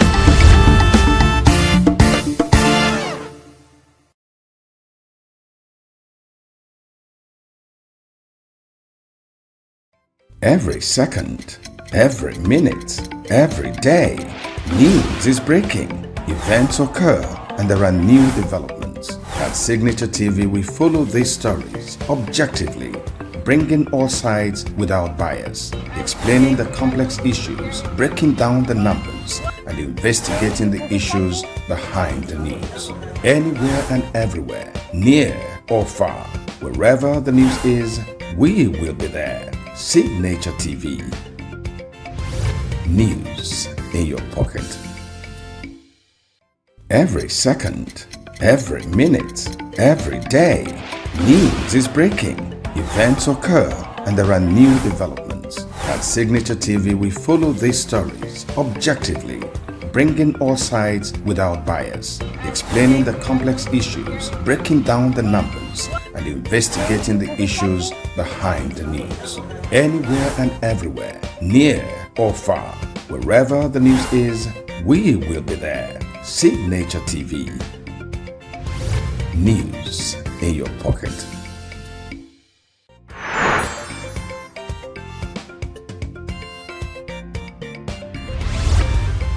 Signature TV. News in your pocket.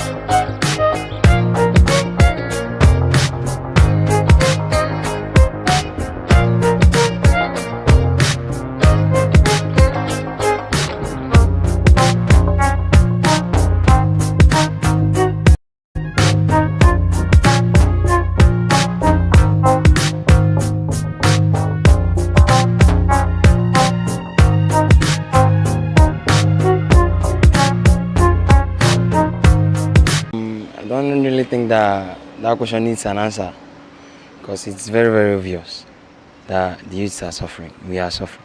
It's not easy. You're saying that we are the leaders of tomorrow, but I can't even see it. How am I going to lead this country now?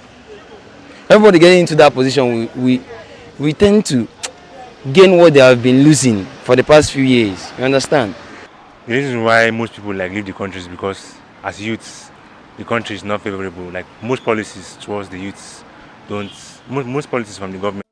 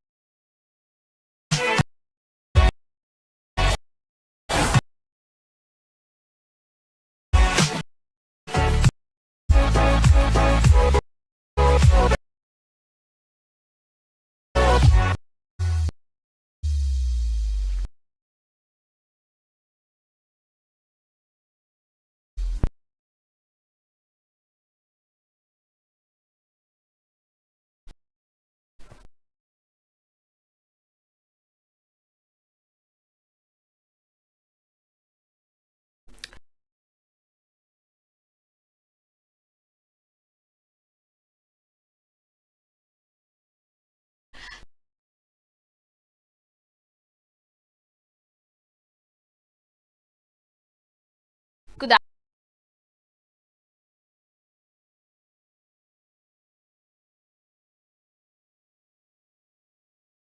afternoon.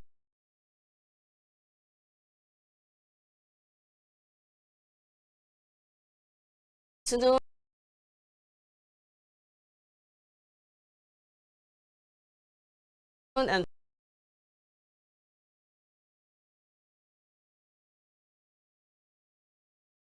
welcome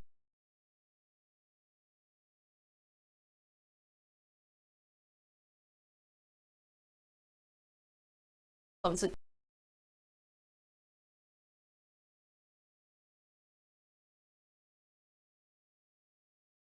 Eva.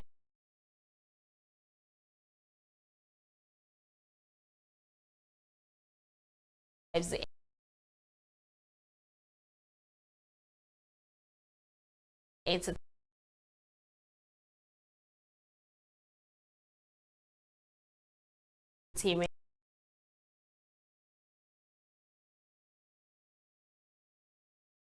now tour.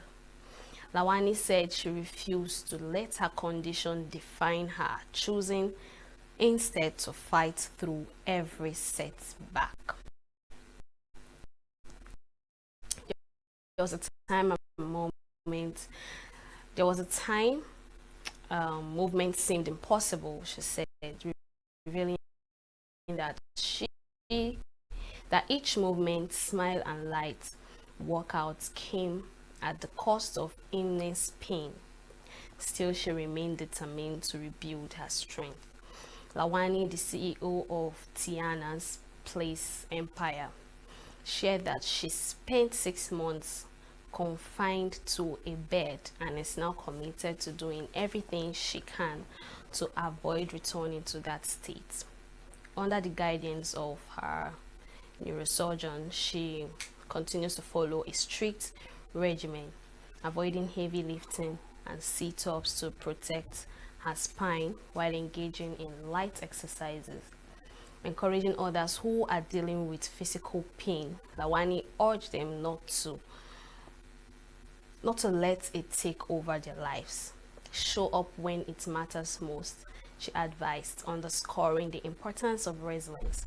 Known for her bold fashion and creative flair, Lawani has styled some of Nigeria's top celebrities, including Wizkid, Iyabo Ojo, and Toyin Abraham. So I keep mentioning this every single time, that so many celebrities go through a whole lot every single time just to show up at events, at awards and all that, even at responding to clients and customers.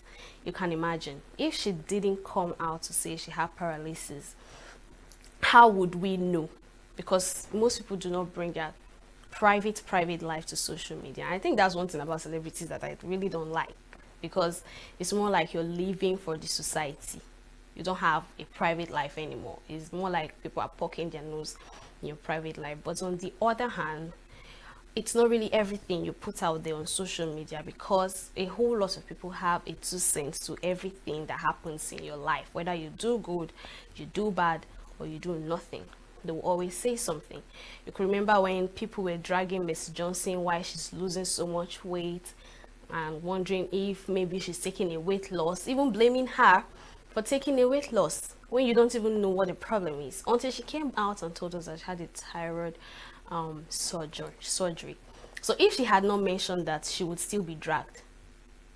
All right, but I felt she had to do that because, oh, the dragging is too much, and it's beginning to look like a blame game and not really maybe wanting to know what the problem is. Some people were even thinking she's going through a lot in her marriage, you know. But most times you don't need to say those things, and most times they don't even come out to say those things, except maybe, okay, it's time to share, and they share this to encourage people because they've gone through it, they've survived it, and now they are bold enough to talk about it. Imagine someone as Toyin Lawani, bedridden. If someone even say that to you, you'll be thinking about it, that's how she always stands out, she always comes out, and her outfit is always there to give a spoken word. You must say something, and everybody will be like, what is this again? It's either she's creating things with animals, with reptile, with iron, with rod, with wood and all. So if she didn't come out to say she was having paralysis issues, we wouldn't even know. So yeah, let's move forward. Nigerian music star Rema, born Divine Ikobo, delivered a heartfelt tribute to veteran artist D'banj during his sold-out performance at London's O2 Arena, praising him for playing a vital role in taking Afrobeat to international heights, particularly in the United Kingdom. Rema described D'banj as a trailblazer, crediting him for laying the foundation that allowed a new generation of Nigerian artists, including himself, to flourish on the global stage. Highlighting D'banj's groundbreaking in 2012 hit Oliver Twist, which became the first Nigerian song to break into the UK top 10 chart. Rema noted that the milestone was instrumental in opening doors for the genre. You were one of the first to bring Afrobeat to the UK. There would be no me without you, Rema said emotionally, and the crowd erupted in cheers. He went on to declare his enduring love and respect for D'banj, calling him a lifelong inspiration. Rema also extended his gratitude to veteran producer and Marvin Records boss Don Jazzy, acknowledging the crucial roles both he and D'banj played in shaping the global reach of Afrobeats. The concert, which drew over 20,000 fans, was a celebration of Rema's meteoric rise and featured surprise appearances, vibrant visuals, and a powerful set list showcasing his evolving artistry. The night was not only a musical spectacle, but also a movement of reflection on the genre's journey and the legends who paved the way. Take a look at this. No, we don't have too much time, but I will do fast. Magali, first of all, I want to appreciate you for opening the doors. We did not do it alone. You were one of the first ones to break the UK for us. You and Jazzy, you held it down. You opened that door for the OGs because I appreciate you. I love you from the bottom of my heart. I want to thank you so much for it. If it never existed, I would have never existed. And ladies and gentlemen, this is Bangali. And you know what's very ironic? When I recorded my first hit, I just said, another banger.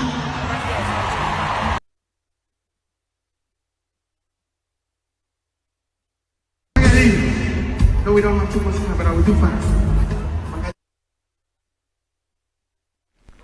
That was a mind-blowing one. D'banj is one of the artists that's made Afrobeat to get to the point it is, especially Afrobeat from Nigeria. You know, and the fact that Rema had to acknowledge him made me so proud of Rema right now. He had to acknowledge him, and notwithstanding Don Jazzy, because Don Jazzy is his boss. You know, Don Jazzy gave him that label that, you know, brought him out, despite the fact that Rema has an outstanding music, voice, sensation, and all that. But I love the whole drama he played out in O2 Arena to, you know, acknowledge D'banj, to reference him, to give him the praises, to give him the accolades, that he did a good job, especially for that his music, Oliver Twist. He even sang it in that particular arena. So you could see audience cheering, vibing to the songs and all that. So D'banj is not even a small person. You know, he's not a small person, and it's not today that song. Imagine song of 2012. Can you imagine? How old were you that time? How old was I that time too? So you can imagine why he would actually say such thing, that he paved the way for young artists like him, Rema, Arasta, named them, to be able to do this thing in the diaspora, in New York for that matter. So it's a very, very, very big milestone for him. And of course, congratulations to D'banj for that showering of praises in presence of people in the diaspora. All right, let's move forward. Afrobeat sensation Daniel Anidwe, popularly known as Kiss Daniel, has successfully regained ownership of the masters to his critically acclaimed debut album, New Era. along with his hit singles Yeba and Sofa from his former record label G Worldwide. The singer shared the news via his X, formerly Twitter, account on Monday, expressing that the milestone holds deep personal significance.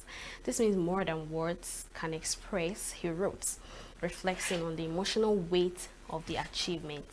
New Era was originally released on May 14, 2016 under G Worldwide and played a key role in propelling Kiss Daniel into stardom.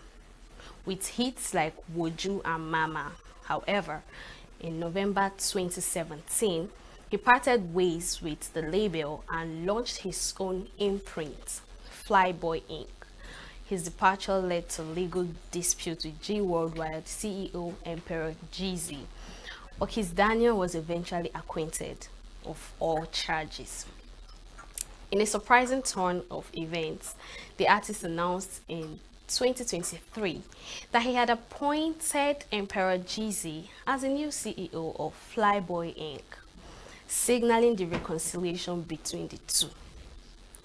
The retrieval of his masters marked a major victory for Kiss Daniel, both professionally and personally, as artists across the globe continue to advocate for ownership of their creative work. And that's true. Let's emphasize on that particular part.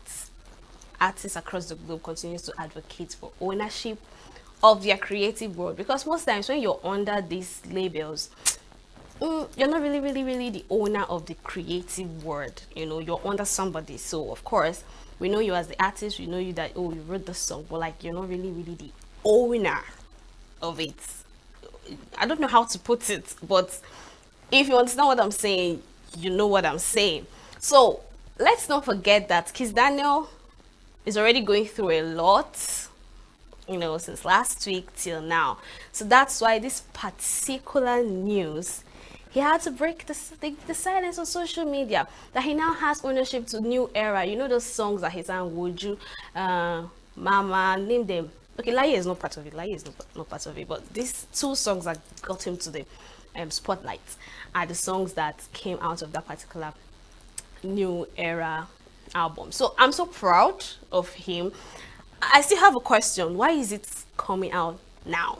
Why now? Anyways, that's their own reason. But I'm still also happy that thank God they had to reconcile that issue. You know, thank God they had to reconcile that issue. But making him the CEO of Flyboy Inc. Wow. So many people do things that me and you cannot even do. You open a company and you name somebody else the CEO.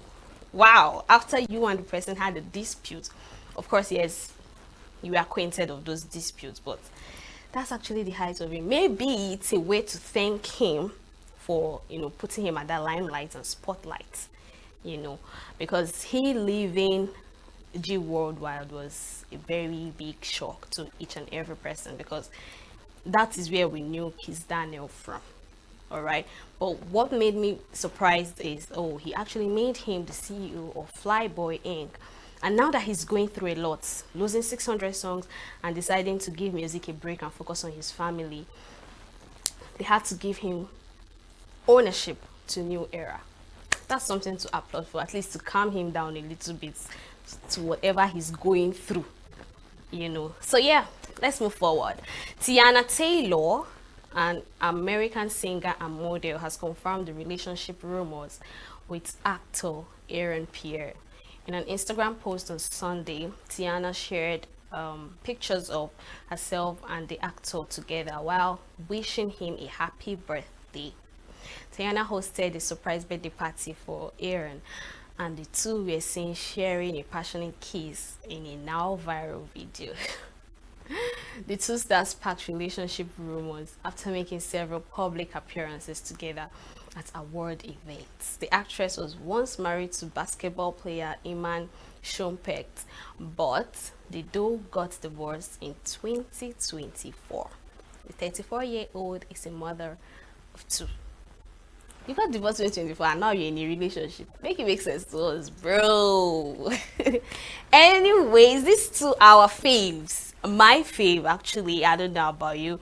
Aaron Pierre is my fave. Tiana also my fave. So if they're in a relationship, if they're a thing, I'm happy. I like. So I think it's at that point where she couldn't hide it anymore. Maybe she wanted to hide it a little more, but nah, what's the point of hiding it again? She had to, give him that kiss, because of course she knows there will be cameras, people would post. So she felt like there's no need to hide this anymore. I'm in a relationship with your Aaron Pierre, so you guys should deal with it. That's what that is. But I'm proud, I'm happy. The only thing I don't understand is you're divorced in 2024 and now you're in a relationship in 2025. You have to make that, you have to make it make sense to us. Even though I'm happy for you. Yes, but isn't that so quick? Wasn't it so fast? But yeah, congratulations to them. Let's see where this relationship gets to. We hope it leads to the altar and walking down the aisle, not breaking up again, because we're actually tired of hearing things like that. So happy birthday to Aaron Pierre in arrears, and big congratulations to them in their new relationship. So let's move over to the foreign scene.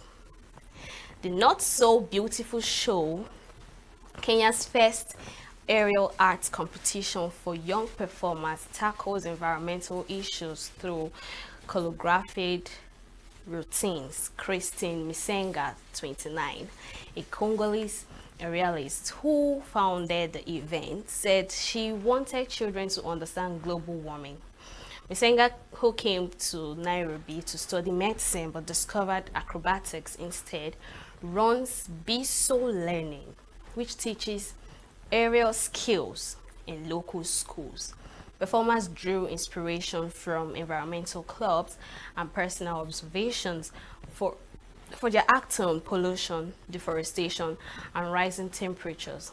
Misenga hopes to make the competition annual and expand her program to more Kenya schools. So sometime last week, close to the weekend, I got to reveal to you what the preparation looks like and what she had to say concerning it, her idea concerning it and all that. So here comes the event. Take a look at that.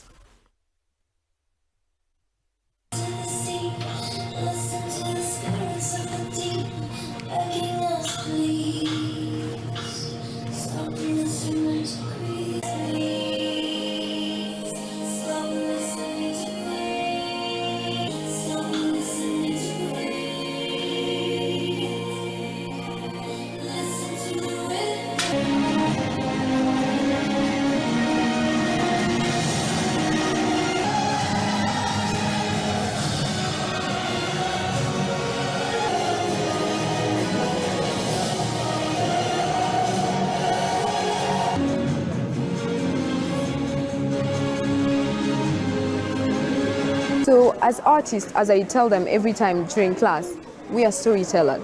We might not be competitors, but we tell the story of what is and we reinvent the future, because only artists have that power. Government is legal, everyone else has a job, but you as an artist, it is yours to tell what is happening and to reinvent it through your performance. And I hope they did it today.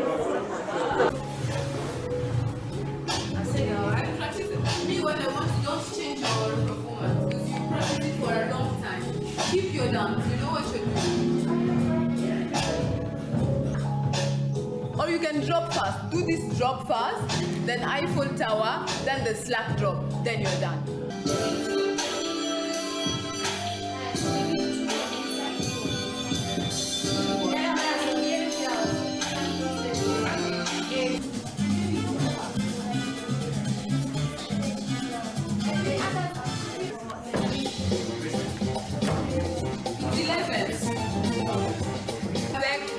Stage manager, MC, I need the MC.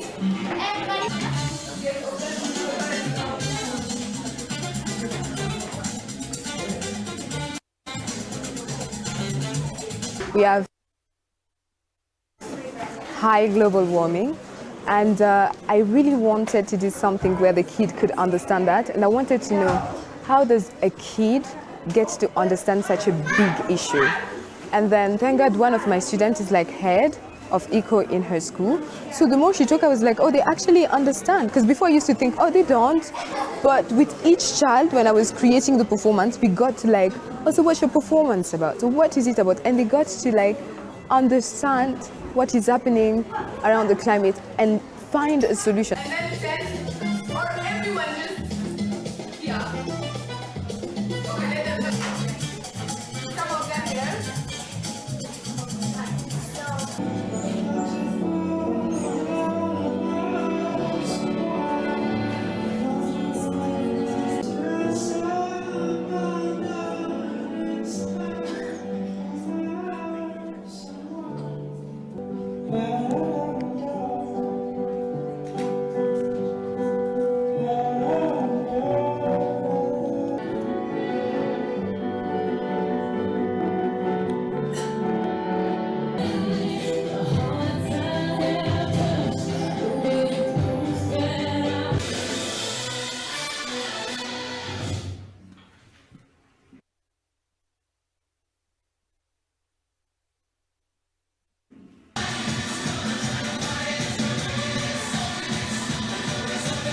I believe that every small thing you do makes an impact. You're never too small to make a difference. So even if you plant one tree, you still saving the environment. And as kids, we're the future of this earth. So the last generation has passed, and now it's our turn to try and take charge.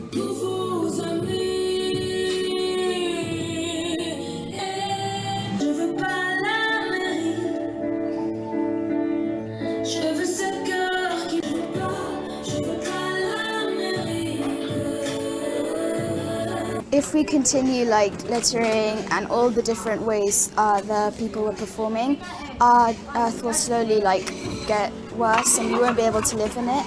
And we need to like create awarenesses so that people know and understand and try to help what we're doing to our earth. Yeah. Otherwise, we'll just destroy it.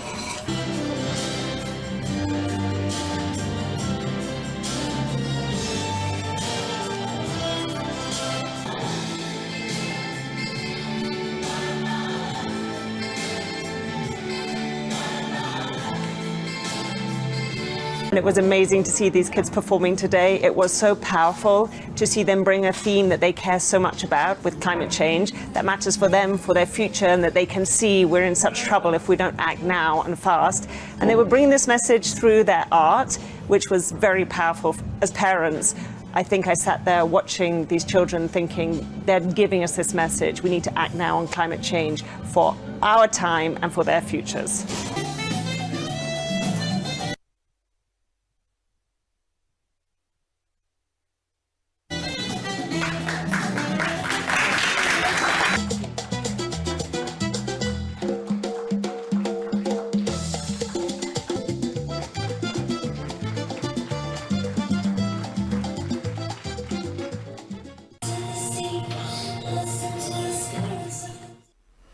From colorful frocks and hats to handbags and shoes, items belonging to the late Princess Diana go under the hammer this month in what Julian's auction says is the largest collection of her fashion to go to auction. The live and online Princess Diana style and the royal collection sale will take place on June 26th at the Peninsula Beverly Hills, offering an array of fashion items Diana wore. Among the highlights in the 1988 silk floral dress by Belleville Sesson, dubbed the caring dress because Diana wore it several times on hospital visits, with a price estimate of $200,000 to $300,000. A cream silk embroidered evening gown Catherine Walker designed for Diana's 1986 golf tour has a similar price tag, while a Bruce Oldfield two-piece yellow floral ensemble she wore for the royal escort in 1987 is estimated at $100,000 to $200,000. Other sale items include a Dior handbag gifted to her by former French First Lady Bernadette Chirac in 1995, a sketch of Diana's 1981 wedding dress with 2 fabric cut-offs from when she married then Prince Charles in 1981, and a peach hat she wore for her honeymoon send-off. The auction also included pieces belonging to other British royals, including the late Queen Elizabeth II and the Queen Mother. Nolan said Julian's Auctions had previously sold a dress belonging to Diana for $1.14 million. Part of the proceeds from the sales of Diana's items will go to charity Muscular Dystrophy UK. The pre-sale exhibition in Newbridge will run until June 17. Take a look.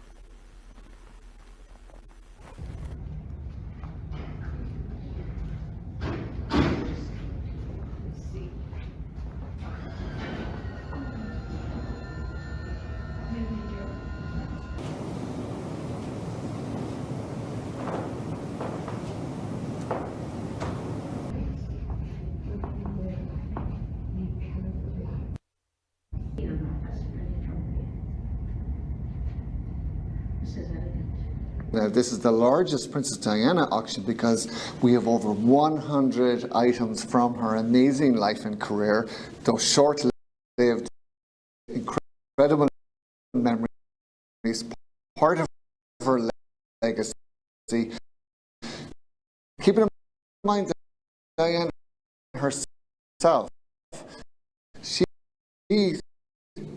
sold over 70 of her dresses at the behest of her young son, Prince William, back in 1997 to raise money for her charity. She raised over $3 million, which at the time was a huge amount of money when she did that auction in New York. And then sadly, we lost Diana 2 months after that.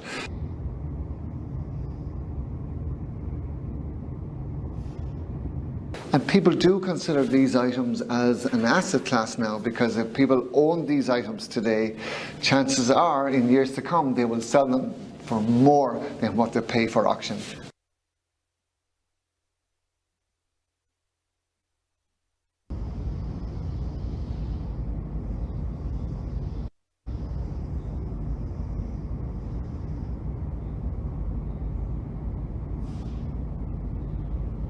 You see that incredible Belleville Sassoon, beautiful, colourful dress made for Diana for her visit to Australia in 1988 when Australia was celebrating their bicentennial year.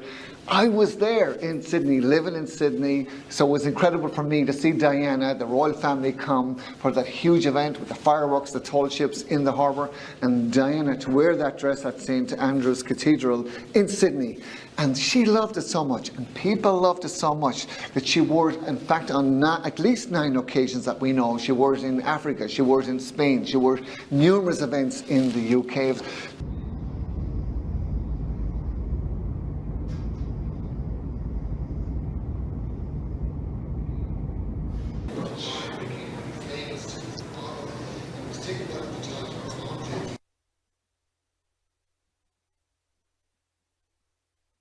The Lady Dior bag is the one item that every lady or girl wants to talk about or see. So incredible. Gifted to Diana in 1995 by Bernadette Chirac, First Lady of France at the time.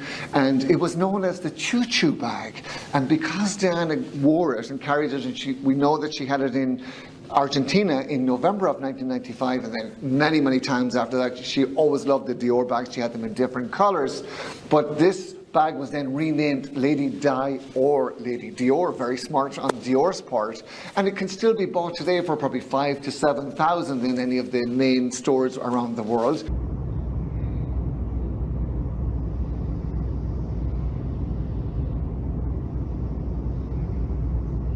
The Catherine Walker evening gown is truly exquisite. So made for Diana for a royal visit to Saudi Arabia and the United Arab Emirates in 1986. You'll notice by the neckline and the long sleeves, very conservative. Of course, they were going to Saudi Arabia, a very conservative country. But Catherine Walker and Diana were brilliant because the falcon is the bird, the national bird for that region. So they have falcons right from the front of the dress in migration mode all the way down the back of the dress onto the train.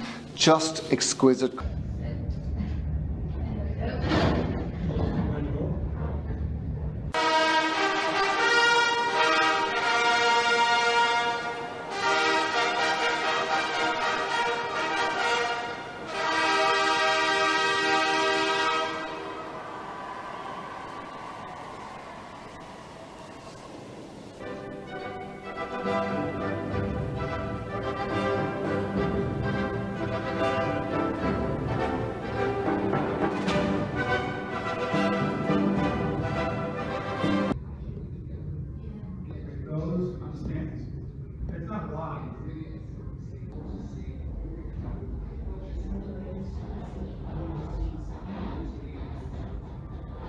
I think it's good if the person is experienced, though, because it's such a huge job that it helps, you know, if you've got a track record of designing couture. Because at the end of the day, it's a handmade dress for one person. It's got to be totally unique. Dress was exquisite, made by Elizabeth and David Emmanuel. We have that sketch in the sale. I spoke to Elizabeth at her exhibition in London last week, and she told me about the dress. She was reduced by, Diana shrunk by 5 sizes from her first fitting to her final fitting for the wedding dress. The dress weighed 20 pounds. The train was 25 foot long. So as they had to take in the dress to fit Diana, they had to trim the lace on the train to make it proportionate. So a piece of that original train lace is attached to the sketch from Elizabeth Emmanuel in this auction. So that's really historic.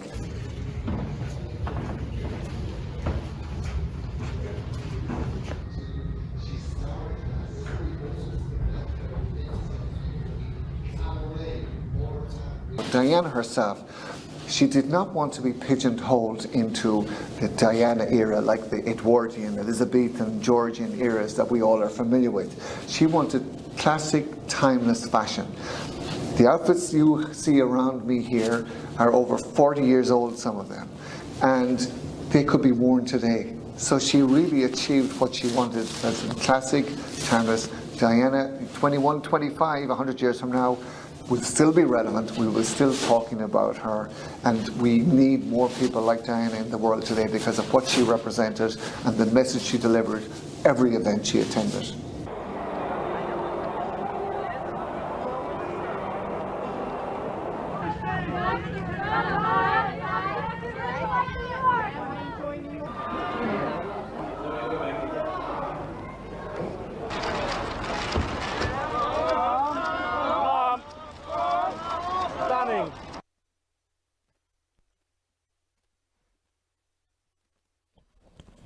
Yeah.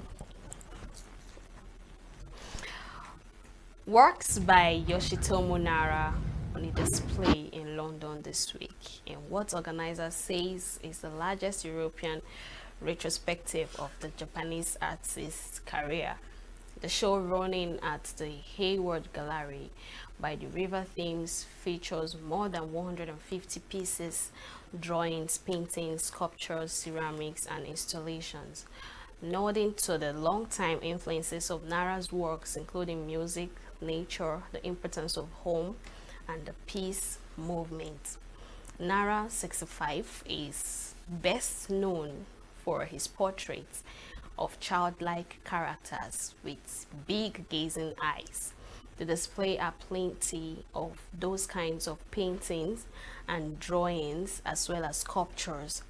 The show, which opens to the public on Thursday, is an expanded version of a touring exhibition previously at the Guggenheim in Bilbao and Museum Frieda Borda in Baden-Baden. The exhibition will run until August 31st. Take a look. なんか自分 This is about 40 years worth of my work. When I look at my work, I don't think what I'm trying to say has actually changed in that time. Whatever period I look at reflects a part of myself, which is why this exhibition is not done chronologically. I think all the pictures I've created are like my reflections, so they are not so much self-portraits as alter egos. I was born way up in the far north, and it's not quite like how people imagine Japan, for example Tokyo or Kyoto. It's more like Scotland or Ireland, a place full of nature. All the music I heard came by the radio, and you get a great variety music on there, and you can listen to it anywhere, out in the apple fields or even in the city. Anything goes, waits for translator. I don't think about what I'm doing, but when I've done something good I can feel the reason behind it, almost like a kind of hindsight. Alright, that's all I have for you in the news segments this hour. We'll go on a very, very short break, and after that, I'll reveal my social trends to you, so stay with us. Every second, every minute, every day, news is breaking, events occur, and there are new developments. At Signature TV, we follow these stories objectively, bringing all sides without bias, explaining the complex issues, breaking down the numbers, and investigating the issues behind the news. Anywhere and everywhere, near or far, wherever the news is, we will be there.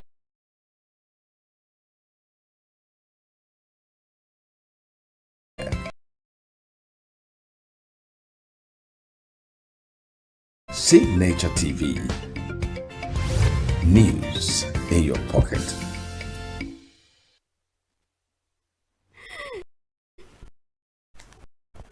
Welcome back.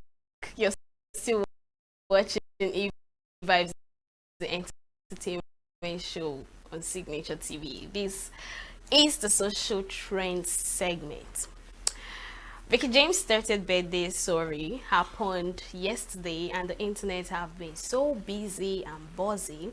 Apart from the fact that she had 10 different designers design her outfits each day before her birthday as a way to support them, and as she said, all designs came out so outstanding. Now, the fact that she had 10 different designers design her outfits is something that I begin to ask myself, why exactly? But she said this because she wants to support them, which is quite interesting. And the fact that those designers did not fall her hand is what I love the most. There's this particular outfit that it had this whole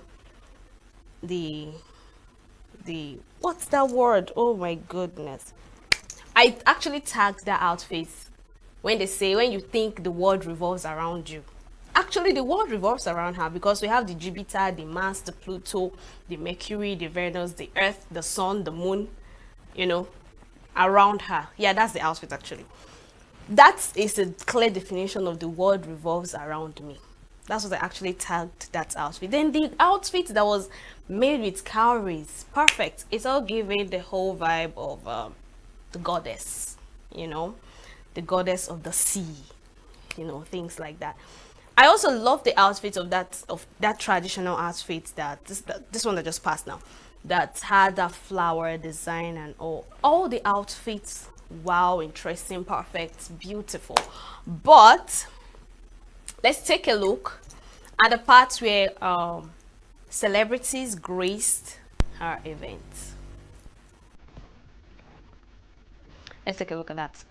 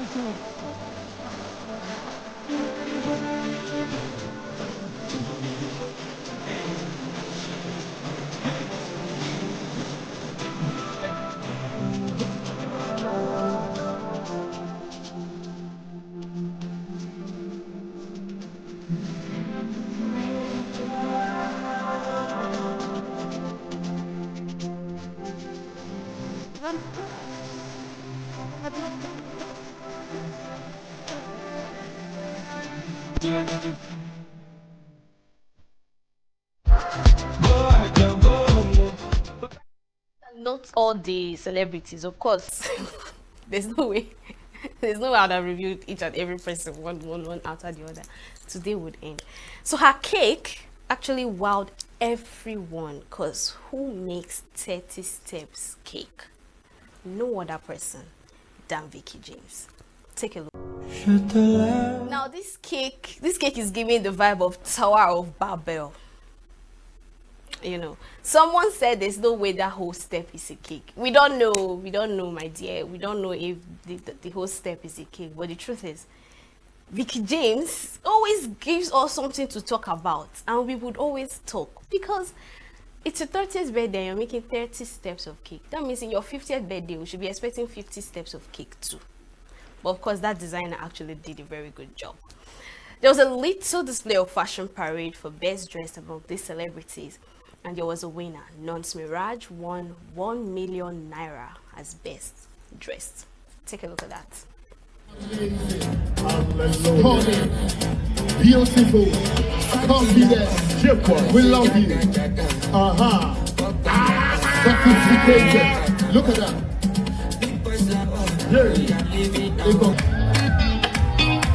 Papaya, Mahala, Papaya, Wahala. Give it to them, give it to them, give it to them, give it to them, give it to them, give it to them, give it to them. Hold on. Attitude, energy. DJ, go with Georgie. Energy, DJ, go with Georgie. This is the last one.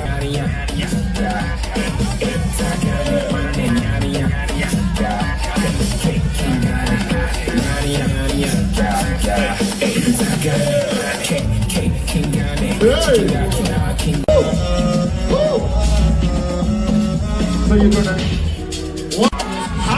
Sarah there, Sarah Bell and Sarah Bell. Wahala, Sarah home there. Hey!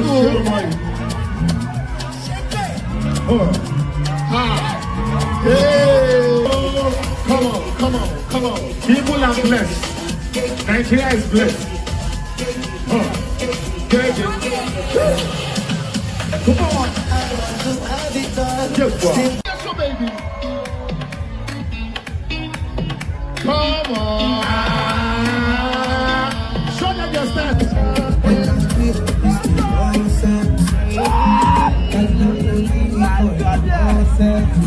Ladies and gentlemen, let's celebrate Jarvis. Thank you. Now, have a welcome the content creator. That's all live view. Tell how far now. Tell her you're good.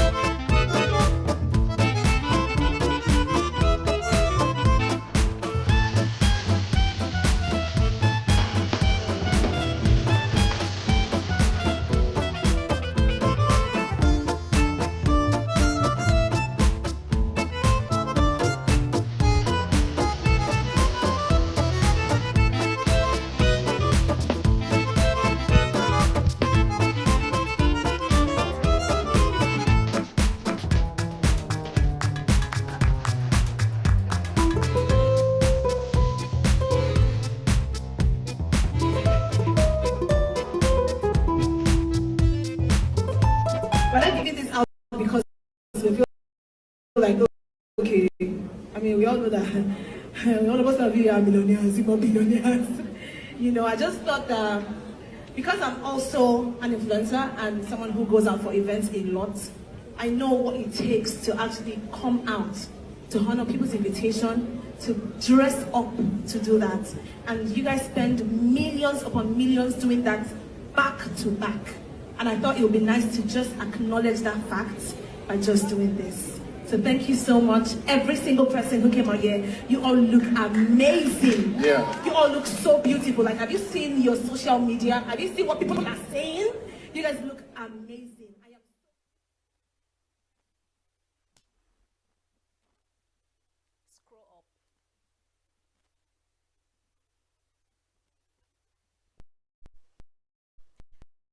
So, of course, no other person would have won best dressed for me because, yes, Nurse Mirage went all out with that whole ego wing and all. And the music that came right after, when she was walking in, so perfect. Perfect movie. Perfect music, rather. So, let's take a look at the grand entrance of Vicky James when she walked into the event. So take a look at that.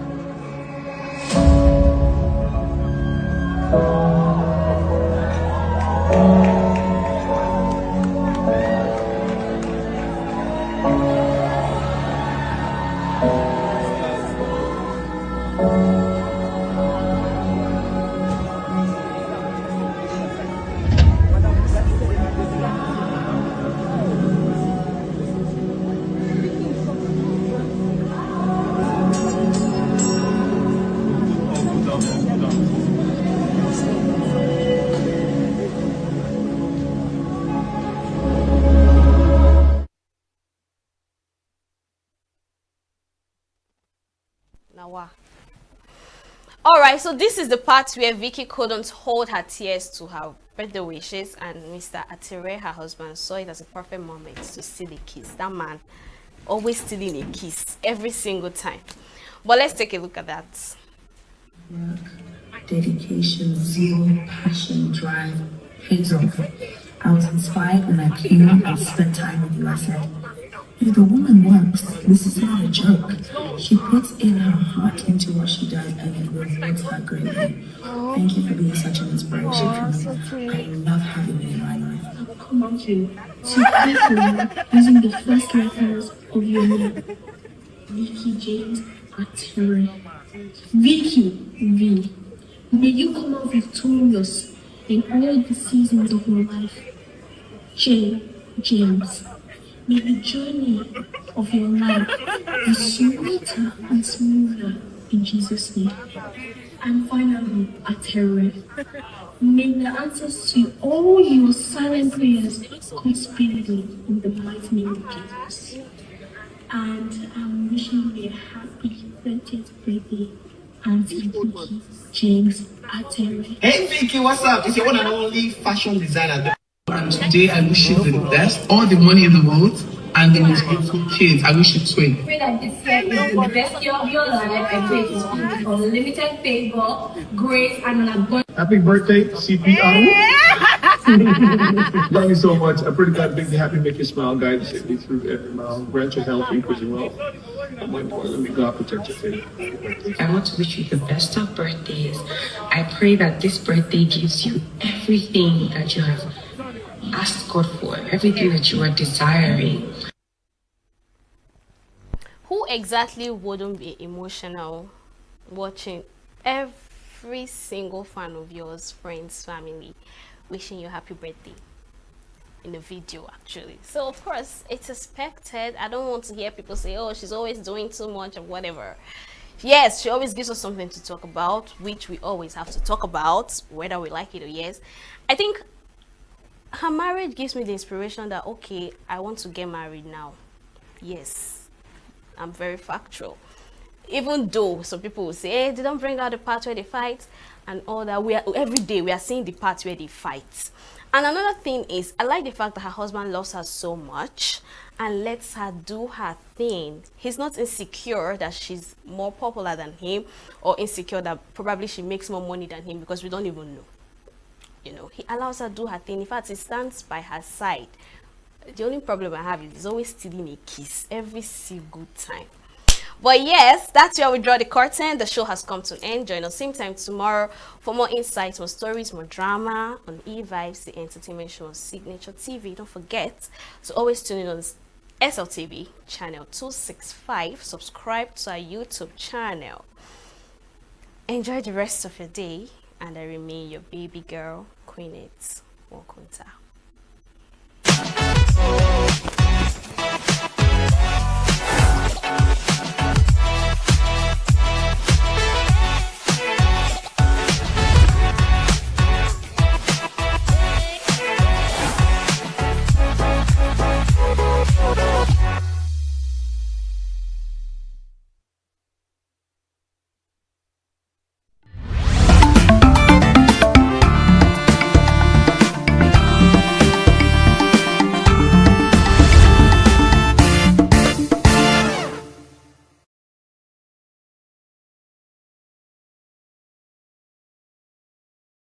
Every second, every minute, every day, news is breaking, events occur, and there are new developments. At Signature TV, we follow these stories objectively, bringing all sides without bias, explaining the complex issues, breaking down the numbers, and investigating the issues behind the news.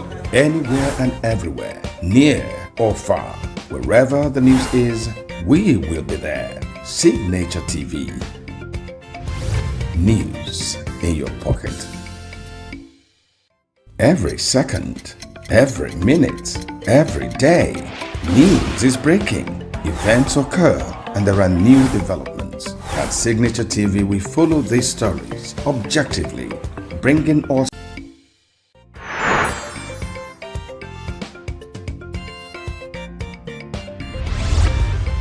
Signature TV. News in your pocket.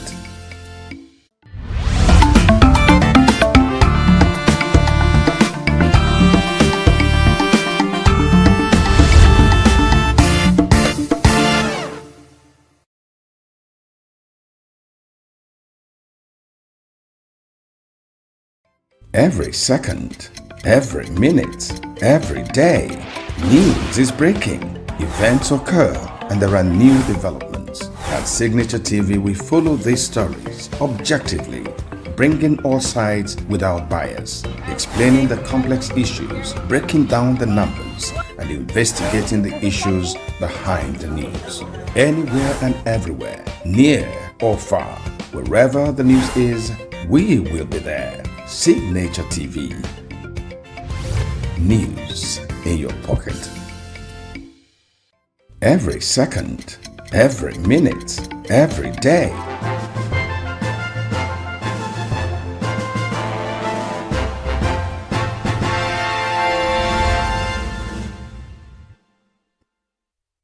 Hello, and thanks for joining us. This is Full Day, and I'm Vin Martin Obiora Ilo.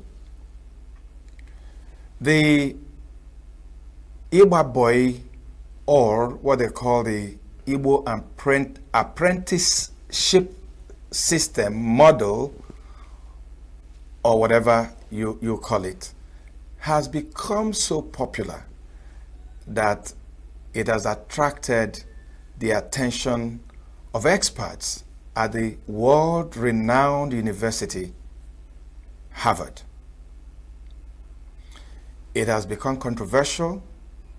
It has become the big issue in Igbo land that is attracting so much attention, to the point that a professor of management at the University of Nigeria took it as his inaugural lecture, and that was recently.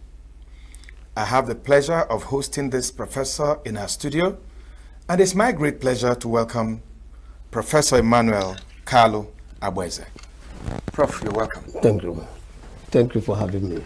It's my pleasure. So, am I right when I say that the inaugural lecture for a professor is the coming of age?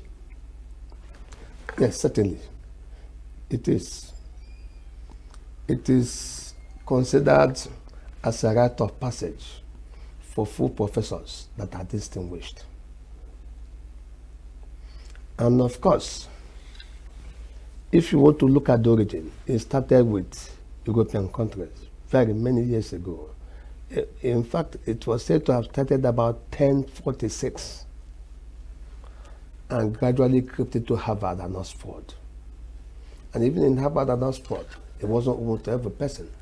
It was open specifically for professors who are very distinguished, full professors, who are able to showcase what they have done, their research output.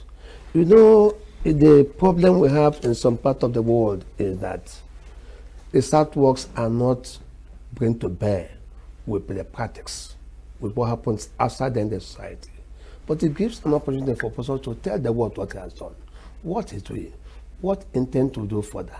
And then that makes it possible for that research input to be put into action.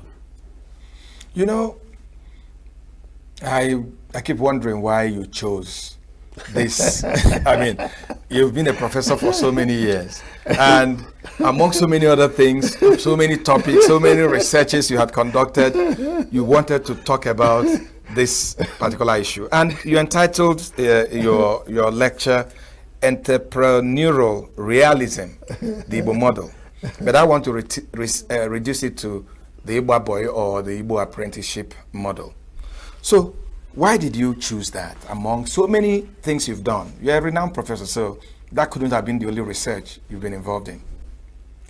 It is important to have a recall on what we call a research. A research is about being able to solve an existing problem. It gives you an opportunity to look back and see what appears to be a societal problem and find a solution to it. If you don't research on a non-existent issue, let me say this. I chose this topic. Look at it, the thing is entrepreneurial ruralism. It talks about entrepreneurship within a given set of people. Futures of the entrepreneurship of a given set of people. And specifically we started to discuss the Igbo model. And we also try to look at what very renowned universities call it. Some call it Igbo boy apprenticeship system. Some call it Nwodibo apprenticeship system. And we also have these controversial issues of people who pass through it and they will end up saying they were not settled. They were not set up. And some masters who, after being served, were not settled those who have served them.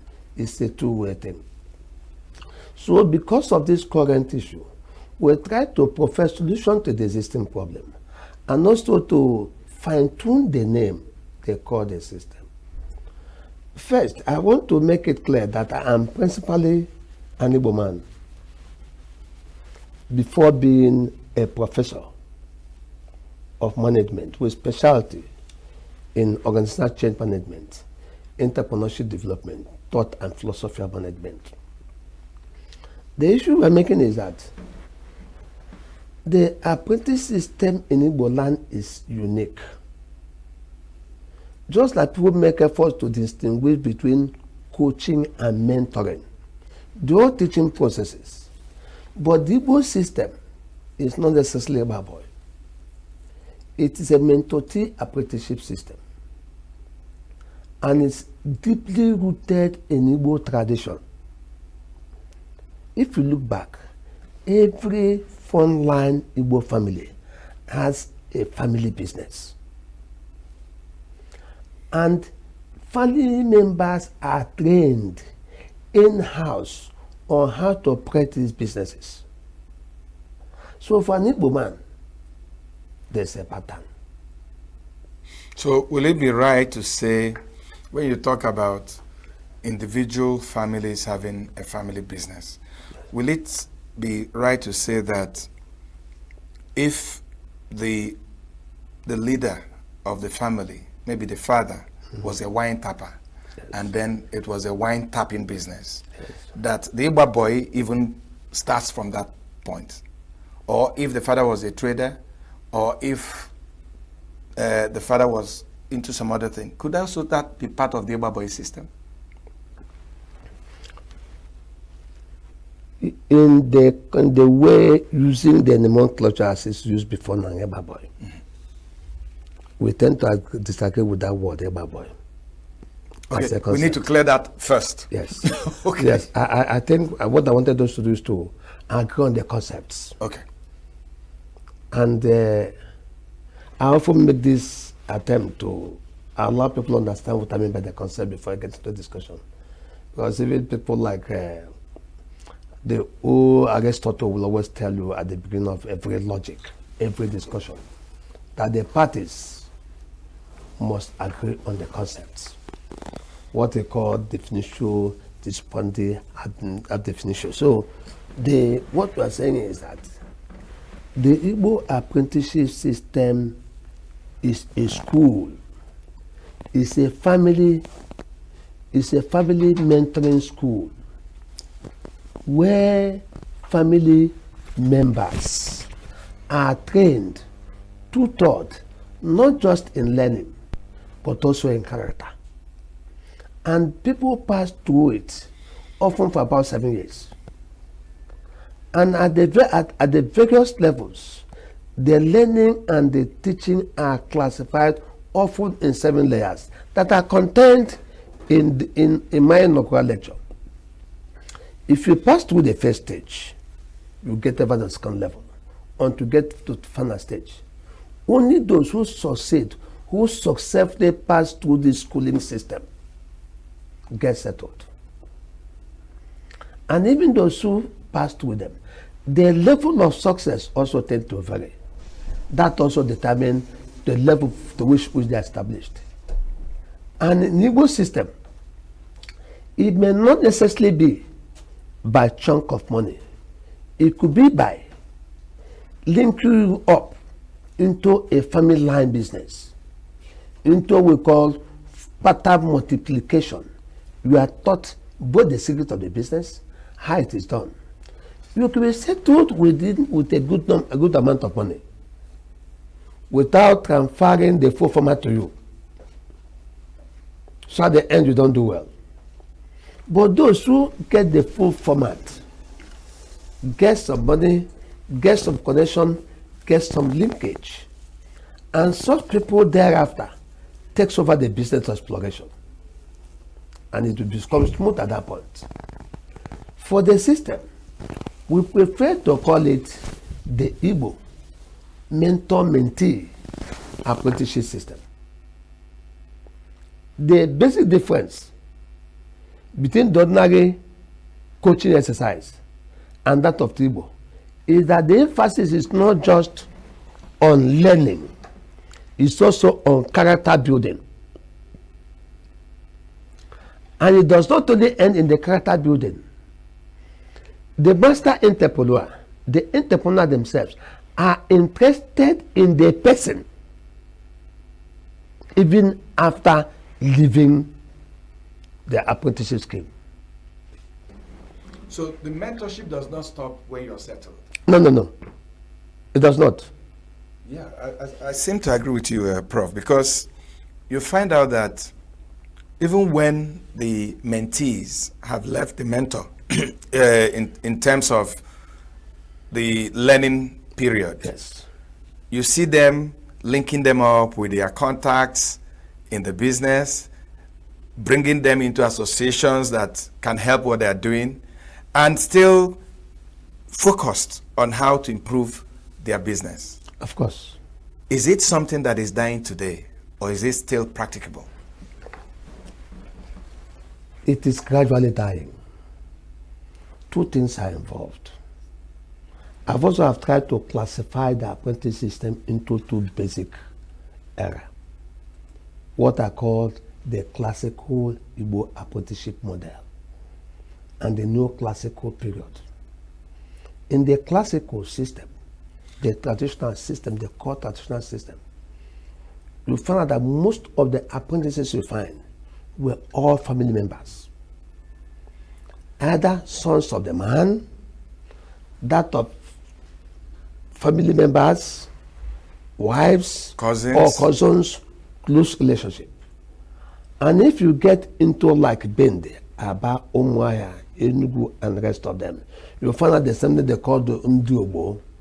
Because in the business system, you discover that every person is Obo. That's my namesake, my namesake, my namesake, my namesake. So it's entirely in-house. And there are no trust issues were not there at all. Both the small and the big, all of them are taught carefully the rudiments, the principles of the business. And it is its survival is anchored strictly on trust and goodwill. Betrayals were not involved. And it continued in that order. And after that traditional system, the classical system, came the neoclassical era in Igbo apprenticeship system. This neoclassical apprenticeship system came about 1970-75. When it started going outside immediate household, the nuclear family, it started having a wider extension. Where people who may not necessarily be members of the family are brought into a family business to understudy how the business is done.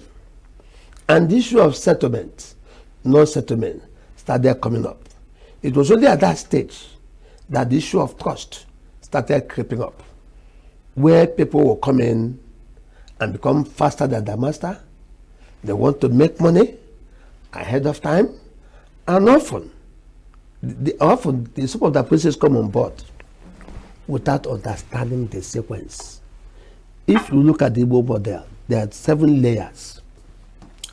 In these 7 layers, after the acceptance level, you also tested on endurance. Once you are tested on endurance and you pass through, you went to what you call first level integrity test. That system, that model, is heavily built on character building. You must learn the trade. You must also be able to show that you are a man of integrity, to be trusted.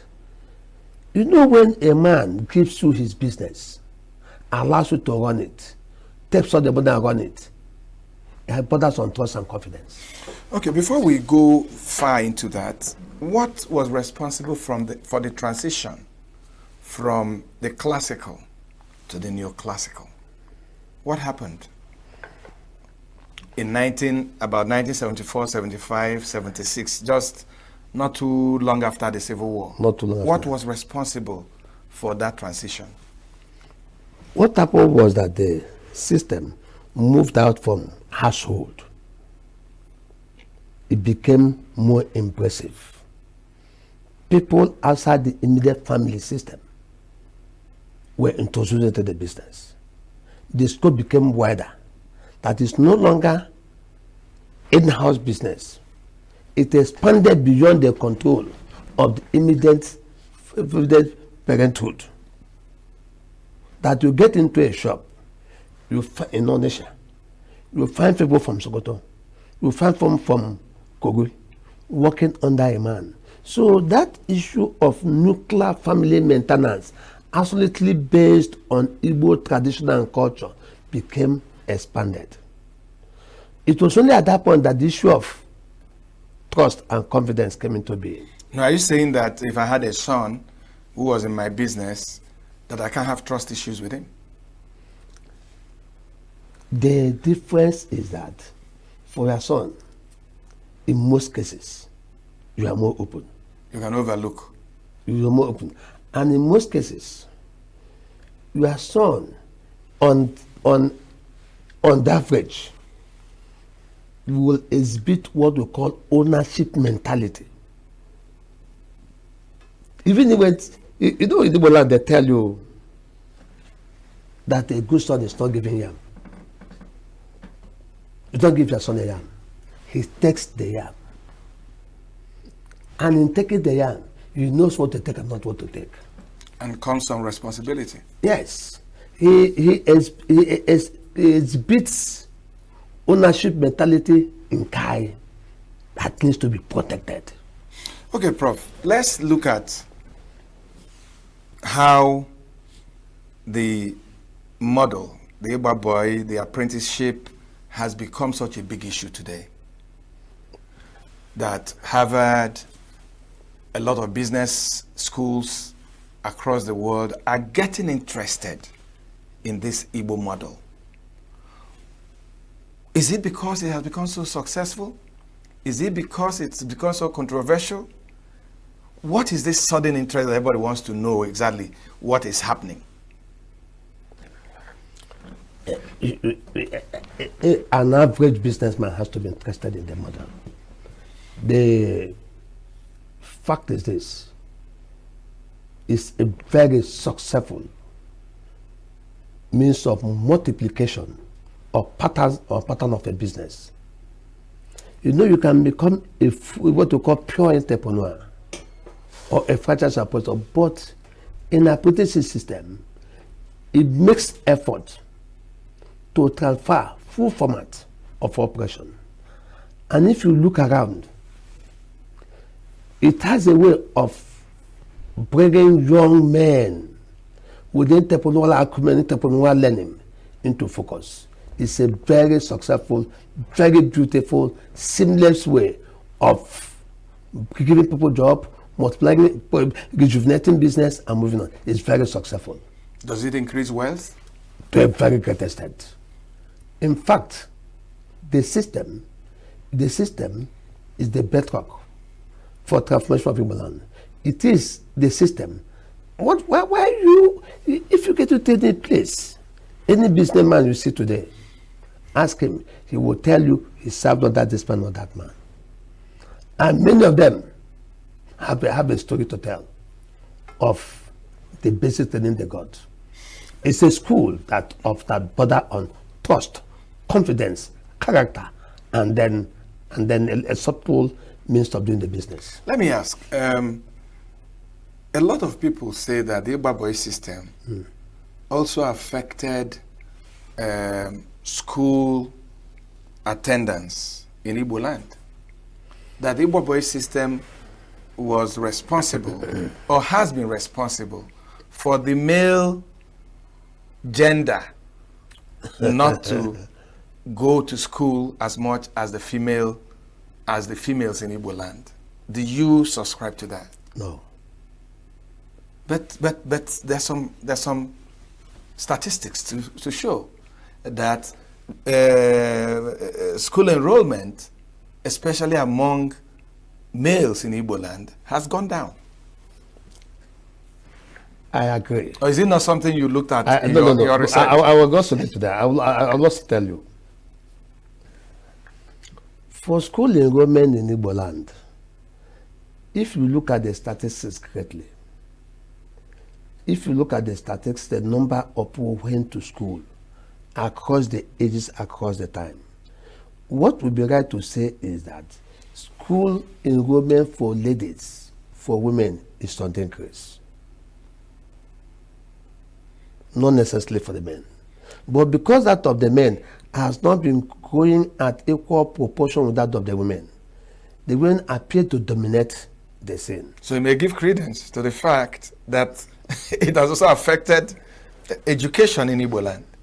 Because again, critics, or would I really call them critics, but people that want to really look at the Igbo boy system are also saying that it's also responsible for the get rich quick. You know, they have this feeling that if I go there for 7 years, I have my own business, I start making money. When another man needs to spend 6 years in the primary school, another 6 years in secondary school, another 4 or 5 years or more in the university.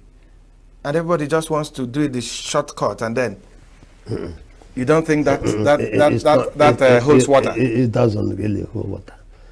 Because actually, if you get into entrepreneurship, into the system, most parents, before they really bring their children to you, will also ask you, are you sure my children are going to go to school under this system? If the answer is no, they don't give you the child. They don't hand over their children to you. That must be the new thing, because most of our people. And if you say yes, they say come aboard. And let me also say this clearly. If you just take a walk into any of these marketplaces you find here, any boy you meet, any girl you meet there who is dealing with you, ask him or her background. You discover that most of those boys you find in the market, Aga, ENUGU here, Onisha, are graduates.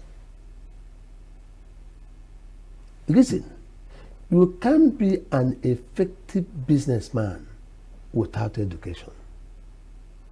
The way they deal with you, the way they talk to you, if you just take time and say we did this school, you'll be surprised as well as have masters and have first degree masters. And you see them, simplicity, humility is an aspect of the training. Service giving is core. But like I said, the system itself is not small boy apprenticeship system, which they call Igba boy apprenticeship. We say no, that the name itself is Igbo mentor-mentee apprenticeship system. Reason being that in a typical coaching exercise, the interest of the master ends in making sure that knowledge passes. But in the mentor-mentee apprenticeship system, it does not end there. The interest is on the individual who is being trained. And his success. And his success, even after leaving the apprenticeship of the master. The master stays, some of the master stays back and hand over the entire business to an apprentice. Okay, at old age. Prof, we'll take another break, and when we return, we'll look at the issue of settlement and non-settlement and why it has become so controversial and disruptive in the mentor-mentee Igbo apprenticeship scheme. Thank you. Don't go away. The key ingredients of entrepreneurship is mentorship. Professor Abweze, whose lecture was entitled Entrepreneurial Realism, the Igbo Man's Model, noted that entrepreneurship, which is referred to as Igba Boy, is deeply ingrained in the Igbo culture and runs in the blood of the Igbo people. He said the apprenticeship system is a traditional entrepreneurial incubation model that has produced numerous successful entrepreneurs globally. He said the system, which is often misconstrued as mere slavery, referred to as Odibo in Igbo land, is of immense value to the society with enormous impact on industrialization and economic growth. The choice of my topic, entrepreneurial realism, was provoked by the fact that I felt that the Igbo system is what to call as other what to answer. Our British system is not about my boy. It's not Odibo. Ibambo and Odibo is attributes.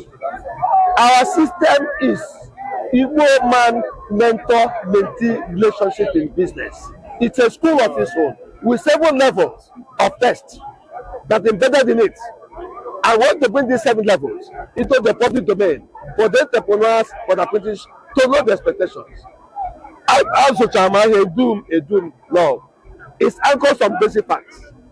We need to strengthen the records, provoke discussions, put the Igbo man's entrepreneurship development in the right perspective. Acting Vice Chancellor of the University, Professor Jashafat Onwumere, described the topic as unique. It's a model Igbo people should be proud of. Already it has gained international recognition, and many universities, top universities abroad, are queuing into that recognition. So he is expressing it from a different perspective, a perspective that looks at the family, and from the family how it goes, and that the Igbo man is born with entrepreneurship in him. Lecturers and students from the Department of Business Management gave the assessment of the inaugural lecture. Because of the Western civilization and imperialistic mindset, our young school leavers began to shy away from this model. And because of it, we're having high rate of unemployment. What the inaugural lecture is saying, we need to go back and pick up some of these traits of this model and begin to run our businesses so that we can be able to create jobs, create income, and be able to extend the influence of entrepreneurship traits of Igbo man across the nation and across the world. The takeaway from this lecture today is one, the appreciation of entrepreneurship, the appreciation of Igbo culture, the appreciation of the way to go as regards to business ideas and innovation. So it's going to be a very impactful University of Nigeria in a situation whereby if they should follow up this model in doing their businesses, you're going to find out that this knowledge is not going to die off. They'll keep pushing it from generation to generation. Many spoke of the academic success and admirable character of the inaugural lecturer, describing him as an authority in his field. Excited.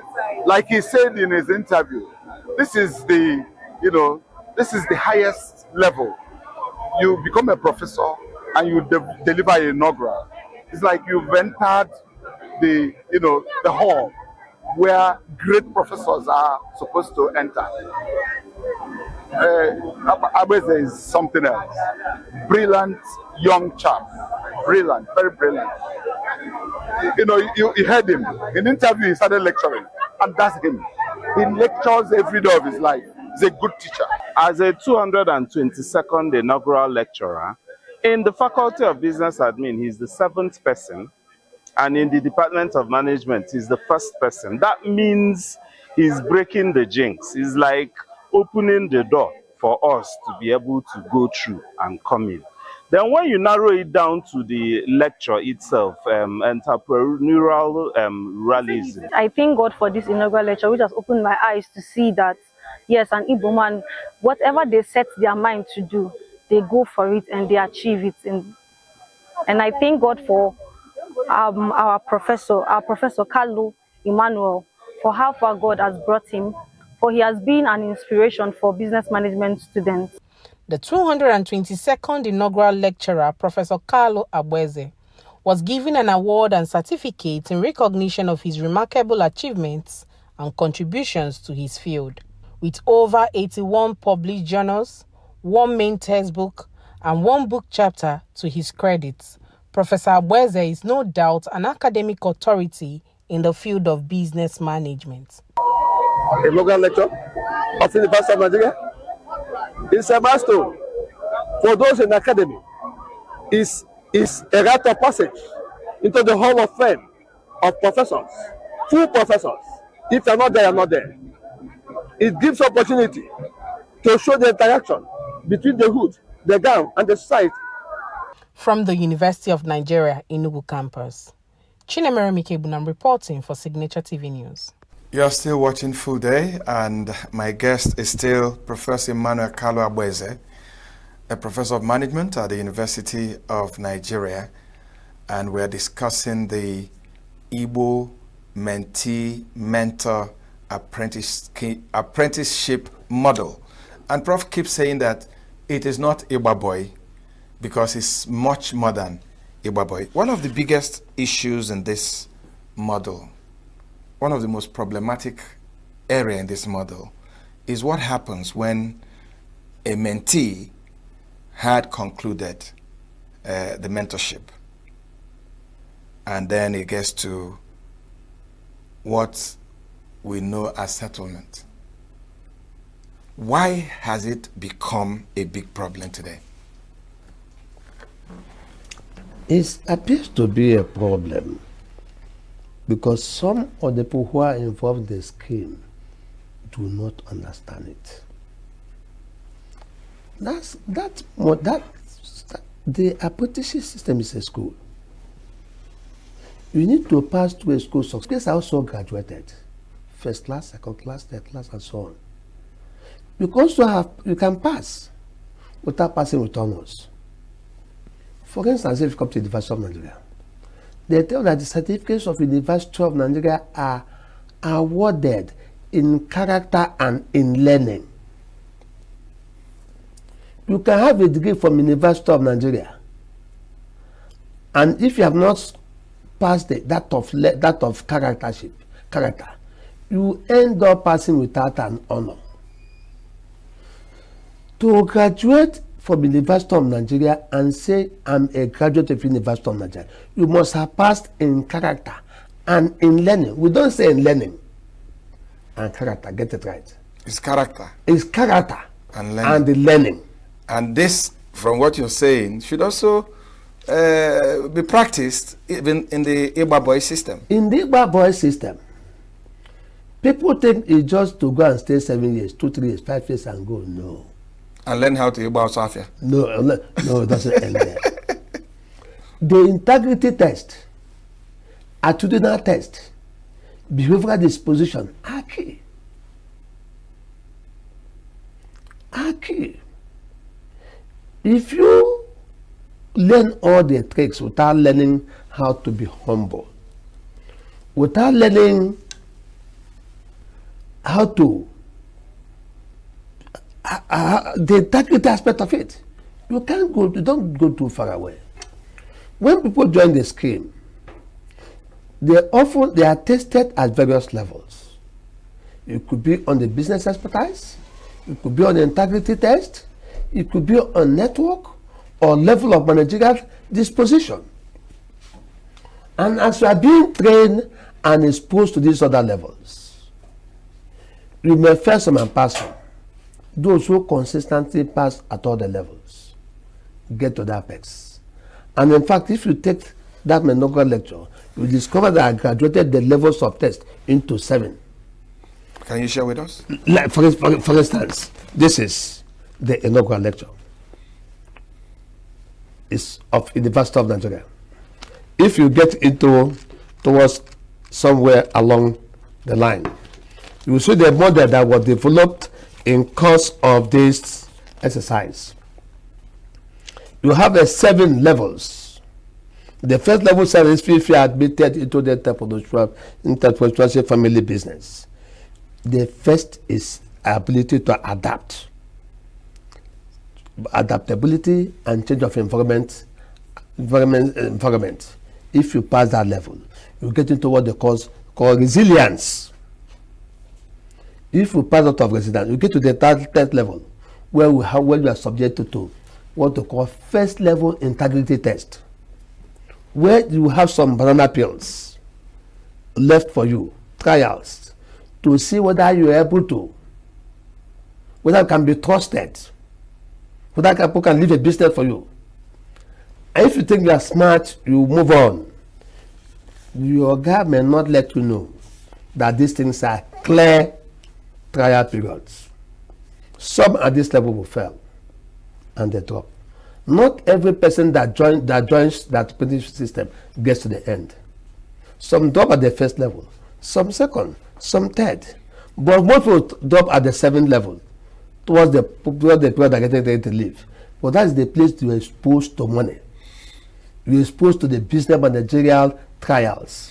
And you're also exposed to big money without you knowing that they are traps. You know, Prof, I'm interested. You were just at the 3rd level. So let's take us through, because this is very important. Okay. Assuming these young people are watching us. Okay. See, the first level, you have what they call adaptability, stroke environmental change test. Because you are moving from a village, from one place to a new place. If you without this are able to adapt, you are subjected to what they call socialization and resilience.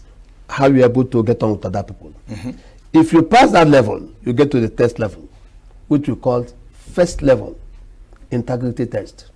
They will begin at that point. They will give you money, ask you to do 1 or 2 things, few things with money. At times they ask you to buy something, they won't ask you for the change. And somebody will come back and say, this is the change. This is how I went. And if you don't succeed at this level, support will drop. They will tell that young man is not trusted. It's not worthy of trust. And they will stop giving money, they stop sending on some sensitive error. You know that this thing we call that substantive assignment they will not send you. If you succeed, you go to the other level, which we call passion, zeal. If you pass out of passion, you are taking on at another level they call networking, where they widen the network, begin to introduce you to business partners, where things are bought, where they're sold, and even the small tricks, the classification, different patterns of You know, you can find this cup. They may look alike, but only those who are involved in the business will tell the difference. It could be by small weight or the other, but there must be something that makes Signature TV different from that TV houses. And those ingredients, you will not be exposed to it. And if you pass through that level, you get to the final level. At that 7th level, the test will be what we call business line managerial test.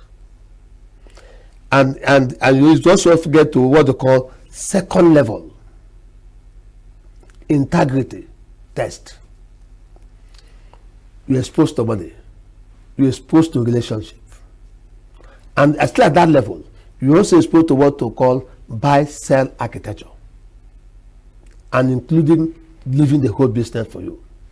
And at this level, you think that the master is ignorant of what he's doing.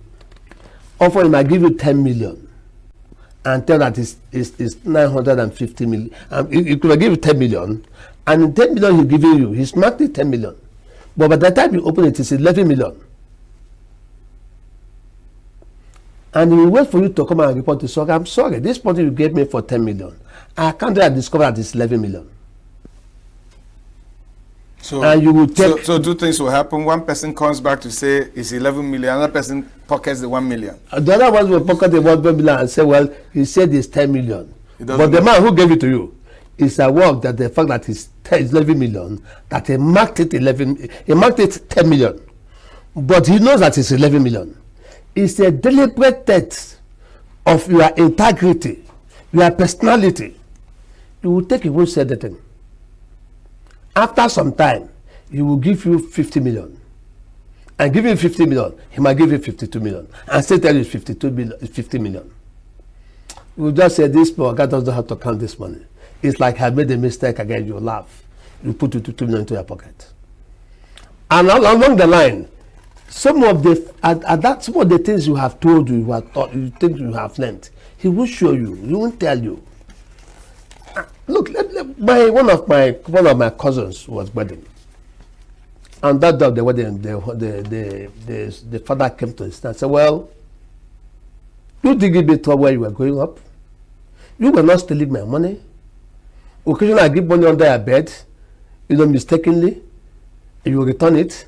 You wouldn't know that I know about it because I don't well, take this car, give you that, give you this, because he have passed the integrity test. The other will come." Who will be busy taking that money and rest of them? And thinking that the man doesn't know what he's doing.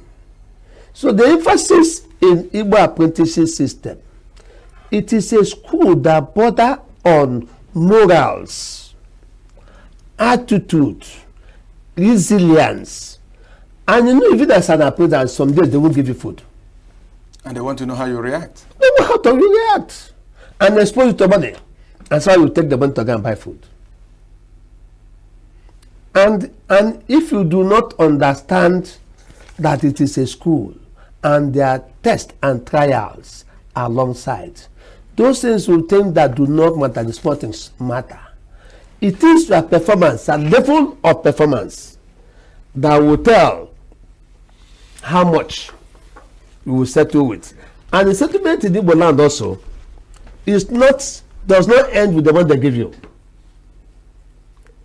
It borders more on transferring pure business format and relationship.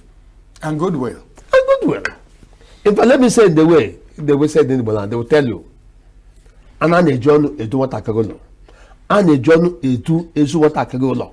What does that mean? It means you settle a good son of the family with words of mouth. It will be well with you. Please go to that man and tell him that you are my son. That I ask him to work with you. No money. The man goes and becomes a multi-millionaire. Goodwill. He has goodwill. And trust in Igbo land is not given. It's obtained. It's not something you just go and get. You must showcase it. You must prove yourself. And the woman do it quietly, silently. You think that the old man is ignorant of the situation, he understands everything. Okay, so the big issue, settlement. Settlement. So from what you're telling me,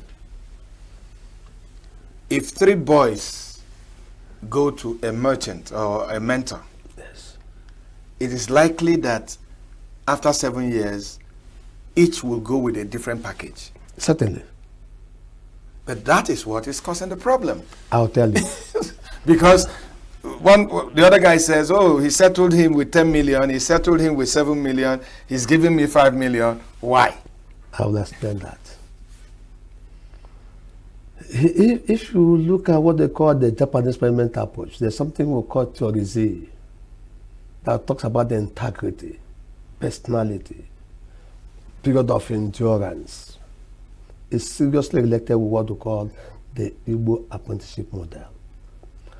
And there's also this thing we call equity theory and managerial philosophy. Equity theory talks of fairness, not equality. Equity and equality are 2 different concepts. Some of the young boys are interested in equality, not in fairness. I give you an example. A man who was settled with 10 million brought his father to protest. His argument was that the other man was settled with 20 million and he was settled, and his son was settled with 10 million. And the interpreter asked the father of the man to just sit down and call his son and say, look, 2 of us are sitting down here. Let me tell you what happens. He called his son, please, go and buy me this. The boy went and came back, gave that thing and left. He called the other boy who was settled with 20 million and said, go and buy me this. He went and bought the same thing and came back and said, this is the change that was left from it. He told the father of the man, do you see any difference? That the same error that sent your son, he came back with this result. This other error that I also sent to this person, see the same result. We didn't discuss it. That we are interested in fairness. It is what you bring to the table that determines what you take out of the table. If you are self-centered, you talk of your own, you are not able to pass the integrity test. Everything is about behavior. So I'm sorry. Yeah. You must also note that in that system is possible. Most of the relationships are not documented. Mm-hmm. There is no documentation to say after 7 years you'll be settled so much. What you are settled with is at the discretion. It's at the discretion of the master. And in the sense of that discretion, he does it fairly, depending on your disposition. And if you want to tell yourself the truth, even as an apprentice, you will know the difference between you and the other apprentice. So what your research has shown is that, yes, we are both apprentice. I don't know why this word is so difficult for me. Okay, we are serving this man. Yes.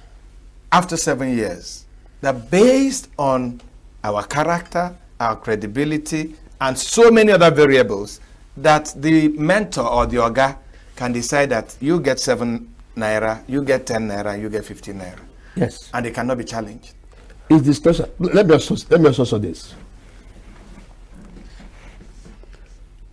I have an ATM card. In my house, every person in my house uses it. Mm-hmm.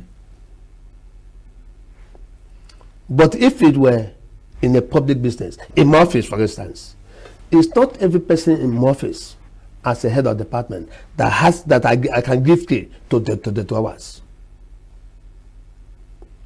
And it's not every person. And the job, if you look at the schedule of duties, it also varies based on competence, perceived competence, and ability to serve.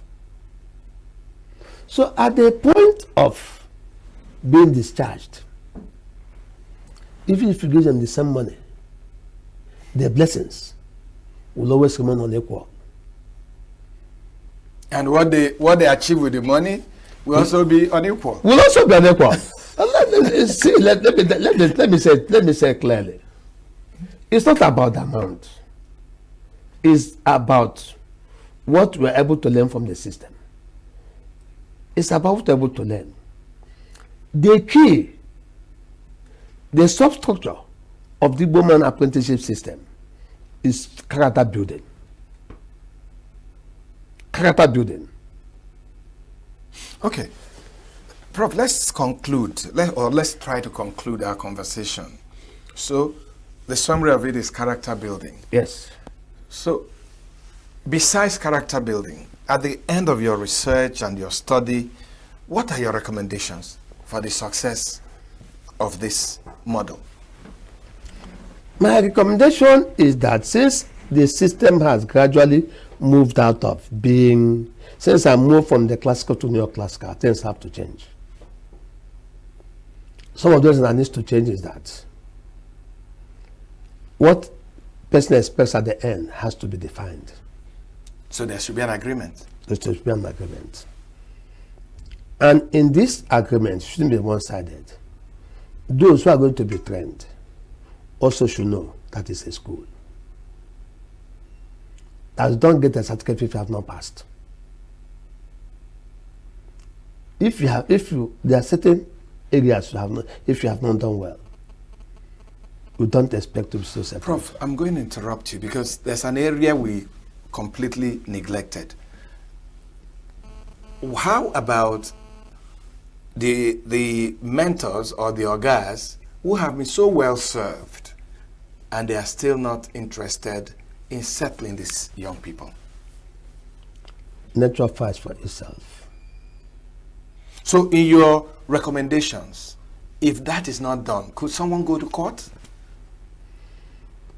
You may not, because the law courts are reluctant to give verdict on issues that border on specific performance. Let me say this. At the contractual level,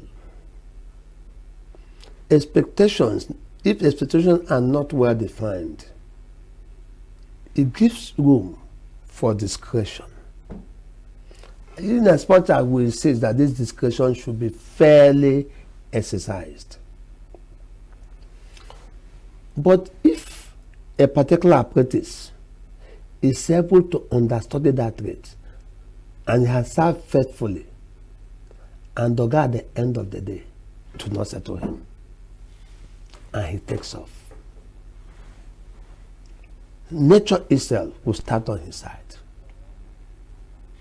The Prof, I'm being philosophical at this point. I know, but a lot of people are not patient enough to wait for nature to take, to take care of this person who has not done. In going forward and in trying to make this model something that can be borrowed by other climes, like we see Harvard studying it, we see Oxford and so many universities looking at the apprenticeship system, people are not. Can't we have a situation where if an organ does not settle, these are things that can, how the young men can seek for redress? There are. To that extent, there have been provisions that are not tapped. For instance, if you get into a partnership relationship and there's no agreement, if I get to a partnership relationship with you and there's no written agreement anywhere, there's an agreement. That we two of us have not sat down to draft an agreement means we have accepted by default to adapt an existing law. You know, there's some, if you get into a partnership, they will tell you, in absence of a written agreement between their partners, this takes place. Okay, Prof.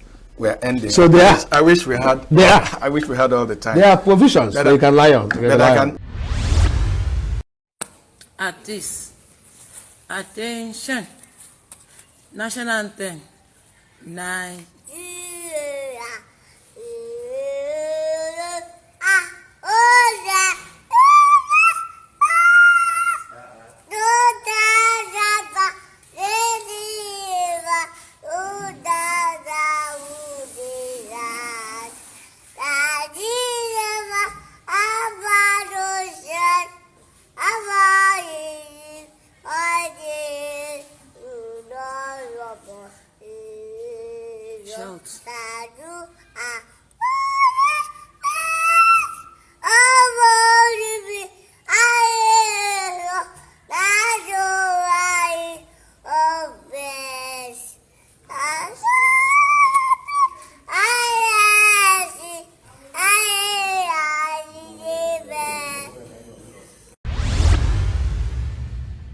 I want to end this with just a question, and I want a sentence or two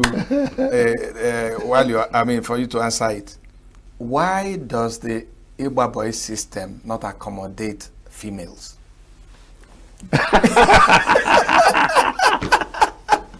Because a friend of mine is doing a study on that. Why is it not accommodating females?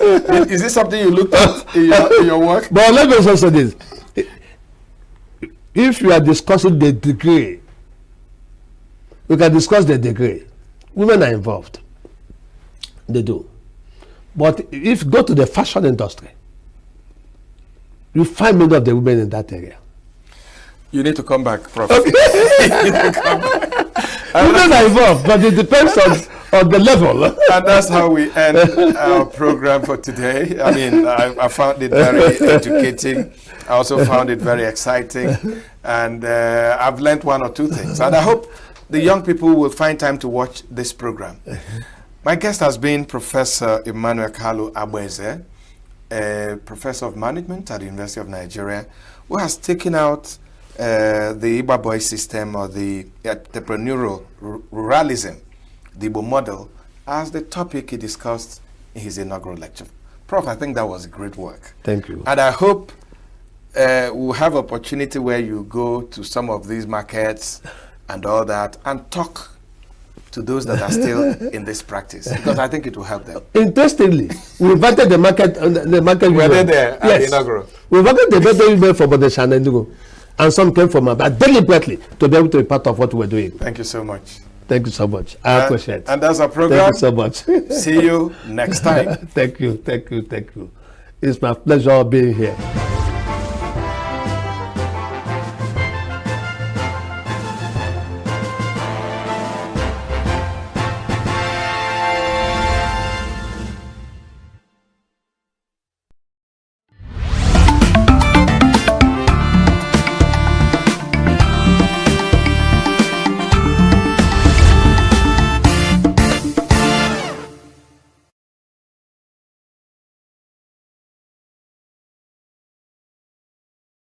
Every second, every minute, every day, news is breaking, events occur, and there are new developments. At Signature TV, we follow these stories objectively, bringing all sides without bias, explaining the complex issues, breaking down the numbers, and investigating the issues behind the news.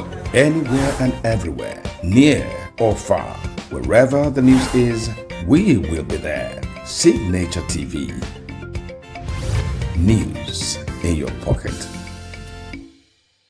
Every second, every minute, every day, news is breaking, events occur, and there are new developments. At Signature TV, we follow these stories objectively, bringing all sides without bias, explaining the complex issues, breaking down the numbers, and investigating the issues behind the news. Anywhere and everywhere, near or far, wherever the news is, we will be there. Signature TV. News in your pocket.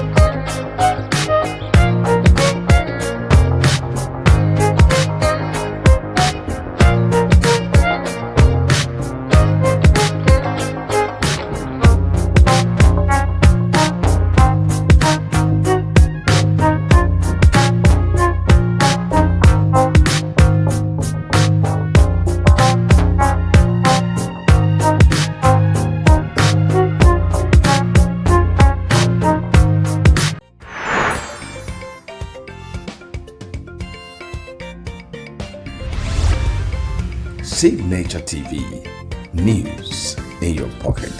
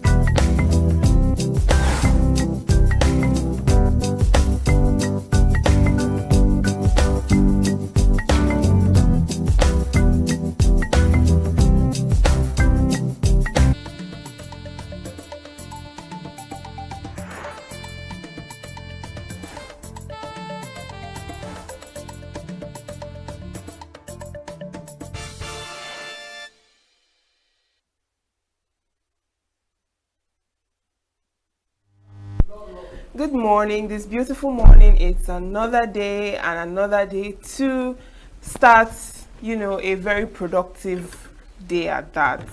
Welcome to our Signature Morning on Signature TV. I am Uchenna Chimdi Oluoha. And as always, we'll bring you our newspaper headlines and review, as well as other conversations that we have for you today. So make sure to stay tuned, and we'll be right back after this break.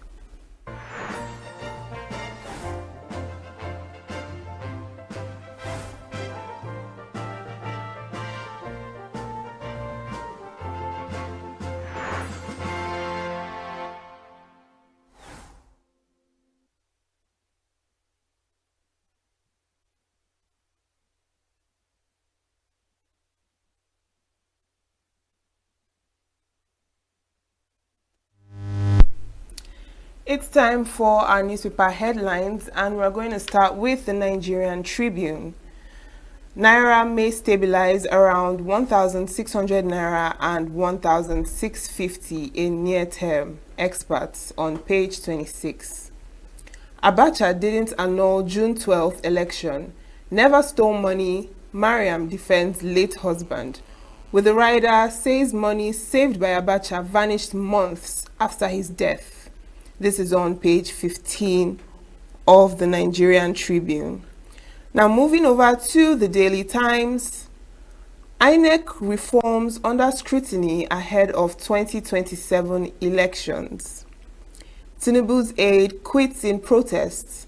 I won't be used to build a one-party state. This is on page 2 of the Daily Times. We are in power, but all is not well. Ndume fires warning shot at APC. Moving on, military cracks down on oil theft, 43 arrested, 27 sites uncovered. ACF urges leaders to focus on insecurity, hardship, not 2027 campaign, on page 7. Gunmen kill 2, farmers injure 2 in Plateau village. And Nigeria joins world leaders in Monaco to safeguard ocean ecosystems. Tinubu NAS holds special joint session to commemorate June 12th. And on to the Nation newspaper.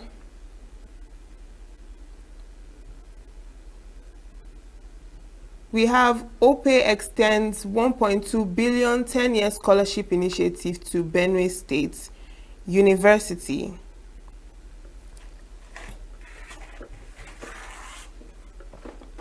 Well, that is all we have on the Nation. And onto the Punch. Tinubu sparks firestorm over Tinubu's subsidy figures, on page 25 of the Punch newspaper. Tears, joy as Nigerian pilgrims depart Saudi after Hajj. Defections, Hurricane Tinubu sweeps 12 more senators, reps. With the rider, APC cuts 4 PDP governors, 10 Akwa Ibom NAS members to join ENUGU, 2 Edo Nasarawa senators to quit SDP LP. Now moving on to the Daily Trust. 7 killed in Sokoto IED blast. Another Tinubu's aide resigns. Money my husband kept for Nigeria vanished, says Miriam Abacha. And flood, residents resist evacuation, seek help. Defections push APC members to 68 in Senate and 207 in reps.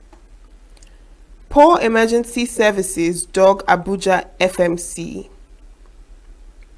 An inside politician's pilgrimage to Bordeon.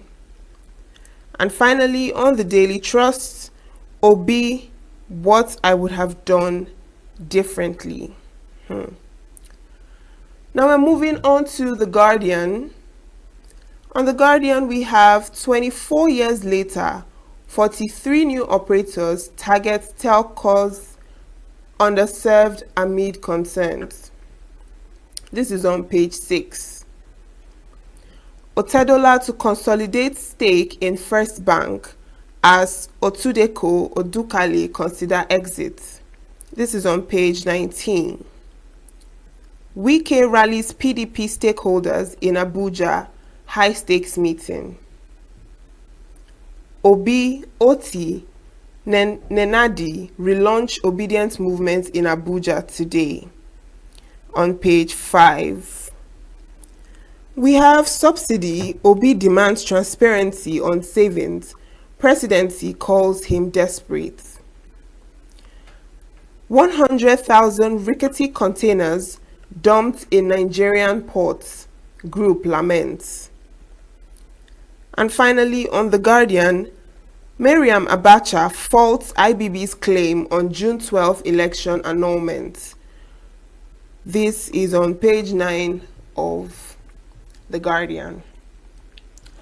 And that's the much we have on our newspaper headlines for today. And as always, we have with us in the studio the Oracle, Christian Maduka. Welcome. Thank you, Chair. Thank you. It's another beautiful morning, and we are here again. Of course, we are here again. And it's good to have you on side. Well, we'll start with Tribune. Tribune, on the front page of Tribune, we have Naira may stabilize around 1,600 and 1,650 in near term. what the near term is. I do not know. The people have a way of confusing everybody. And Nigerians are not ashamed to say Nigeria, Naira, stabilize at 1,600 Naira per dollar. And we are talking about that in a country so blessed with resources under the watch of people who says they are governors, rulers, ministers, or whatever positions they call, how they describe their positions. In 2025, Nigeria is exchanging $1 for 1,600 naira. And we are talking about is stabilizing or not stabilizing. Where is the stability? In a country like Nigeria, for $1 to exchange for 1,000, we should cover our faces in shame. Somewhere of this, the line I was reading, how this degeneration got to this point. There was a time in Nigeria, a dollar exchanges at 60 kobo. Now, today, somebody was doing the reverse. And then, while Naira, a dollar that was exchanging to 60 kobo per Naira, there wasn't up to a Naira, it wasn't up to $1 to 1 Naira. And now, in 2025, a dollar exchanges at 1,600. And other people are comfortable, jonklating everywhere, living in affluence. And our people are dying and suffering. Our debt are not well managed. And they are still borrowing more. Living up to 60 generations of children yet unborn in Nigeria in debt. And nobody is seeing it. They are hoping that, what can you do for your concubine's child or your girlfriend's son to call you papa? Nothing. If you borrow your life away. We have spent our today yesterday. And the people who spend it are here. After spending their own, they now spend the lives of generations yet unborn. God will judge all of you. And this is where we are, happily saying, Naira, stabilize. Now, the next one is Abacha did not annul June 12th election. Yeah. He never stole money.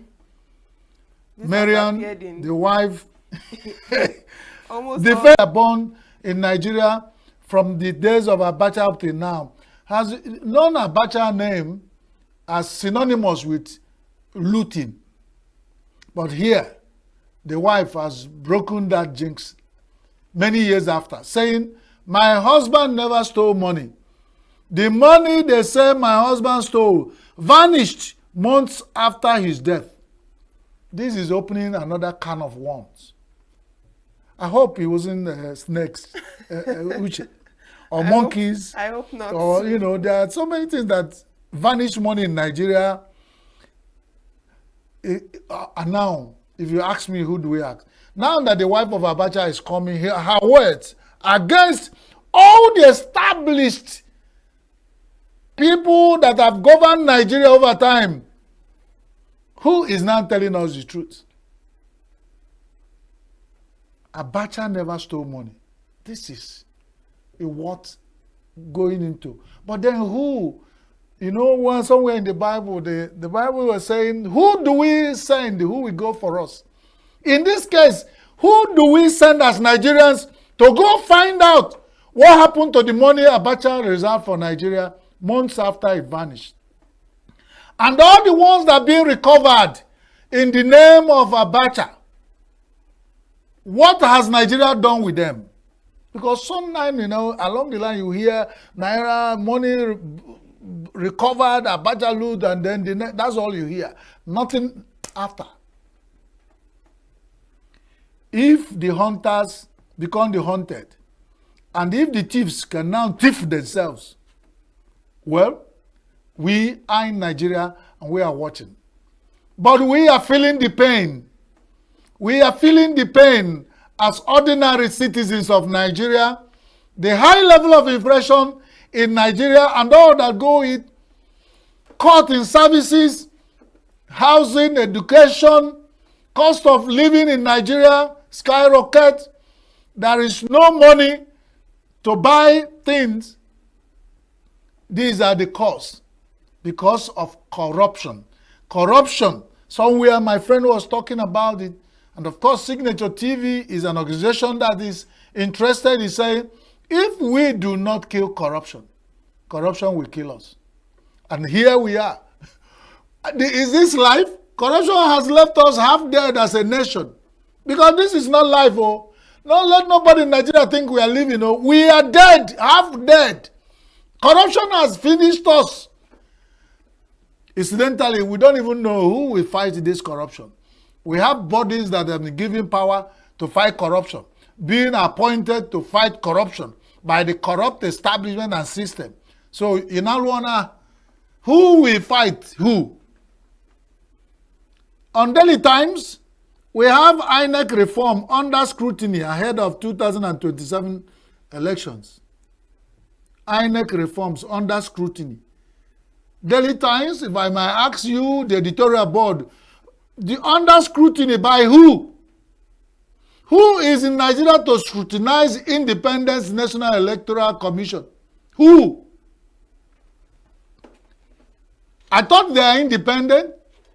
Their reforms, who is being, what reforms? The reforms we done in INEC over time, where did it get us?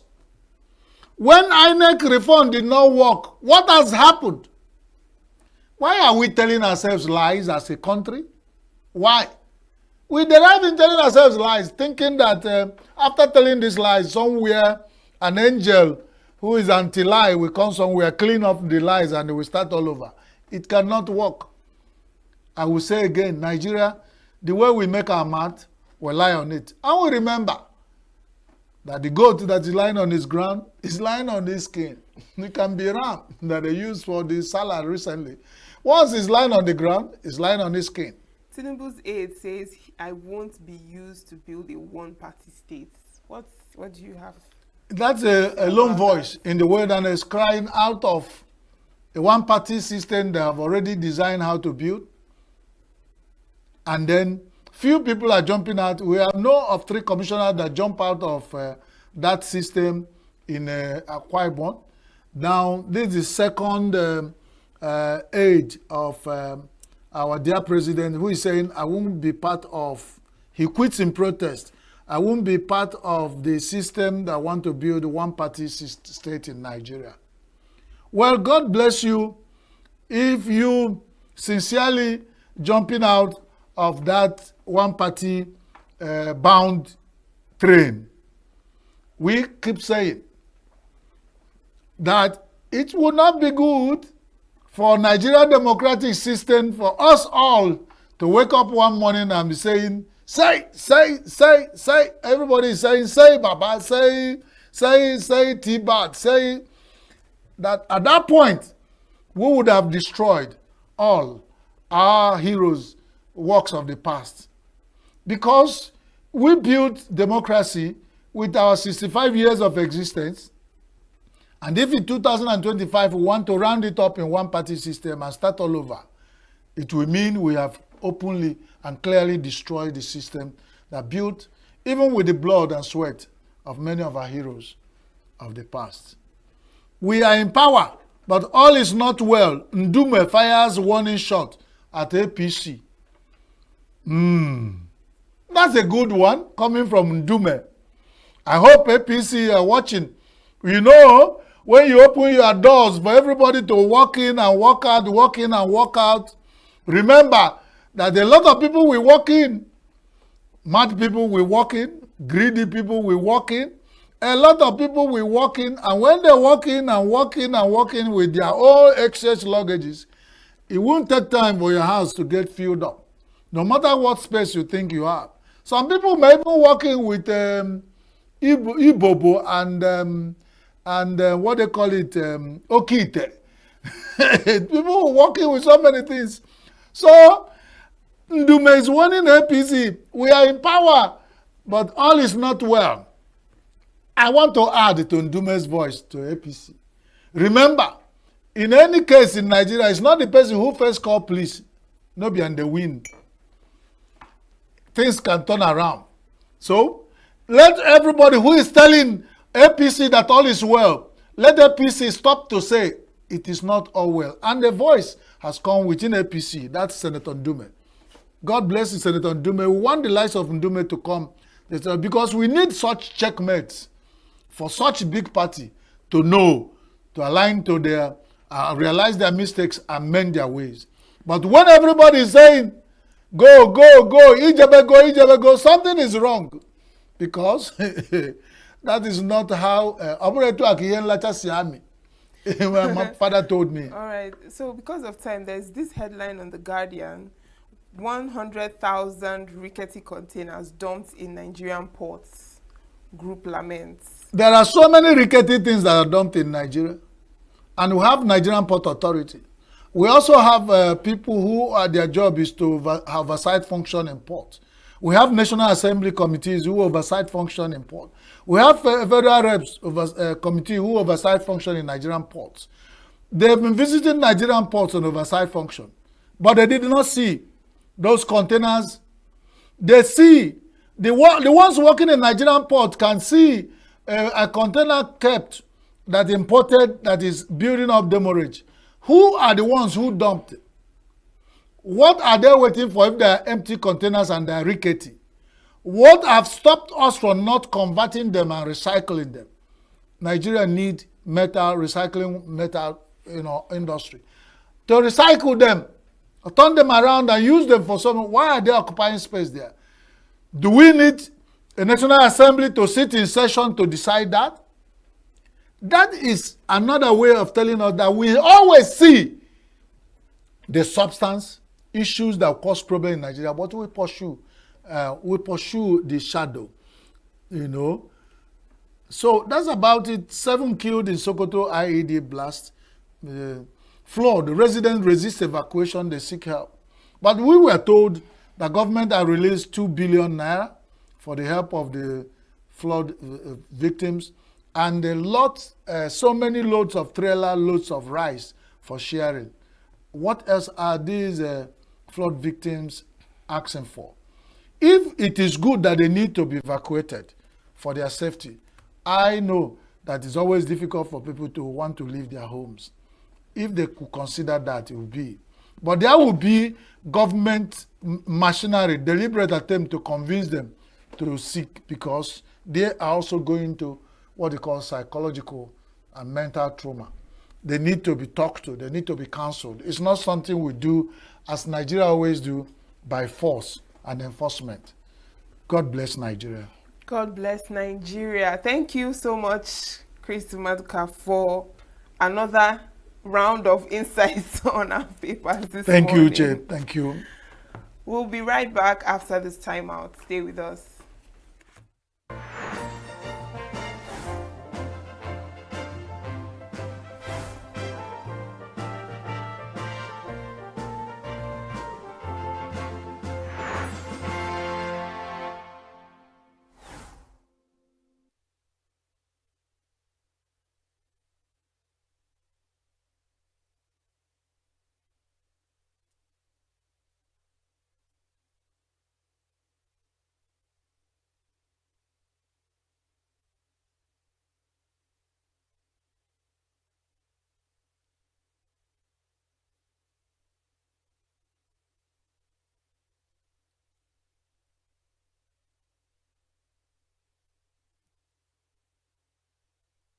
Every second, every minute, every day, news is breaking, events occur, and there are new developments. At Signature TV, we follow these stories objectively, bringing all sides without bias, explaining the complex issues, breaking down the numbers, and investigating the issues behind the news. Anywhere and everywhere, near or far, wherever the news is, we will be there. Signature TV.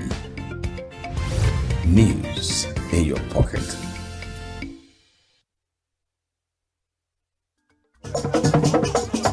With a population of about 36 million people, the Southeast is awash with stories.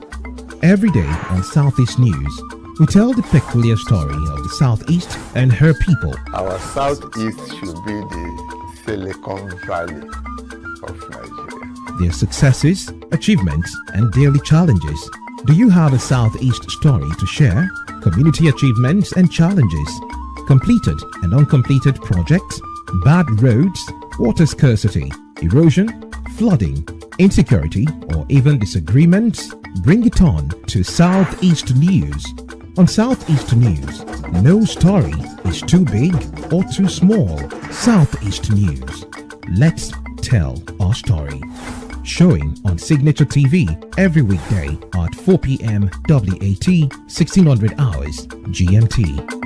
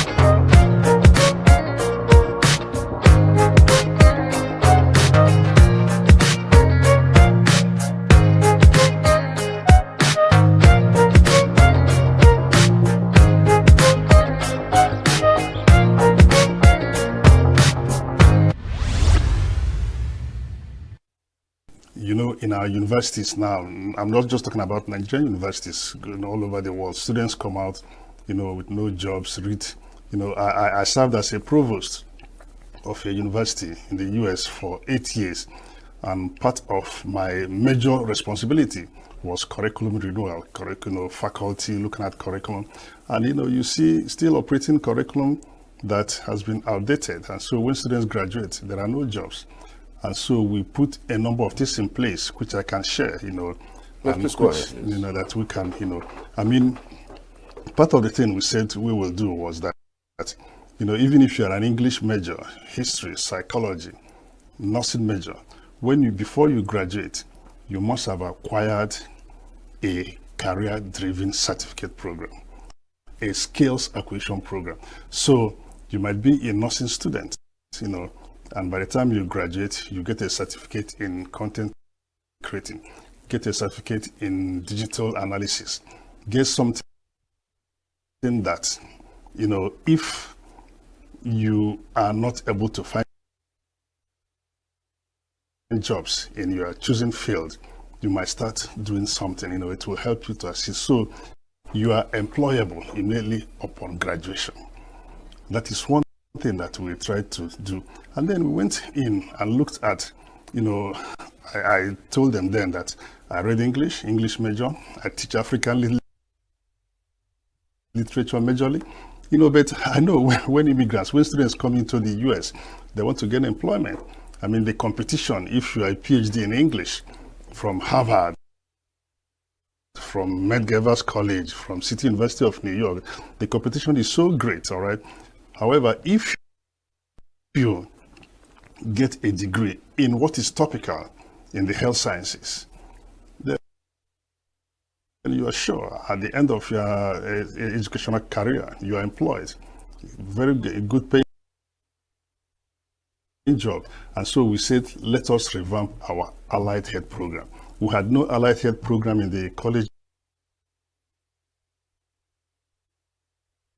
then, but we had to start instituting programs in allied health, you know, in collaboration. So these are things you need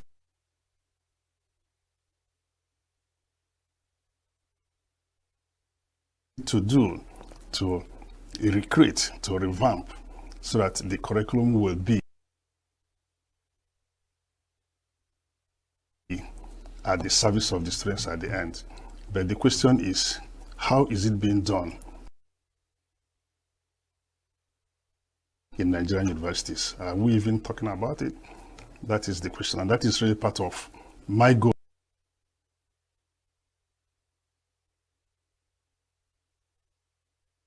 to, you know, just want to, you know, give back to what I learned as provost. It should play a major role.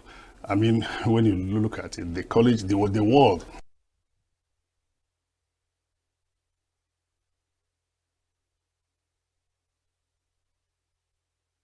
is technologically advanced now. I mean, everything has to do with technology. Like I said, I'm English major, read English.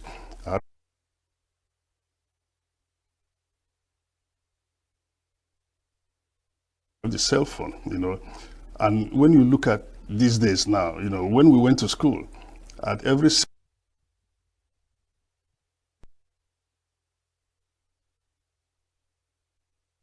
semester, we read about 10, 15 novels in a course. Now, if you ask students to read 6, 7,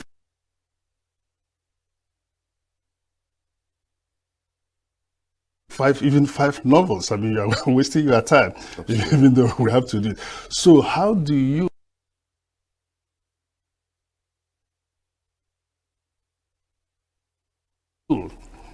create a curriculum that will make use of those novels?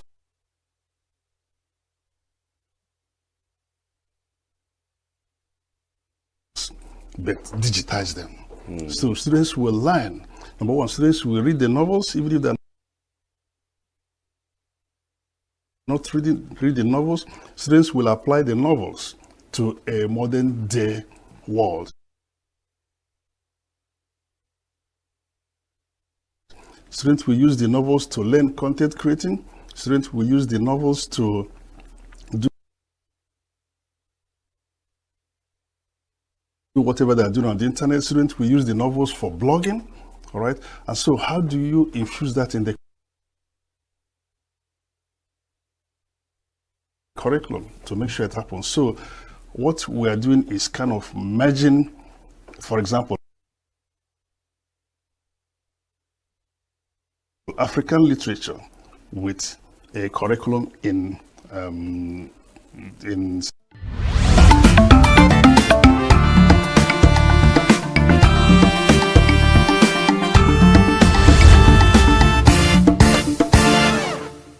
All right, so we are going to be talking in the next 25 minutes about cybercrime and the importance of it across boards and the application of it as well. Because again, I don't know if so many persons know about the existence of the Cybercrime Act of 2015. We have with us live in the studio, Dr. Edwin Arum is a legal practitioner. Good to have you. Thank you for joining us. Good morning. Good to have you. Thank you very much. Right. what for you is the primary objectives of the Cybercrime Act of 2015, and how effective has it been used to cater to cyber-related offenses across Nigeria? All right, thank you very much for that question. Cyber Crimes Act originally was intended to be a savior to the numerous cyber offenses that have been going on in the country for quite some time. It's also good for us to know what cyber offenses are. They are just criminal activities that are perpetrated using the computer networks, or other related system with the intent to defraud or defame businesses or governments. So any illegal activity occasioned or perpetrated using the computer or the computer networks targeted at business, that's the financial aspect, targeted at the government, or even the reputation of individuals, we can call that a cyber crime.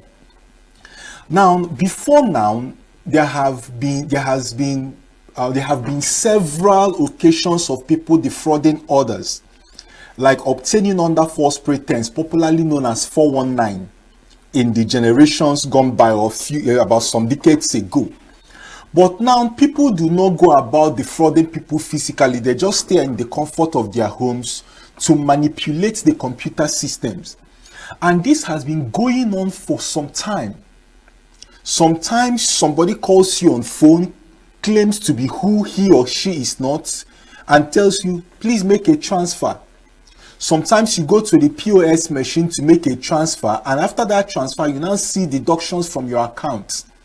Sometimes you are doing some transactions online thinking you are dealing with real people. You won't know that you are dealing with some fraudsters. And because of the fact that many Nigerians are not so knowledgeable in these computer systems, they fall vulnerable to some of these smart people. And based on that, they lose money. So the government, in order to curtail this, decided that it is necessary to come by way of legislation to bring about a law that is all-encompassing. For instance, if you look at Chapter 3 of the Cyber Crimes Act, you will see several offenses that are covered as cyber crimes, even some things that people do not know about. If time permits, I can just run down some of those offenses, like computer-related forgery, fraud, even theft of electronic devices. Maybe somebody you are passing through or Holy Ghost, somebody picks up your phone. Even without any doing it, for the fact that the person has just stolen, it is not just theft or stealing under the law. It's also regarded as a cyber crime. Of course, you know cyber stalking. When people just come online to harass others using the internet, you might not have obtained money from them, but for the fact that you are stalking them using the computer system, it's already a cyber crime.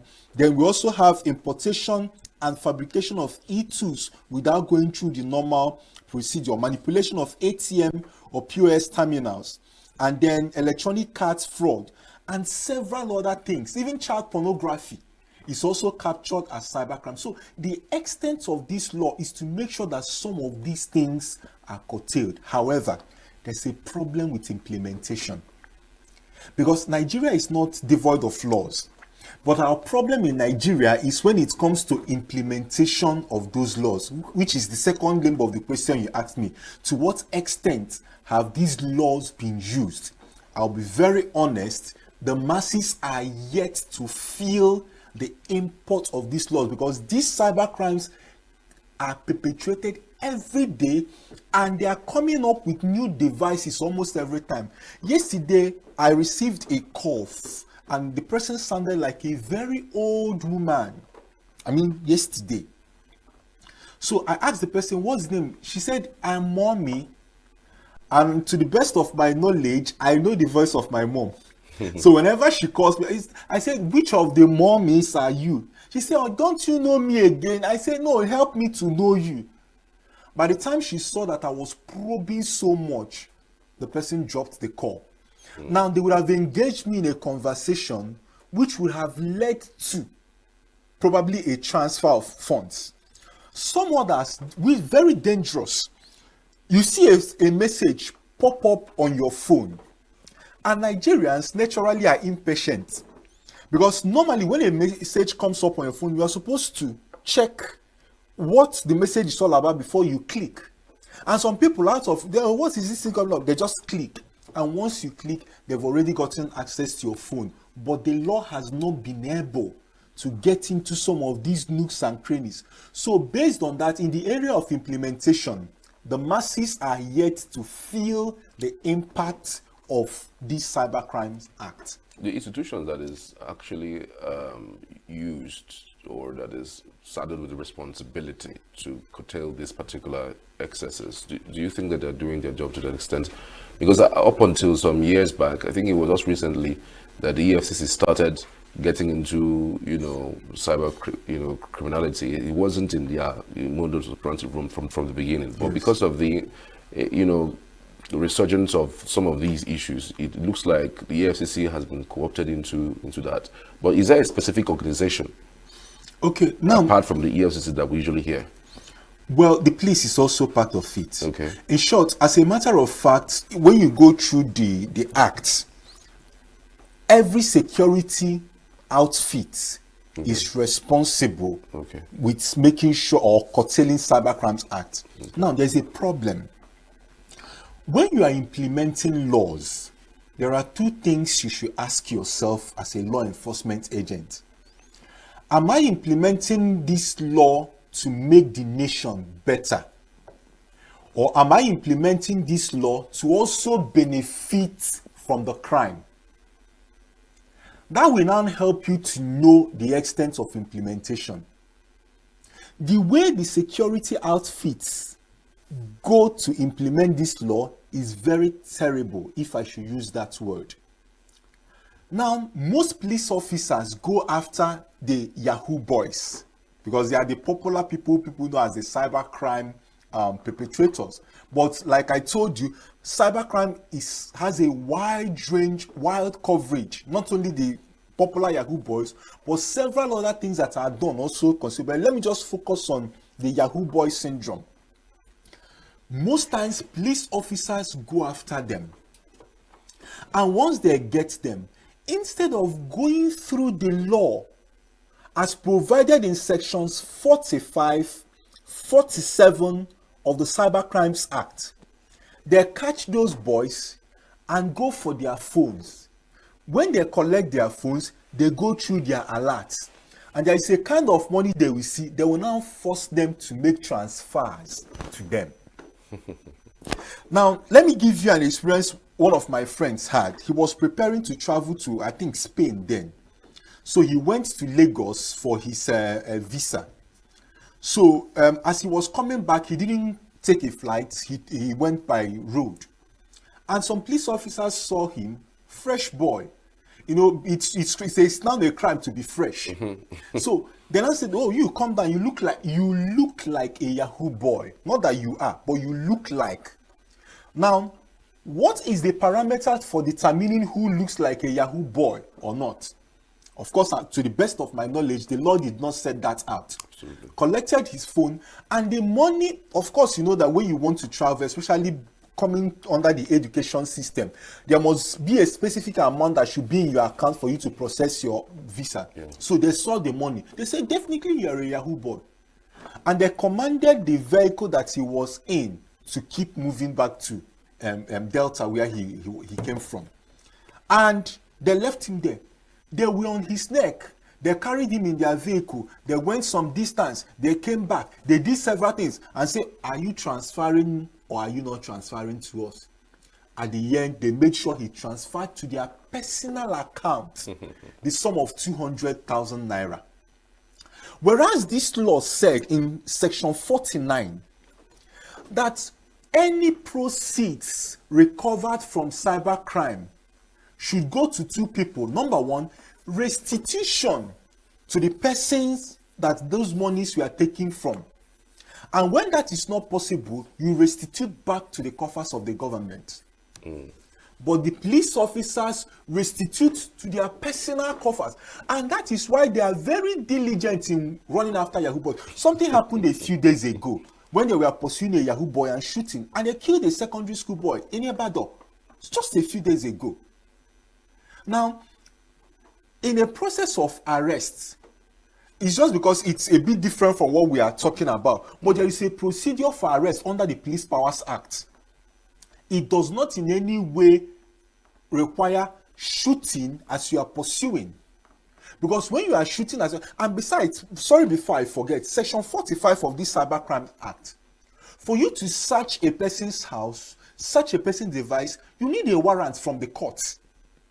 Now, how many of those arrests that they do on the road, especially those Independence Lads axis and also that Liberty Estates axis, how many of those arrests do they do with a warrant?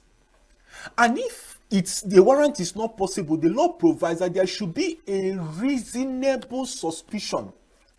And in law, there is what we call the reasonable man's test. What will a reasonable man, a normal man in this circumstance do in this particular time? And as a matter of fact, the police should understand that dreadlocks is a form of dressing that has not been criminalized in Nigeria. So, when a person decides to dress, I'm not trying to encourage irresponsibility and appearance. But to the best of my knowledge, wearing dread is not yet a crime in Nigeria. And police officers should go after criminal activities and not people that drive cars or that have iPhones or that carry dread, unless you can prove that those people have committed crimes. And surprisingly, most criminals or most suspects that have been paraded on TV, they don't wear dreads. They look clean, responsible. Most of those people that have been, I have never seen in the majority people with dreads being paraded as criminals. So the police needs to be reoriented. So answering your question, they have not really done what they ought to do in that respect. Wow, interesting. So this cybercrime thing has been on for a while now, and like you mentioned, you said these things keep evolving.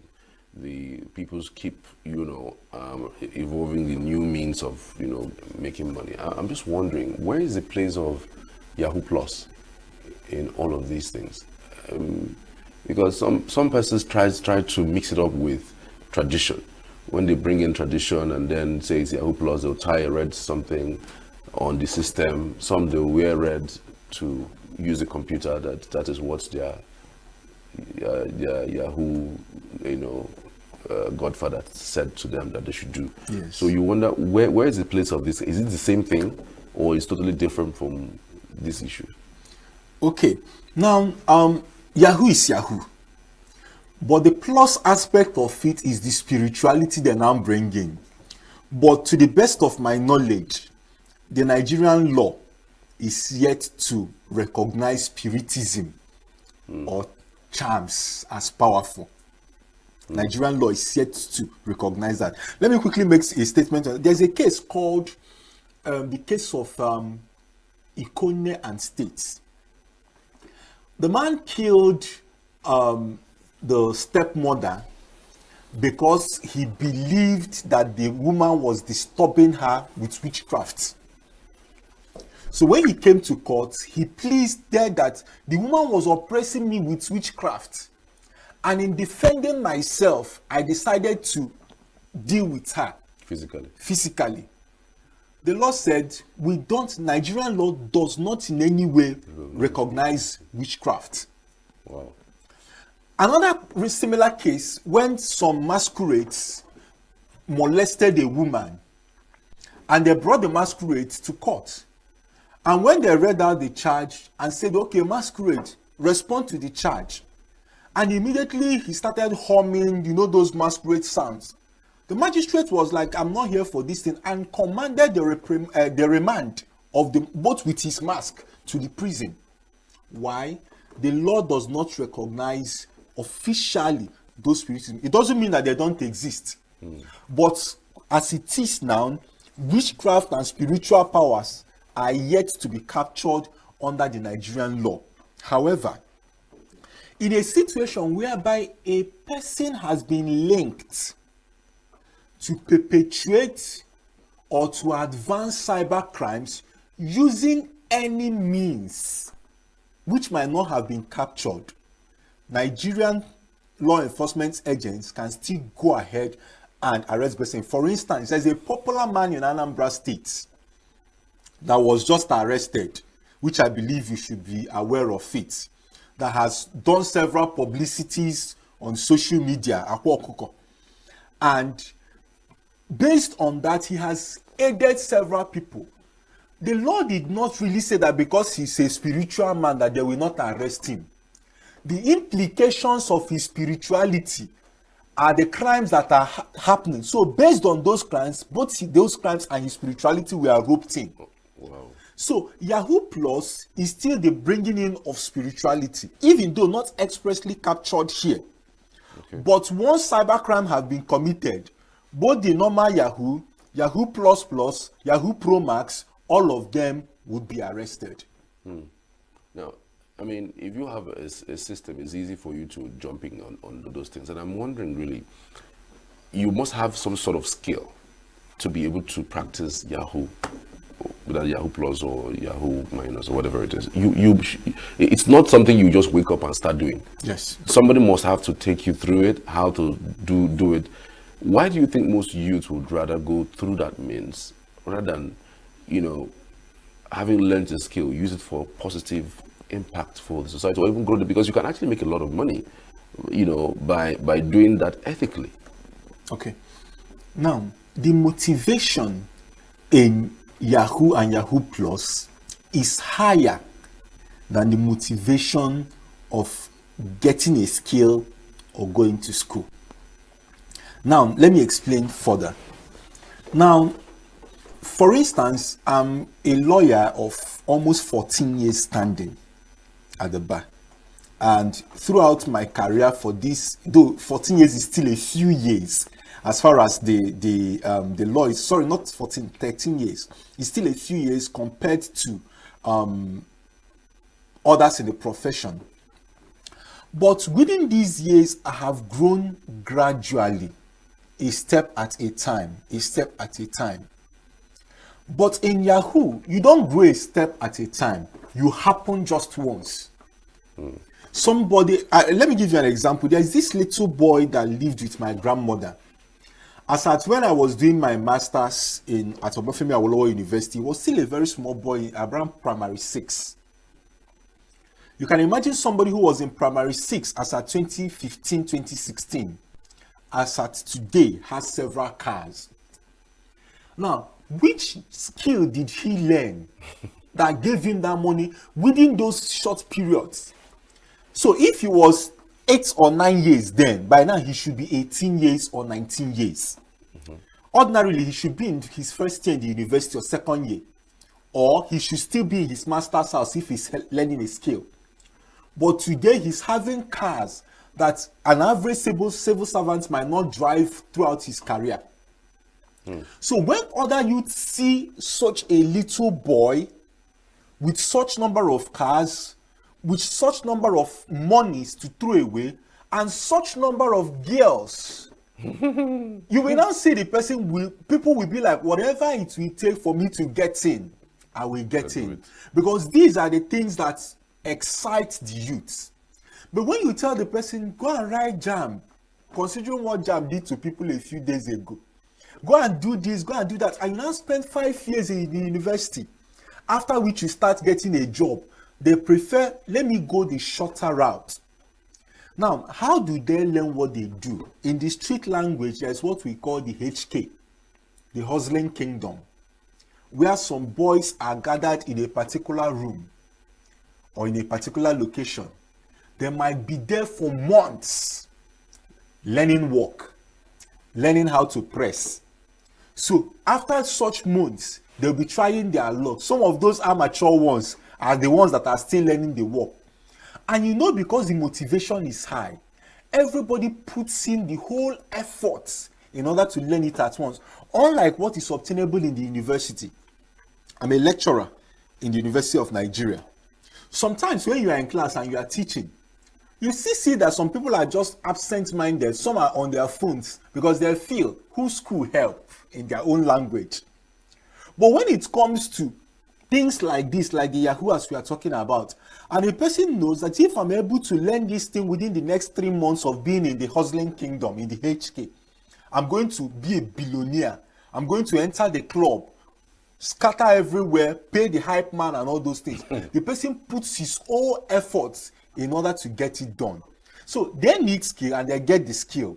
But because the motivation is high, they prefer to go that route instead of going through the area of skill and education.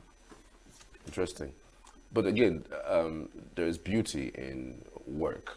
You know, if there's usually a standoff or a standpoint, most of these Yahoo guys are always on the run. There's no peace of mind when you are a Yahoo boy, especially when they start investigating you, if you have all those things that you're talking about. But there's beauty when you have a process. You know, you take time and all. Yeah, you mentioned the motivation around it, but then again, is it worth it? Okay, now you know, we must understand that you and I are coming from a different generation than most of the young ones doing that Yahoo. Some people of our age are still into it, but the people that are doing it are the younger ones. Now, the way we were raised is to know that there is dignity in labor, to enjoy the process, to go through routes and watch yourself grow. But these young ones are not raised that way. They were raised, or they are being raised in such a way that anywhere belle face na front, irrespective of whatever comes out of it. A lady once said, it is better to cry in a Lamborghini than to be at peace in a Volkswagen. Now, it is better, in their own understanding, let me be on the run. After all, I will find police something. Yes, they're on the run because they don't want to give. But knowing fully well that if they give, police will collect. They'll be like, let me do what I want to do. Get the money. If they chase me, I settle them. And then I will continue doing what I'm doing. So this generation was not raised, or is not being raised to value peace of mind. This generation is raised to value trauma, to value being on. In short, some of them enjoy being on the run. Some of them are happy to tell stories of how they outsmarted the police officers. It's their joy. It gives them that happiness. Now, for our generation, it's not worth it. Personally, I reject cases. There are cases that people bring to me. I evaluate the cases. I reject cases. Why? Especially when I know that those cases will not favor me, or goes against my conscience, or will not give me peace of mind. There was a case that they brought to me the other time involving some cultists. And having been in the university, I know how they operate. And in my mind, I was like, so I'll start doing this case, and his guys will now come to court. And I'll be, okay, is this lawyer that wants to send our man to prison? And then when I'm going, some people are stalking me. I said, no, please, go ahead. I don't want that. I've also had an opportunity of getting a case, a robbery case. And the case was so messy. I asked the young man, are you involved in this? He said yes. And for me to do that case, there must be some manipulations. And I didn't want anything that will give me headache. I told him, please, I can't handle your case. And after some pleadings, I said no. Not because of the fact that I didn't want the money. Because the money, everybody needs money. But the stress of doing that case, well, I don't want to go through that stress. That's because of my orientation. But we are living in an era where even parents mount pressure on their children. Don't you see this person's child? Don't you see that person's child? And parents don't even ask questions. During my days, I remember when I got my first phone. Now, when I mean first phone, the first phone I bought with my money, I was in first year in university that day, that time. So, my sister wanted to talk to my dad, but my dad was not picking up. So he now called me and told me to give the phone to my dad. So I gave the phone to my dad. After my dad finished taking the call, he looked at the phone. He said, I did not buy this phone from you.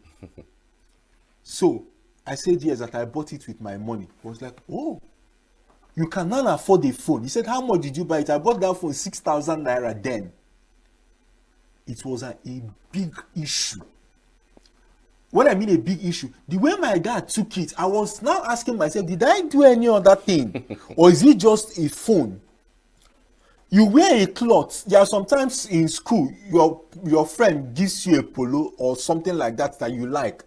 And when you come home, my mom particularly, for the aspect of clothes, is my mom. My mom will be like, was I the one that bought this clothes? And he says, somebody gave me. He says, somebody gave you because so I cannot afford clothes for you. Return it. So my parents were so particular about how we make money. But in this generation, people are no longer particular. Do you know, if I tell you this, even though I'm not setting this as a standard, but till today, my parents are still interested in the type of business I do. Till today, my parents are still interested. Yes, they don't have that kind of control because I'm no longer under them, but they are still interested to be sure you are still doing the right things. And this is what this generation lacks. And based on that, most of them, knowing fully well that their friends are mounting pressure on them, their parents are mounting pressure on them, they will do anything, even if it costs their peace, in order to be among. So, in this case right now, the reason why these things have continued to fester is because the parents are not even doing the right thing. No, they are not. But beyond even not doing the right thing, they would even rather have a son that is driving a GLK, not even knowing what the source of the income is. As long as it is okay for them, they don't even mind. Definitely. In short, a parent made a statement not too long ago. They're still around my area. So somebody said, Madam, hope you know that your boy is into fraud. The woman said, easy. So if it's easy, let another person go and do. So which means that she's priding in the fact that his son was able to do what is not easy to me. So it's no longer about the legality or the legitimacy of what the person is doing, but the fact that the boy is doing great and mighty things. So parents have, let me be very honest, parents are responsible for the killing of this generation. I was watching a video earlier this morning before I started coming. A teacher disciplined a child in school, and the parents came to the school to come and fight. During our time, the fact that they flogged you in school,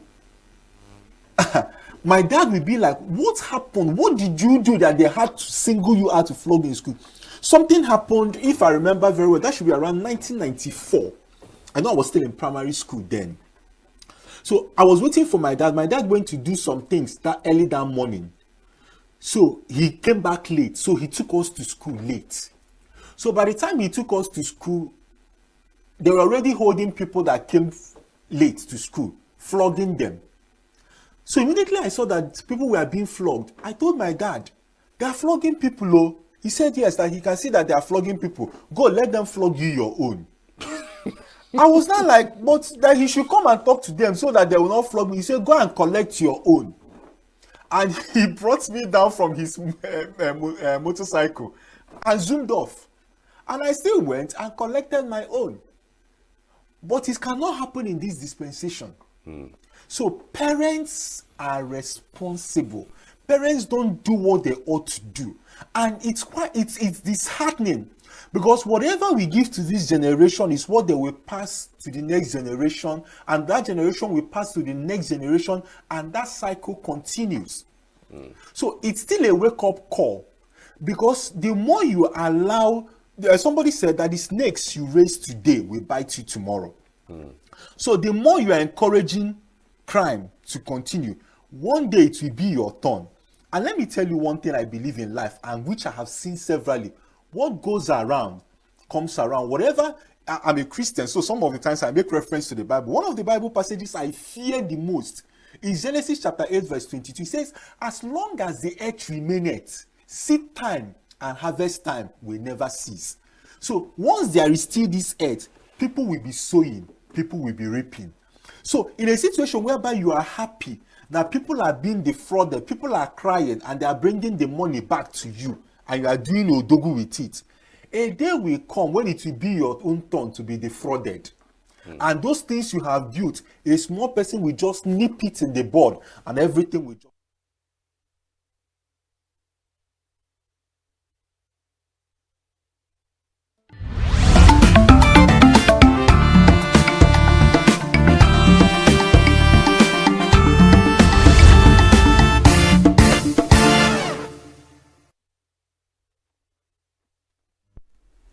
Welcome back. I'm sure you enjoyed that interview on the use and misuse of Cybercrime Act in Nigeria. And now we're moving on to another very important conversation. We know that June 12th is just around the corner, and it is more than just a date on Nigeria's calendar. It's a powerful symbol of democracy, and well, it is widely referred to the 1993 presidential election as the freest and fairest election we have had in the country. Well, to shed more light on this conversation, we have Dr. Stanislaus Ukeje. He is an economist and a policy scholar. Good morning and welcome to the program. Good morning, Chidi. Uchenna. Okay, so first of all, I'm pretty sure you were, here, you were around when the 1993 election took place. So what do you remember of that incident? What do you recall when you think of June 12th, 1993? Straight away, I can say that June 12th was June 12th as a protest. Good. Was the first time that Nigerians challenged the overthrow of maybe a government that is yet to come. The first coup that was challenged by Nigerians, the civil population.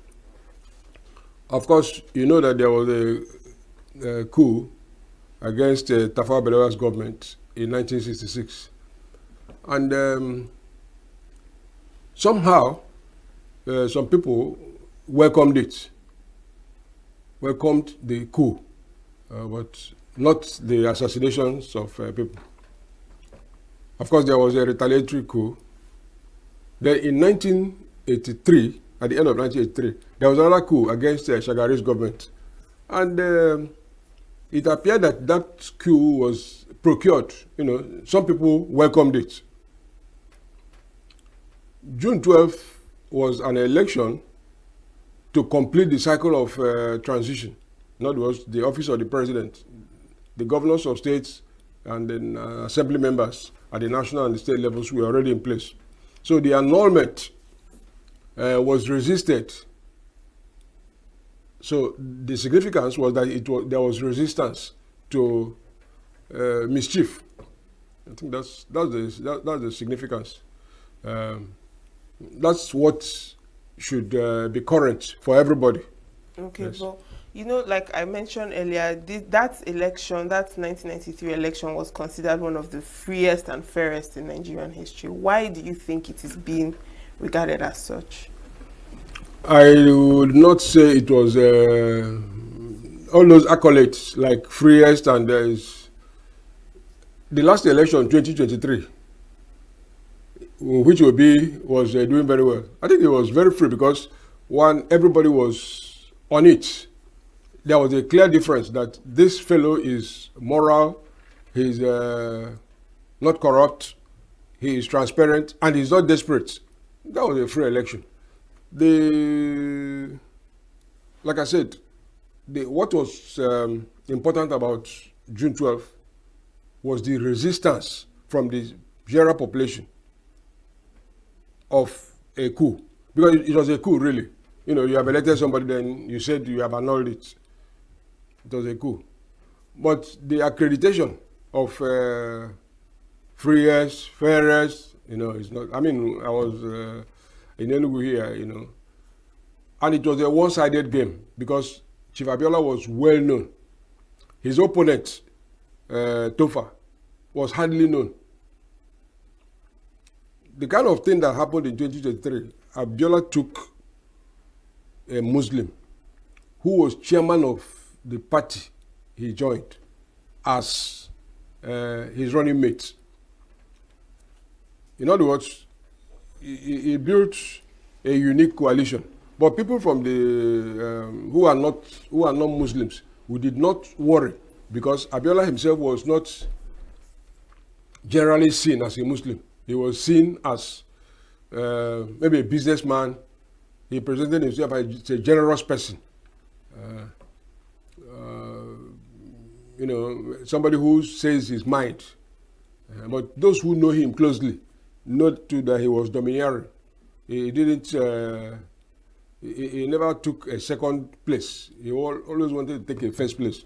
The surprising thing in Abiola's election was the support he got from the Southwest, because he really punctured a balloon in the Southwest when he tried to ridicule Chief Awolowo over land deals in Lekki.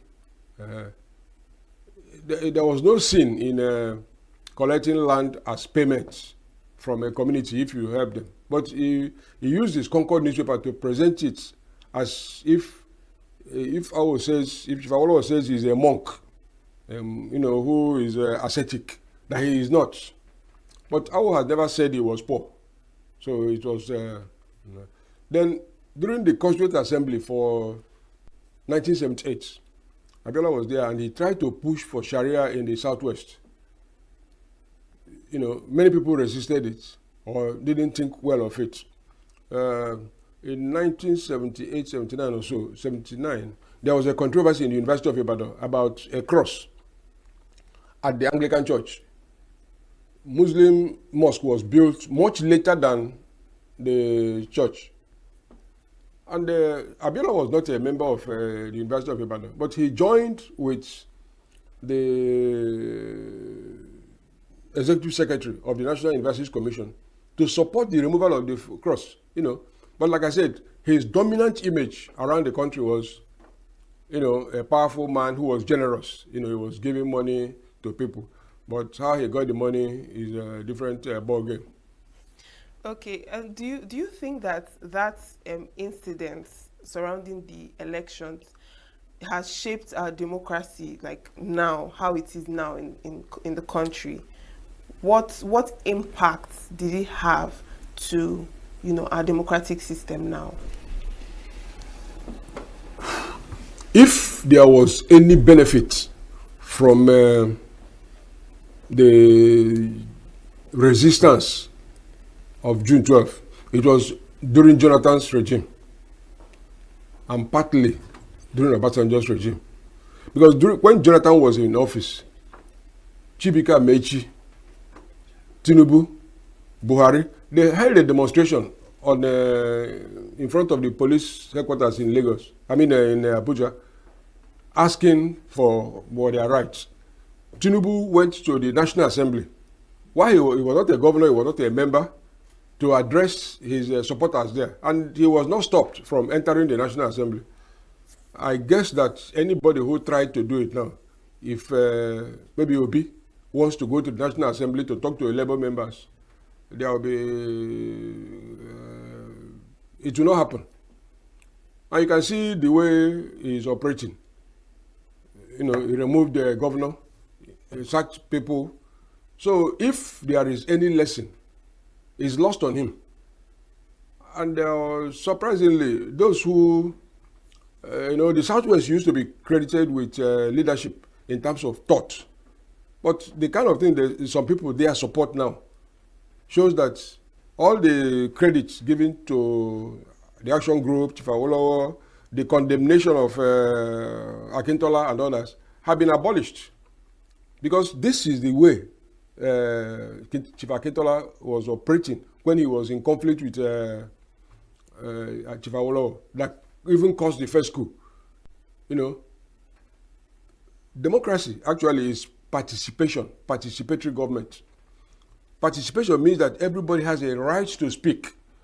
But the way people are being captured in what is called defection is to create an impression that the people no longer matter. Because what you need is to win people, not to win the people elected. I mean, if somebody persuaded me now to join a political party and I'm not a member, it's okay, oh, he's bringing one talent.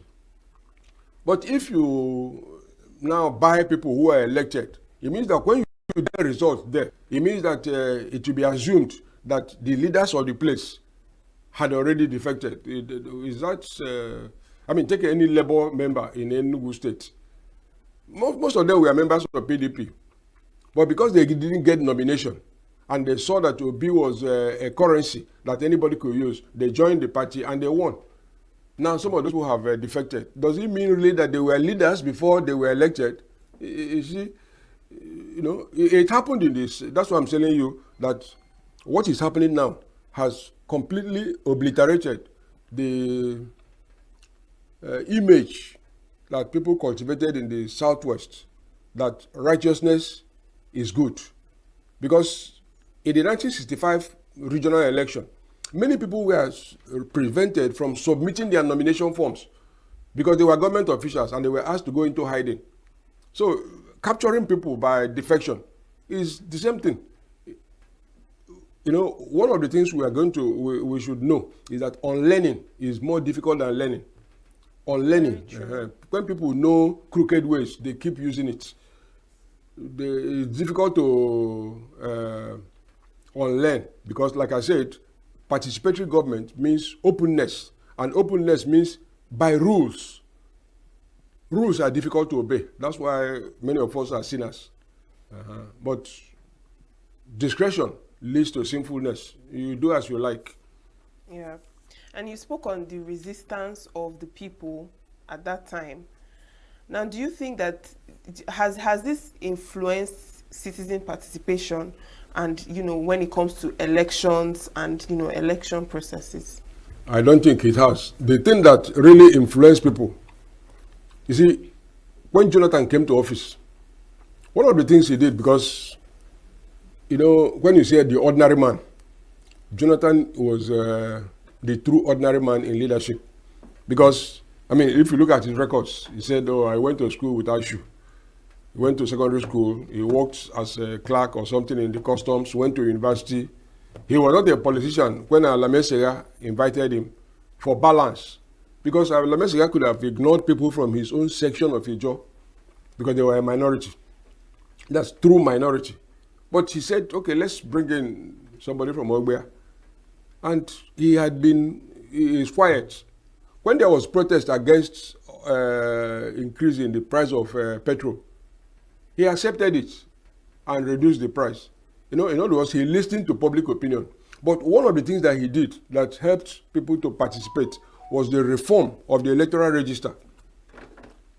When he won the election in 2011, Tinubu now, who is president, there was something he said. He said, looking at the register, that the Southwest and the Northwest can rule Nigeria forever.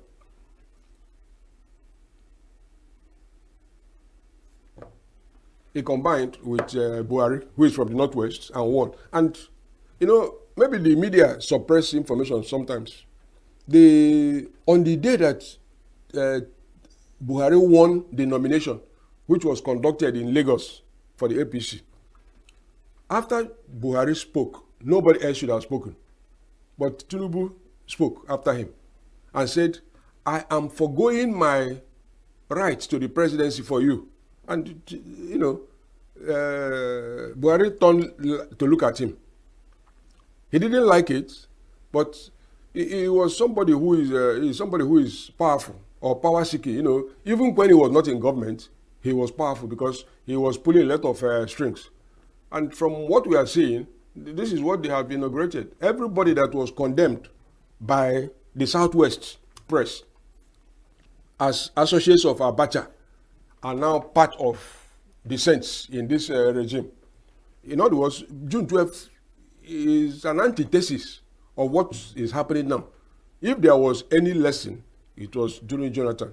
You know, you had ministers who had stature and who told you what needed to be done and didn't force it down on people. All the reforms you are seeing now, you know, they were things that they opposed under Jonathan. But they're not claiming like tax reform, but they are making it worse. You know, you can't. Well, I'm only just saying that June 12th has it was a landmark, namely that people resisted a coup, but it has been privatized for the benefit of some people, and those people are betraying what they professed, because Abacha is now better than the people who condemned him. And do you, in your opinion, do you think that our legal institution had any role to play in this? Do you think that they adequately protect when it comes to electoral integrity and democratic processes? I think we are making too much. We are expecting too much from our country. Nigeria is a very diverse country. Diverse. Nigeria is not a nation. It's a country, a state. So some of the things that are happening now, like they say people from one particular area are being appointed more than other people. It's not the work of evil people. It's the work of normal people. Because anybody who is in office thinks that if other people were in office, they would do the same thing. So they keep doing it. Therefore, if you recognize your diversity as a federation, you should federate. Take, for instance, ENUGU State. Yeah? Mm-hmm. ENUGU State is called ENUGU State, but it doesn't mean that it is uniform. When you read reports or you hear from television, maybe Signature TV, that there were attacks at Uzowani or Isuzo, people in Enugu don't, maybe when they are reading free newspaper, they will talk about it. But nobody will say, I will go to Isuzo to defend those people. Or those people who are displaced, let us contribute money and send them water. Because there is no sense of commonwealth. That's why in the United States, they may be diverse too, but they are using philosophy. The state of Massachusetts, for instance, in the US, calls itself the Commonwealth of Massachusetts. That word Commonwealth means that everything here belongs to all of us. We must take care of each other. Nigeria doesn't behave like a Commonwealth. So if we were to allow the nations in Nigeria to be themselves, work for yourself, pay for your own governance, things are going to be different. So we are expecting too much. And like I said, if the bad things continue to pay, nobody will do the good thing. If you go to somebody's, if you see any mango, you pluck it. You won't plant any one for yourself. But if you respect other people's property, then you work for your own. Yes, of course. And let's look at how this may have affected our economy as of then. Let's just say from that 1993 up until this moment. Do you think it has had any effect on our economic situation and where we stand now as a country? I don't think we can forget June 12th and the economy, because Nigeria is an open economy, but it's small. In other words, we trade with other countries. Government's behavior also changes incentives. If somebody is a councillor and he begins to build a house, maybe somebody who is a newspaper seller making little money, then somehow he becomes a councillor. And because he was made a councillor, he starts building a two-story building. There is no incentive. That behavior is an adverse incentive. If you ask somebody to go to school and study engineering, you say, what for? Look at that engineer. He's a tenant. Look at that councillor. He's the landlord. So government behavior and our trading behavior affect our economy. Again, between 1992 and even now, the only time you see boom is when the oil prices rise. The oil prices were low even during Abacha's period. The saving grace was that there were two economists in Abacha's regime, Professor Sam Aluko and the former Vice Chancellor of the University of Ife, they helped Abacha, or they helped the government. And actually, from my own understanding, the participation of those two economists, Sam Aluko and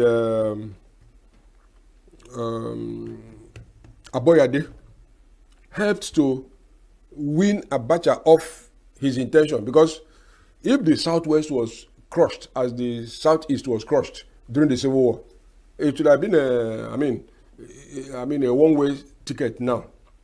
But by helping advise him on the economy, like the Petroleum Trust Fund, how to adjust things, the National Land Development Authority and things like that, I think the attention was taken away from, the need to crush the resistance in the Southwest, and they were benefiting.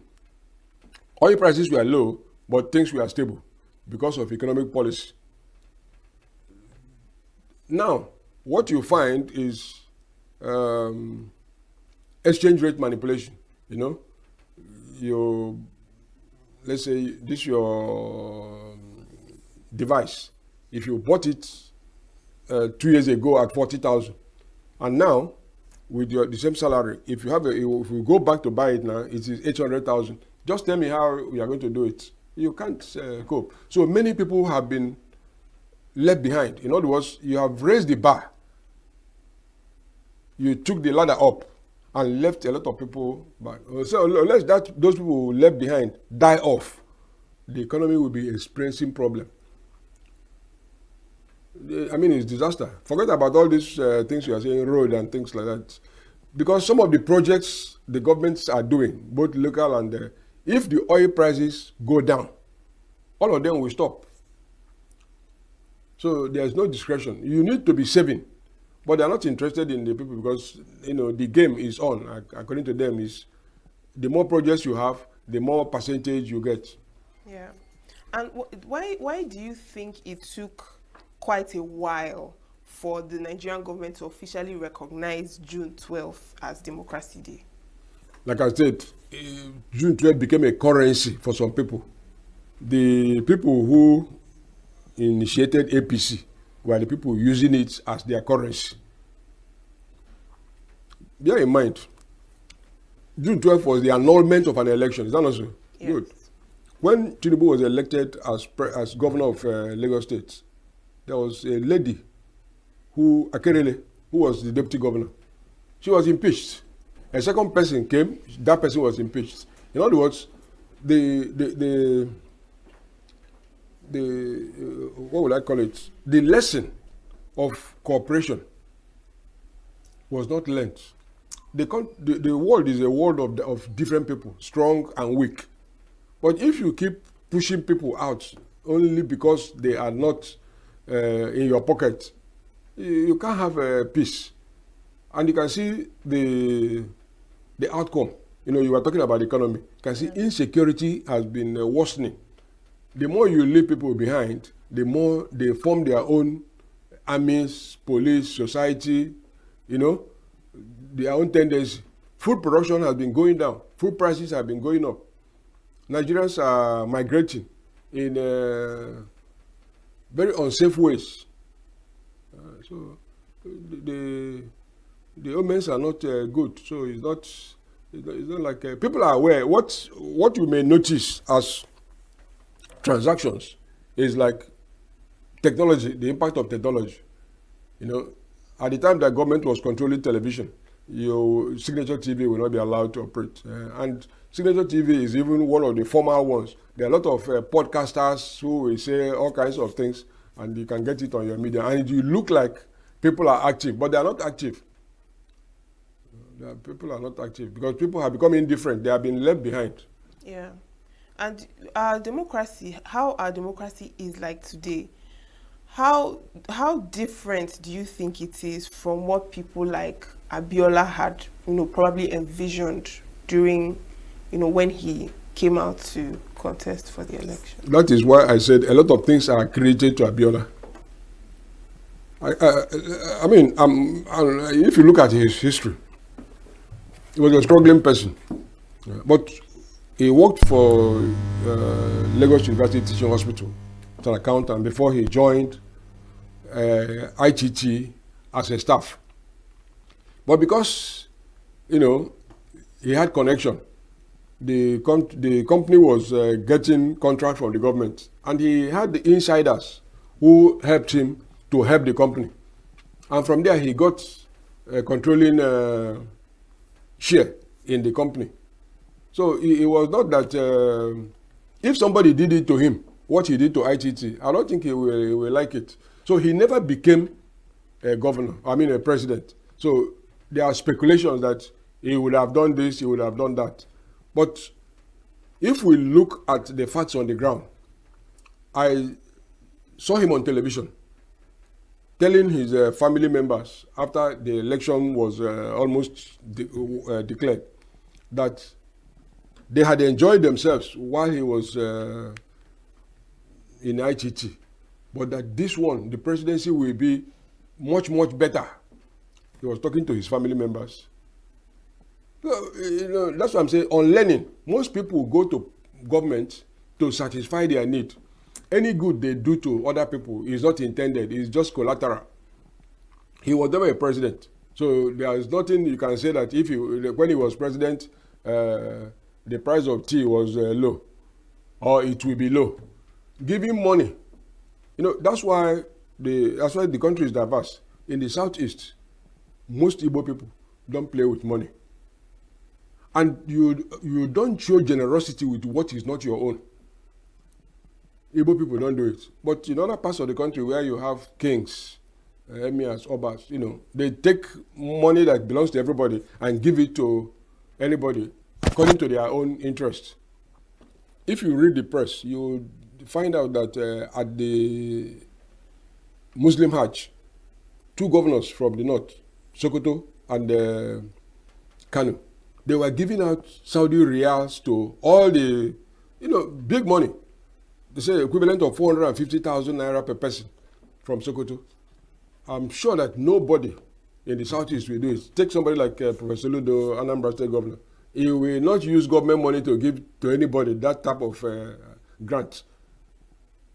Because he can't go around to everybody. So he will start it. And if he does it, even the people will not appreciate it. They will say, who told you to share our money like that? So the country is diverse. Yes. So let's look at the involvement of the Igbo people during this period. People like Professor Humphrey Nwosu. Now, what in your opinion, what are the contributions of the Igbo people, and why does it seem like it is, deliberately not being spoken about as much? I like this question you asked, because it shows the real annulment, the re-annulment of June 12th election. In ENUGU here, people like Jim Obodo were part of those who promoted Abiola's election, because Jim was popular as a former governor of old Anambra State. But Professor Humphrey Nwosu was the game changer, because, like I said, there are levels of development in the country. Many people don't understand complex processes. What Nwosu did was to provide the government with options. That election was said to be conducted under option A4. Those options were the options. The option A4 was one of the options provided by the National Electoral Commission, NEC, to the government to choose. And after a debate, they chose option A4. What does option A4 mean? When you want to nominate candidates, the candidates for the parties will come out, and the party members will queue up behind their preferred candidates. So there was no question of ballot paper being snatched. And the government had decreed two parties. So at the election for the president, it was Abiola and Tofa. Abiola and Tofa couldn't go to all the polling areas, but their pictures and their party symbols were there. So if you queued under SDP, you have Abiola, they counted. So it was not a question of magic that somebody has collected the ballot paper, or the ballot paper was spoiled, or it was not. it meant that device met the illiteracy rate in Nigeria. Many rich people, many well-off people didn't go to vote because they didn't want to identify themselves as voting for a particular person, because many rich people are, members of any government in power. But the ordinary people who have nothing to lose went out and voted.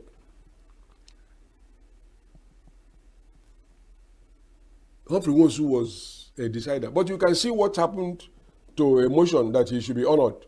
The people who condemned it are the people who use June 12 as currency. That's why I say that the June 12 have been re-annulled. A lot of things that have been credited to people in the country have been cancelled by their lived lives. Because you can make a claim.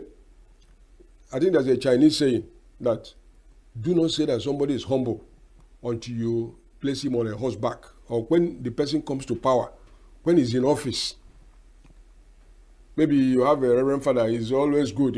When you make him a bishop, then we know who he is, because that time now he will be posting people. So they are not living what they claimed. And it has been, it's been bad. I mean, you can see some governors we call traditional rulers and say, if you don't vote for APC, I will take away a certificate of, openly, not in hiding. A governor will say, if you are a commissioner in my government, if you don't decamp, I will consider you. Did he elect himself? People elected him. So we have is a travesty of participatory government that we're having. I think not we have this. What we are seeing now had only happened in the western region. It never happened countrywide.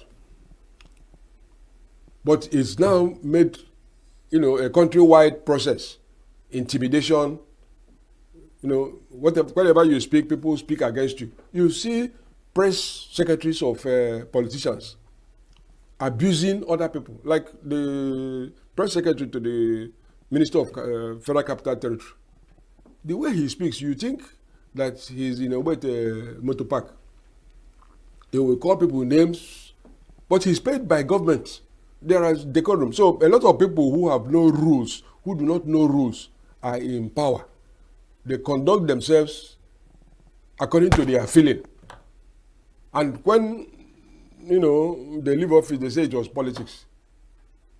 Can such people lead children to righteousness?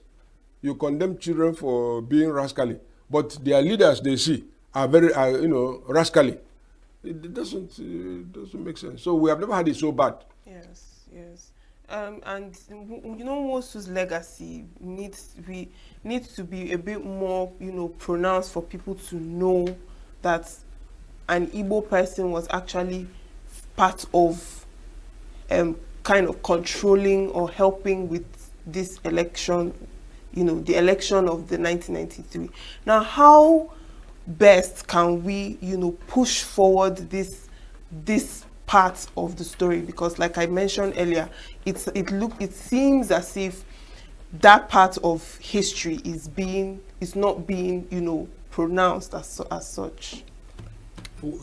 It is a very simple reason. When somebody is having the microphone, those who don't have the microphone cannot speak, or if they speak, they cannot be heard. This is why I'm telling you that something very bad has happened in the country. Everybody should be speaking for himself, but you find that people are rented. You may say we are here in the southeast or we are here in ENUGU. If you speak against some interest, you could be penalized. Let us say, if I was a lecturer at the State University and I said something about ENUGU State government policy, the governor may not hear it. But you may find that a colleague in the department may report to the head of the department and there's gossip. You could find yourself either being attacked or losing your job. They are not doing it because what I said hurt them. But they want to they are loyal to somebody else. It is this loyalty to people outside the Southeast or people who use their position to suppress or create interest in the Southeast for themselves. You know, why can't you be yourself? If other people are themselves, why can't you be yourself? But there are people who write, but you will find that either their writing or their speeches are not brought to the fore. But definitely, the truth will always come up. Also, Mufsu's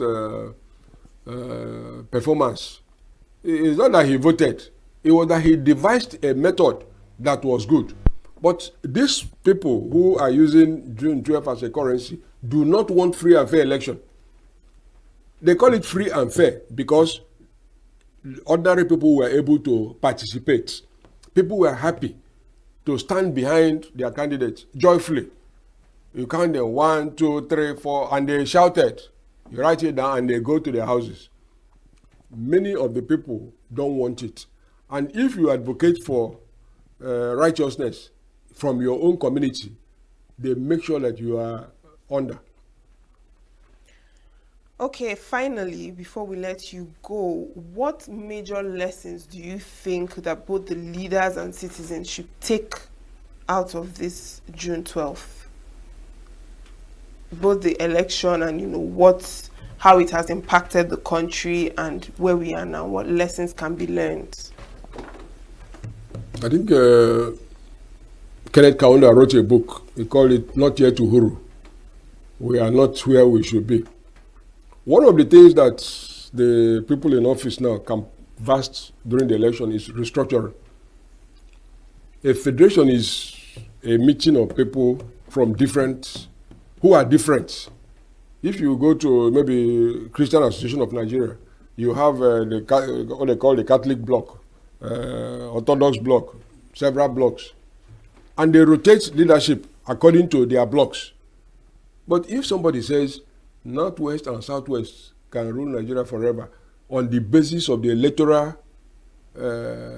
register, in other words, the demographics and the population of the two areas, and that person implements it. Take Mr. Bayo Nanuga. In Lagos, he warned that Igbos must not participate in the politics again. But now he's a spokesman for the president of the whole country in which Igbos are members. But all those people in APC with him have never condemned him or said, we will not participate with you if this man is appointed. In other words, it's a transactional politics. Transaction. What do you have for me? Like somebody joins a gang and they say, okay, we want to rob your father's house, and you join. You are no longer interested in the morality of the issue. So it is not yet done in Nigeria. But in God's own time, truth will come out. Thank you so much, Dr. Stanislaus Okeje, for your time and your insights. Thank you very much. The morning program continues right after this timeout. Do stay with us. Every second, every minute, every day, news is breaking, events occur, and there are new developments. At Signature TV, we follow these stories objectively, bringing all sides without bias, explaining the complex issues, breaking down the numbers, and investigating the issues behind the news. Anywhere and everywhere, near or far, wherever the news is, we will be there. Signature TV. News in your pocket.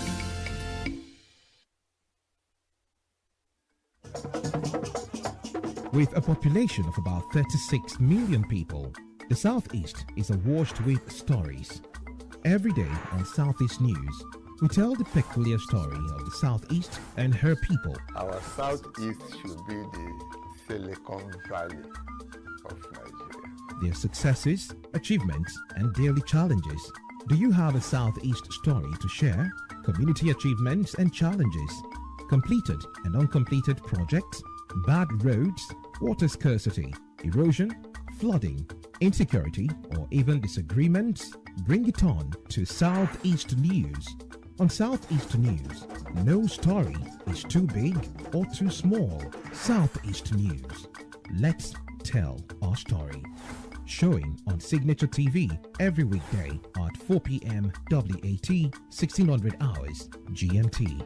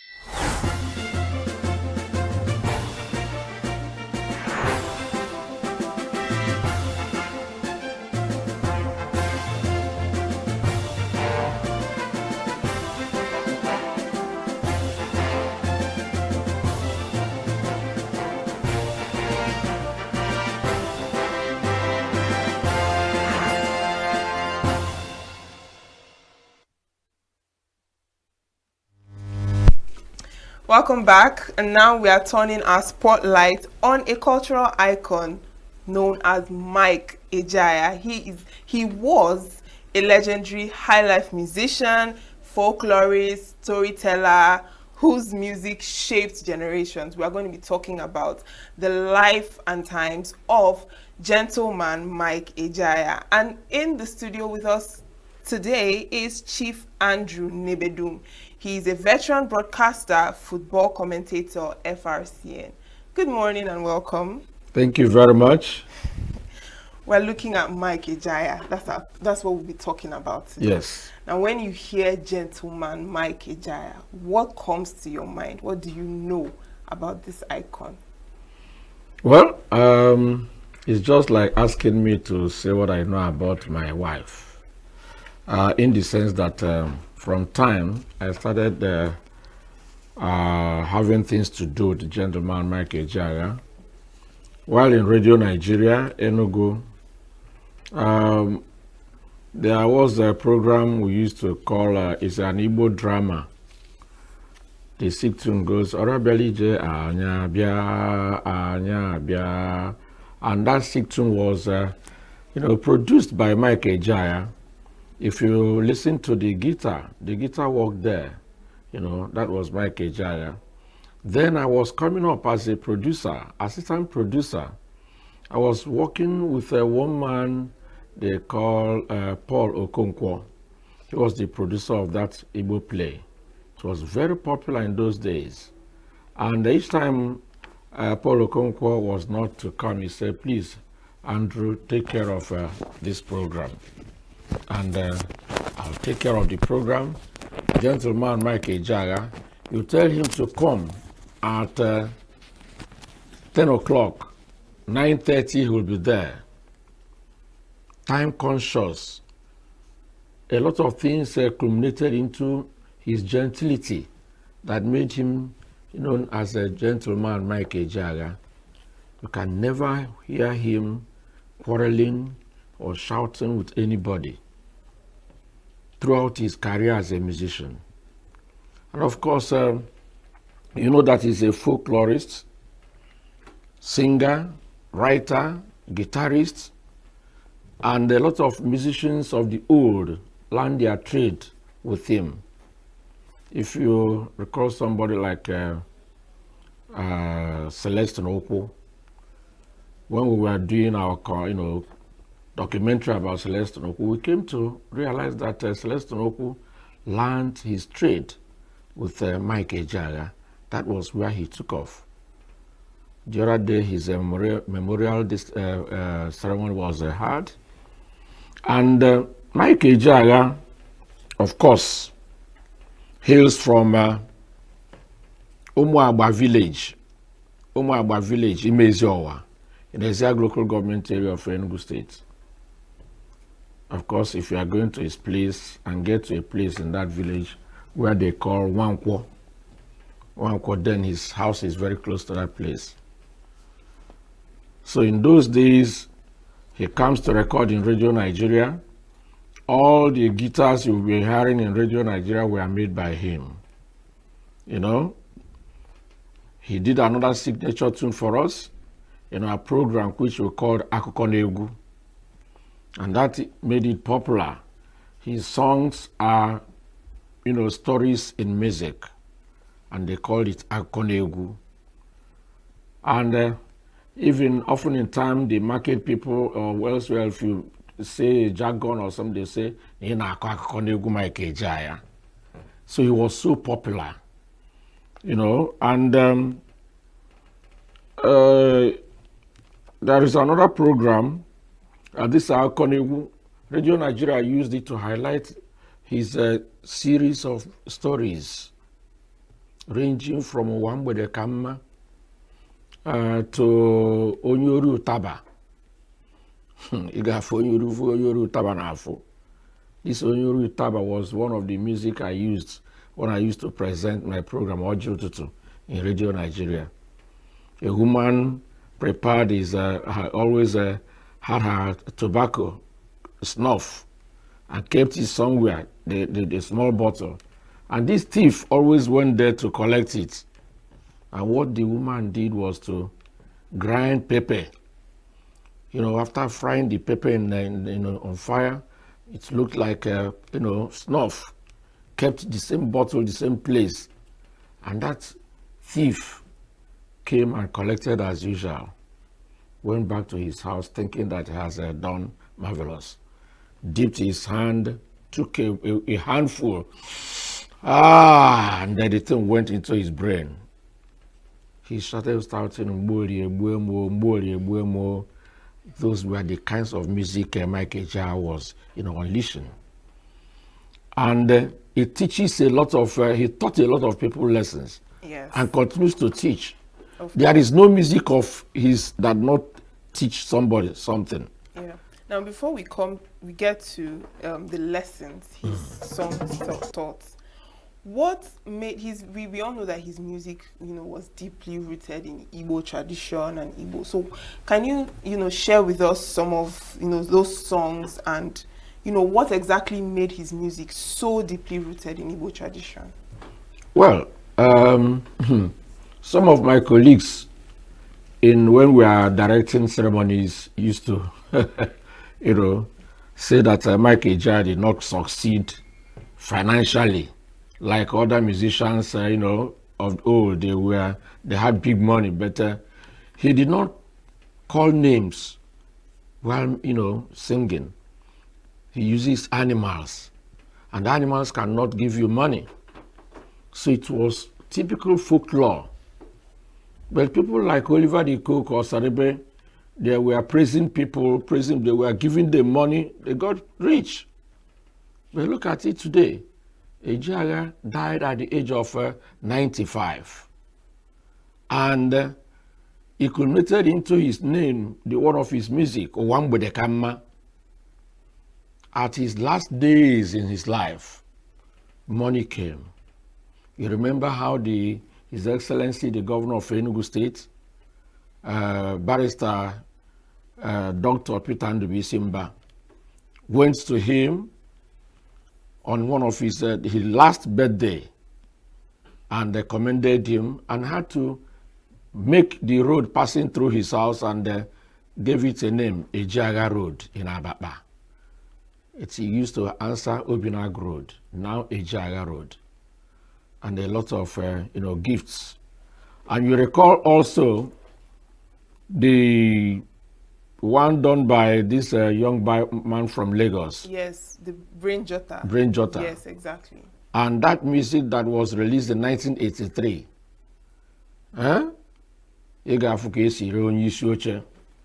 How a chairman was sold. The creativity in that music is what made it, very fantastic. Elephant always used to think that he knows it all and is very big. But the little tortoise, taught him a lesson and got him sold and used him to marry the wife of Eze because he drove the elephant around the king's palace, and they were saying, and that was what the king's daughter requested for anybody who is going to marry her, the person will come with an elephant. And that was how Mbe, the tortoise, tricked the Enyi. Of course, the rest is a story. So, like what you asked, I would say that Ejiagha's music, why it is lasting and lasts for generations, is that he never used anybody's name. And it was folklore. In those days, when mothers and parents were caring for their children, before the era of digitization, when the parents come back from work in the evening, they gather their children under this fire, and they will be telling them all these stories about, tortoise, lion, elephant, and the rest of them. And these days, no children knows anything about them. But Ejiagha continues to remind us about folklores. That's why he is a very special person in our life. Yes, and coming to the younger generation, do you think that, the younger people today will understand or can understand and appreciate the kind of music he made? Well, it is through radio or television stations that they'll come to understand, and social media, because the younger ones, most of them don't even listen to your radio. They have their phone and the radio is there, the TV is there, they carry it around. And so when we dish like a signature TV is doing now into the social media, they'll go there and okay, so there was somebody who was talking about all these animals. They'll come to know. That's why I said his music is going to be endless. Even we live after him. Yes, but they can enjoy the stories, but the message behind the story is what I'm actually concerned about. If it will still be understood by the younger people. It will be understood. Because if you see what is happening now, we are going back to our roots. So many schools are going back to their roots, teaching all these, forgotten stories about what happened in the past, including all these folklores, because that's the bane of the society today. We forgot our roots, and as soon as we go back to our roots, you see the issue, things will be corrected. Everything is now money. Money is not everything. You can see a child grow up, will not even know his or her roots, will fly to America, and stay there. When you ask her to come back to Nigeria, But for us who grew, if you ask me to go to America and stay for the rest of my life, I will not agree. Because I enjoy all this folklore music, the traditional music, this kind of music by Michael Ejiagha, and the rest of them. When I remember them, I will say, I'm going back to Nigeria. I'm going to take care of my Obi in my place, Abomana in Ezia, I will call it. I'm going to take care of my Obaja Bennam, that is my father's Obi, to take care of it. Where are you running away? Because all these things we are talking about emanated from there. Some people don't even, a little girl came from abroad. One of my uncle's daughter was collecting sand. And they're showing me, Uncle, this is sand. Yes, I said, this is sand. Because in America, they do not see sand. Everywhere is tarred. You know? Was asking me what it is. He said, it is grows the fruits, the bananas. You know, I took my time to take the child to the nearby, plantation. And that is nature. So I think the youths will learn a lot from what we are doing today. Today, Signature TV is doing it. Other radio and television stations are doing it to bring them to the roots. Exactly, Mike Ejaya, what he did for posterity will not be forgotten in time. And how do you feel about the role social media? Because we were just talking about Brain Jotta and how, he helped publicize that Gogongongo song. Yes, yes. Now, how do you feel about the role social media played in reviving his music, particularly among the younger people? Fantastic. Because some people would say, oh, it was just for the views and for going viral, and not particularly for the love of culture. I'll tell you that Brain Jotta did a fantastic work. Because like I told you, if you want to catch the youths these days, don't go to radio. Don't go to the television. Go to the social media. I'm telling you, I studied mass communication, and I know that it's changing from what we studied in our time to that is the new media, and this is the new media, the social media. So he did it and it worked. Gogongongo became a household song.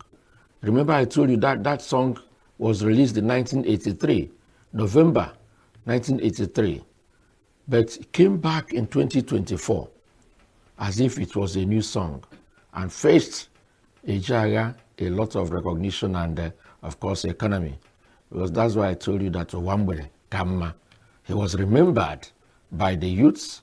The donations came here and there. On one of the occasions when we went to thank him, congratulate him for the Wawangwa something, he was shedding tears. And I asked why. He said, Andrew, this is just a tears of joy. I didn't know that I'll stay alive and see this type of thing.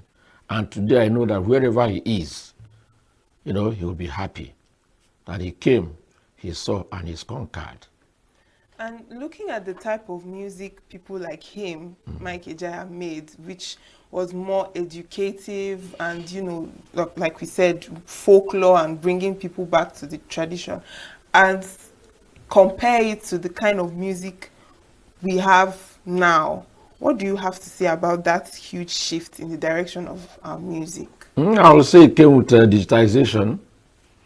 That is a digital age. In those days, we did not know anything about, computer, and it came with music. The type of music that came now is breezy, and nothing to teach anybody. I've not learned anything from the music of today, but the music of yesterday, all of them taught lessons of life, and that's why youth of today misbehave. Look for money. Money is not everything, like I told you earlier. But if you have a knowledge about life, if after listening to Mike Ejaya, his music, all of them taught you about life, and if you don't change and become a good person, then you are, because they say a fool at 40 will be a fool forever. So that's why we say that we must go back to it. All the music, what lesson have we received from there? Do you understand? You know that this guitar, even construction of music, even the words, the weddings, think of somebody to sit down and think about Agunambe, and all the songs meant a lot. Each time when I come back from work and I feel weak, I bring my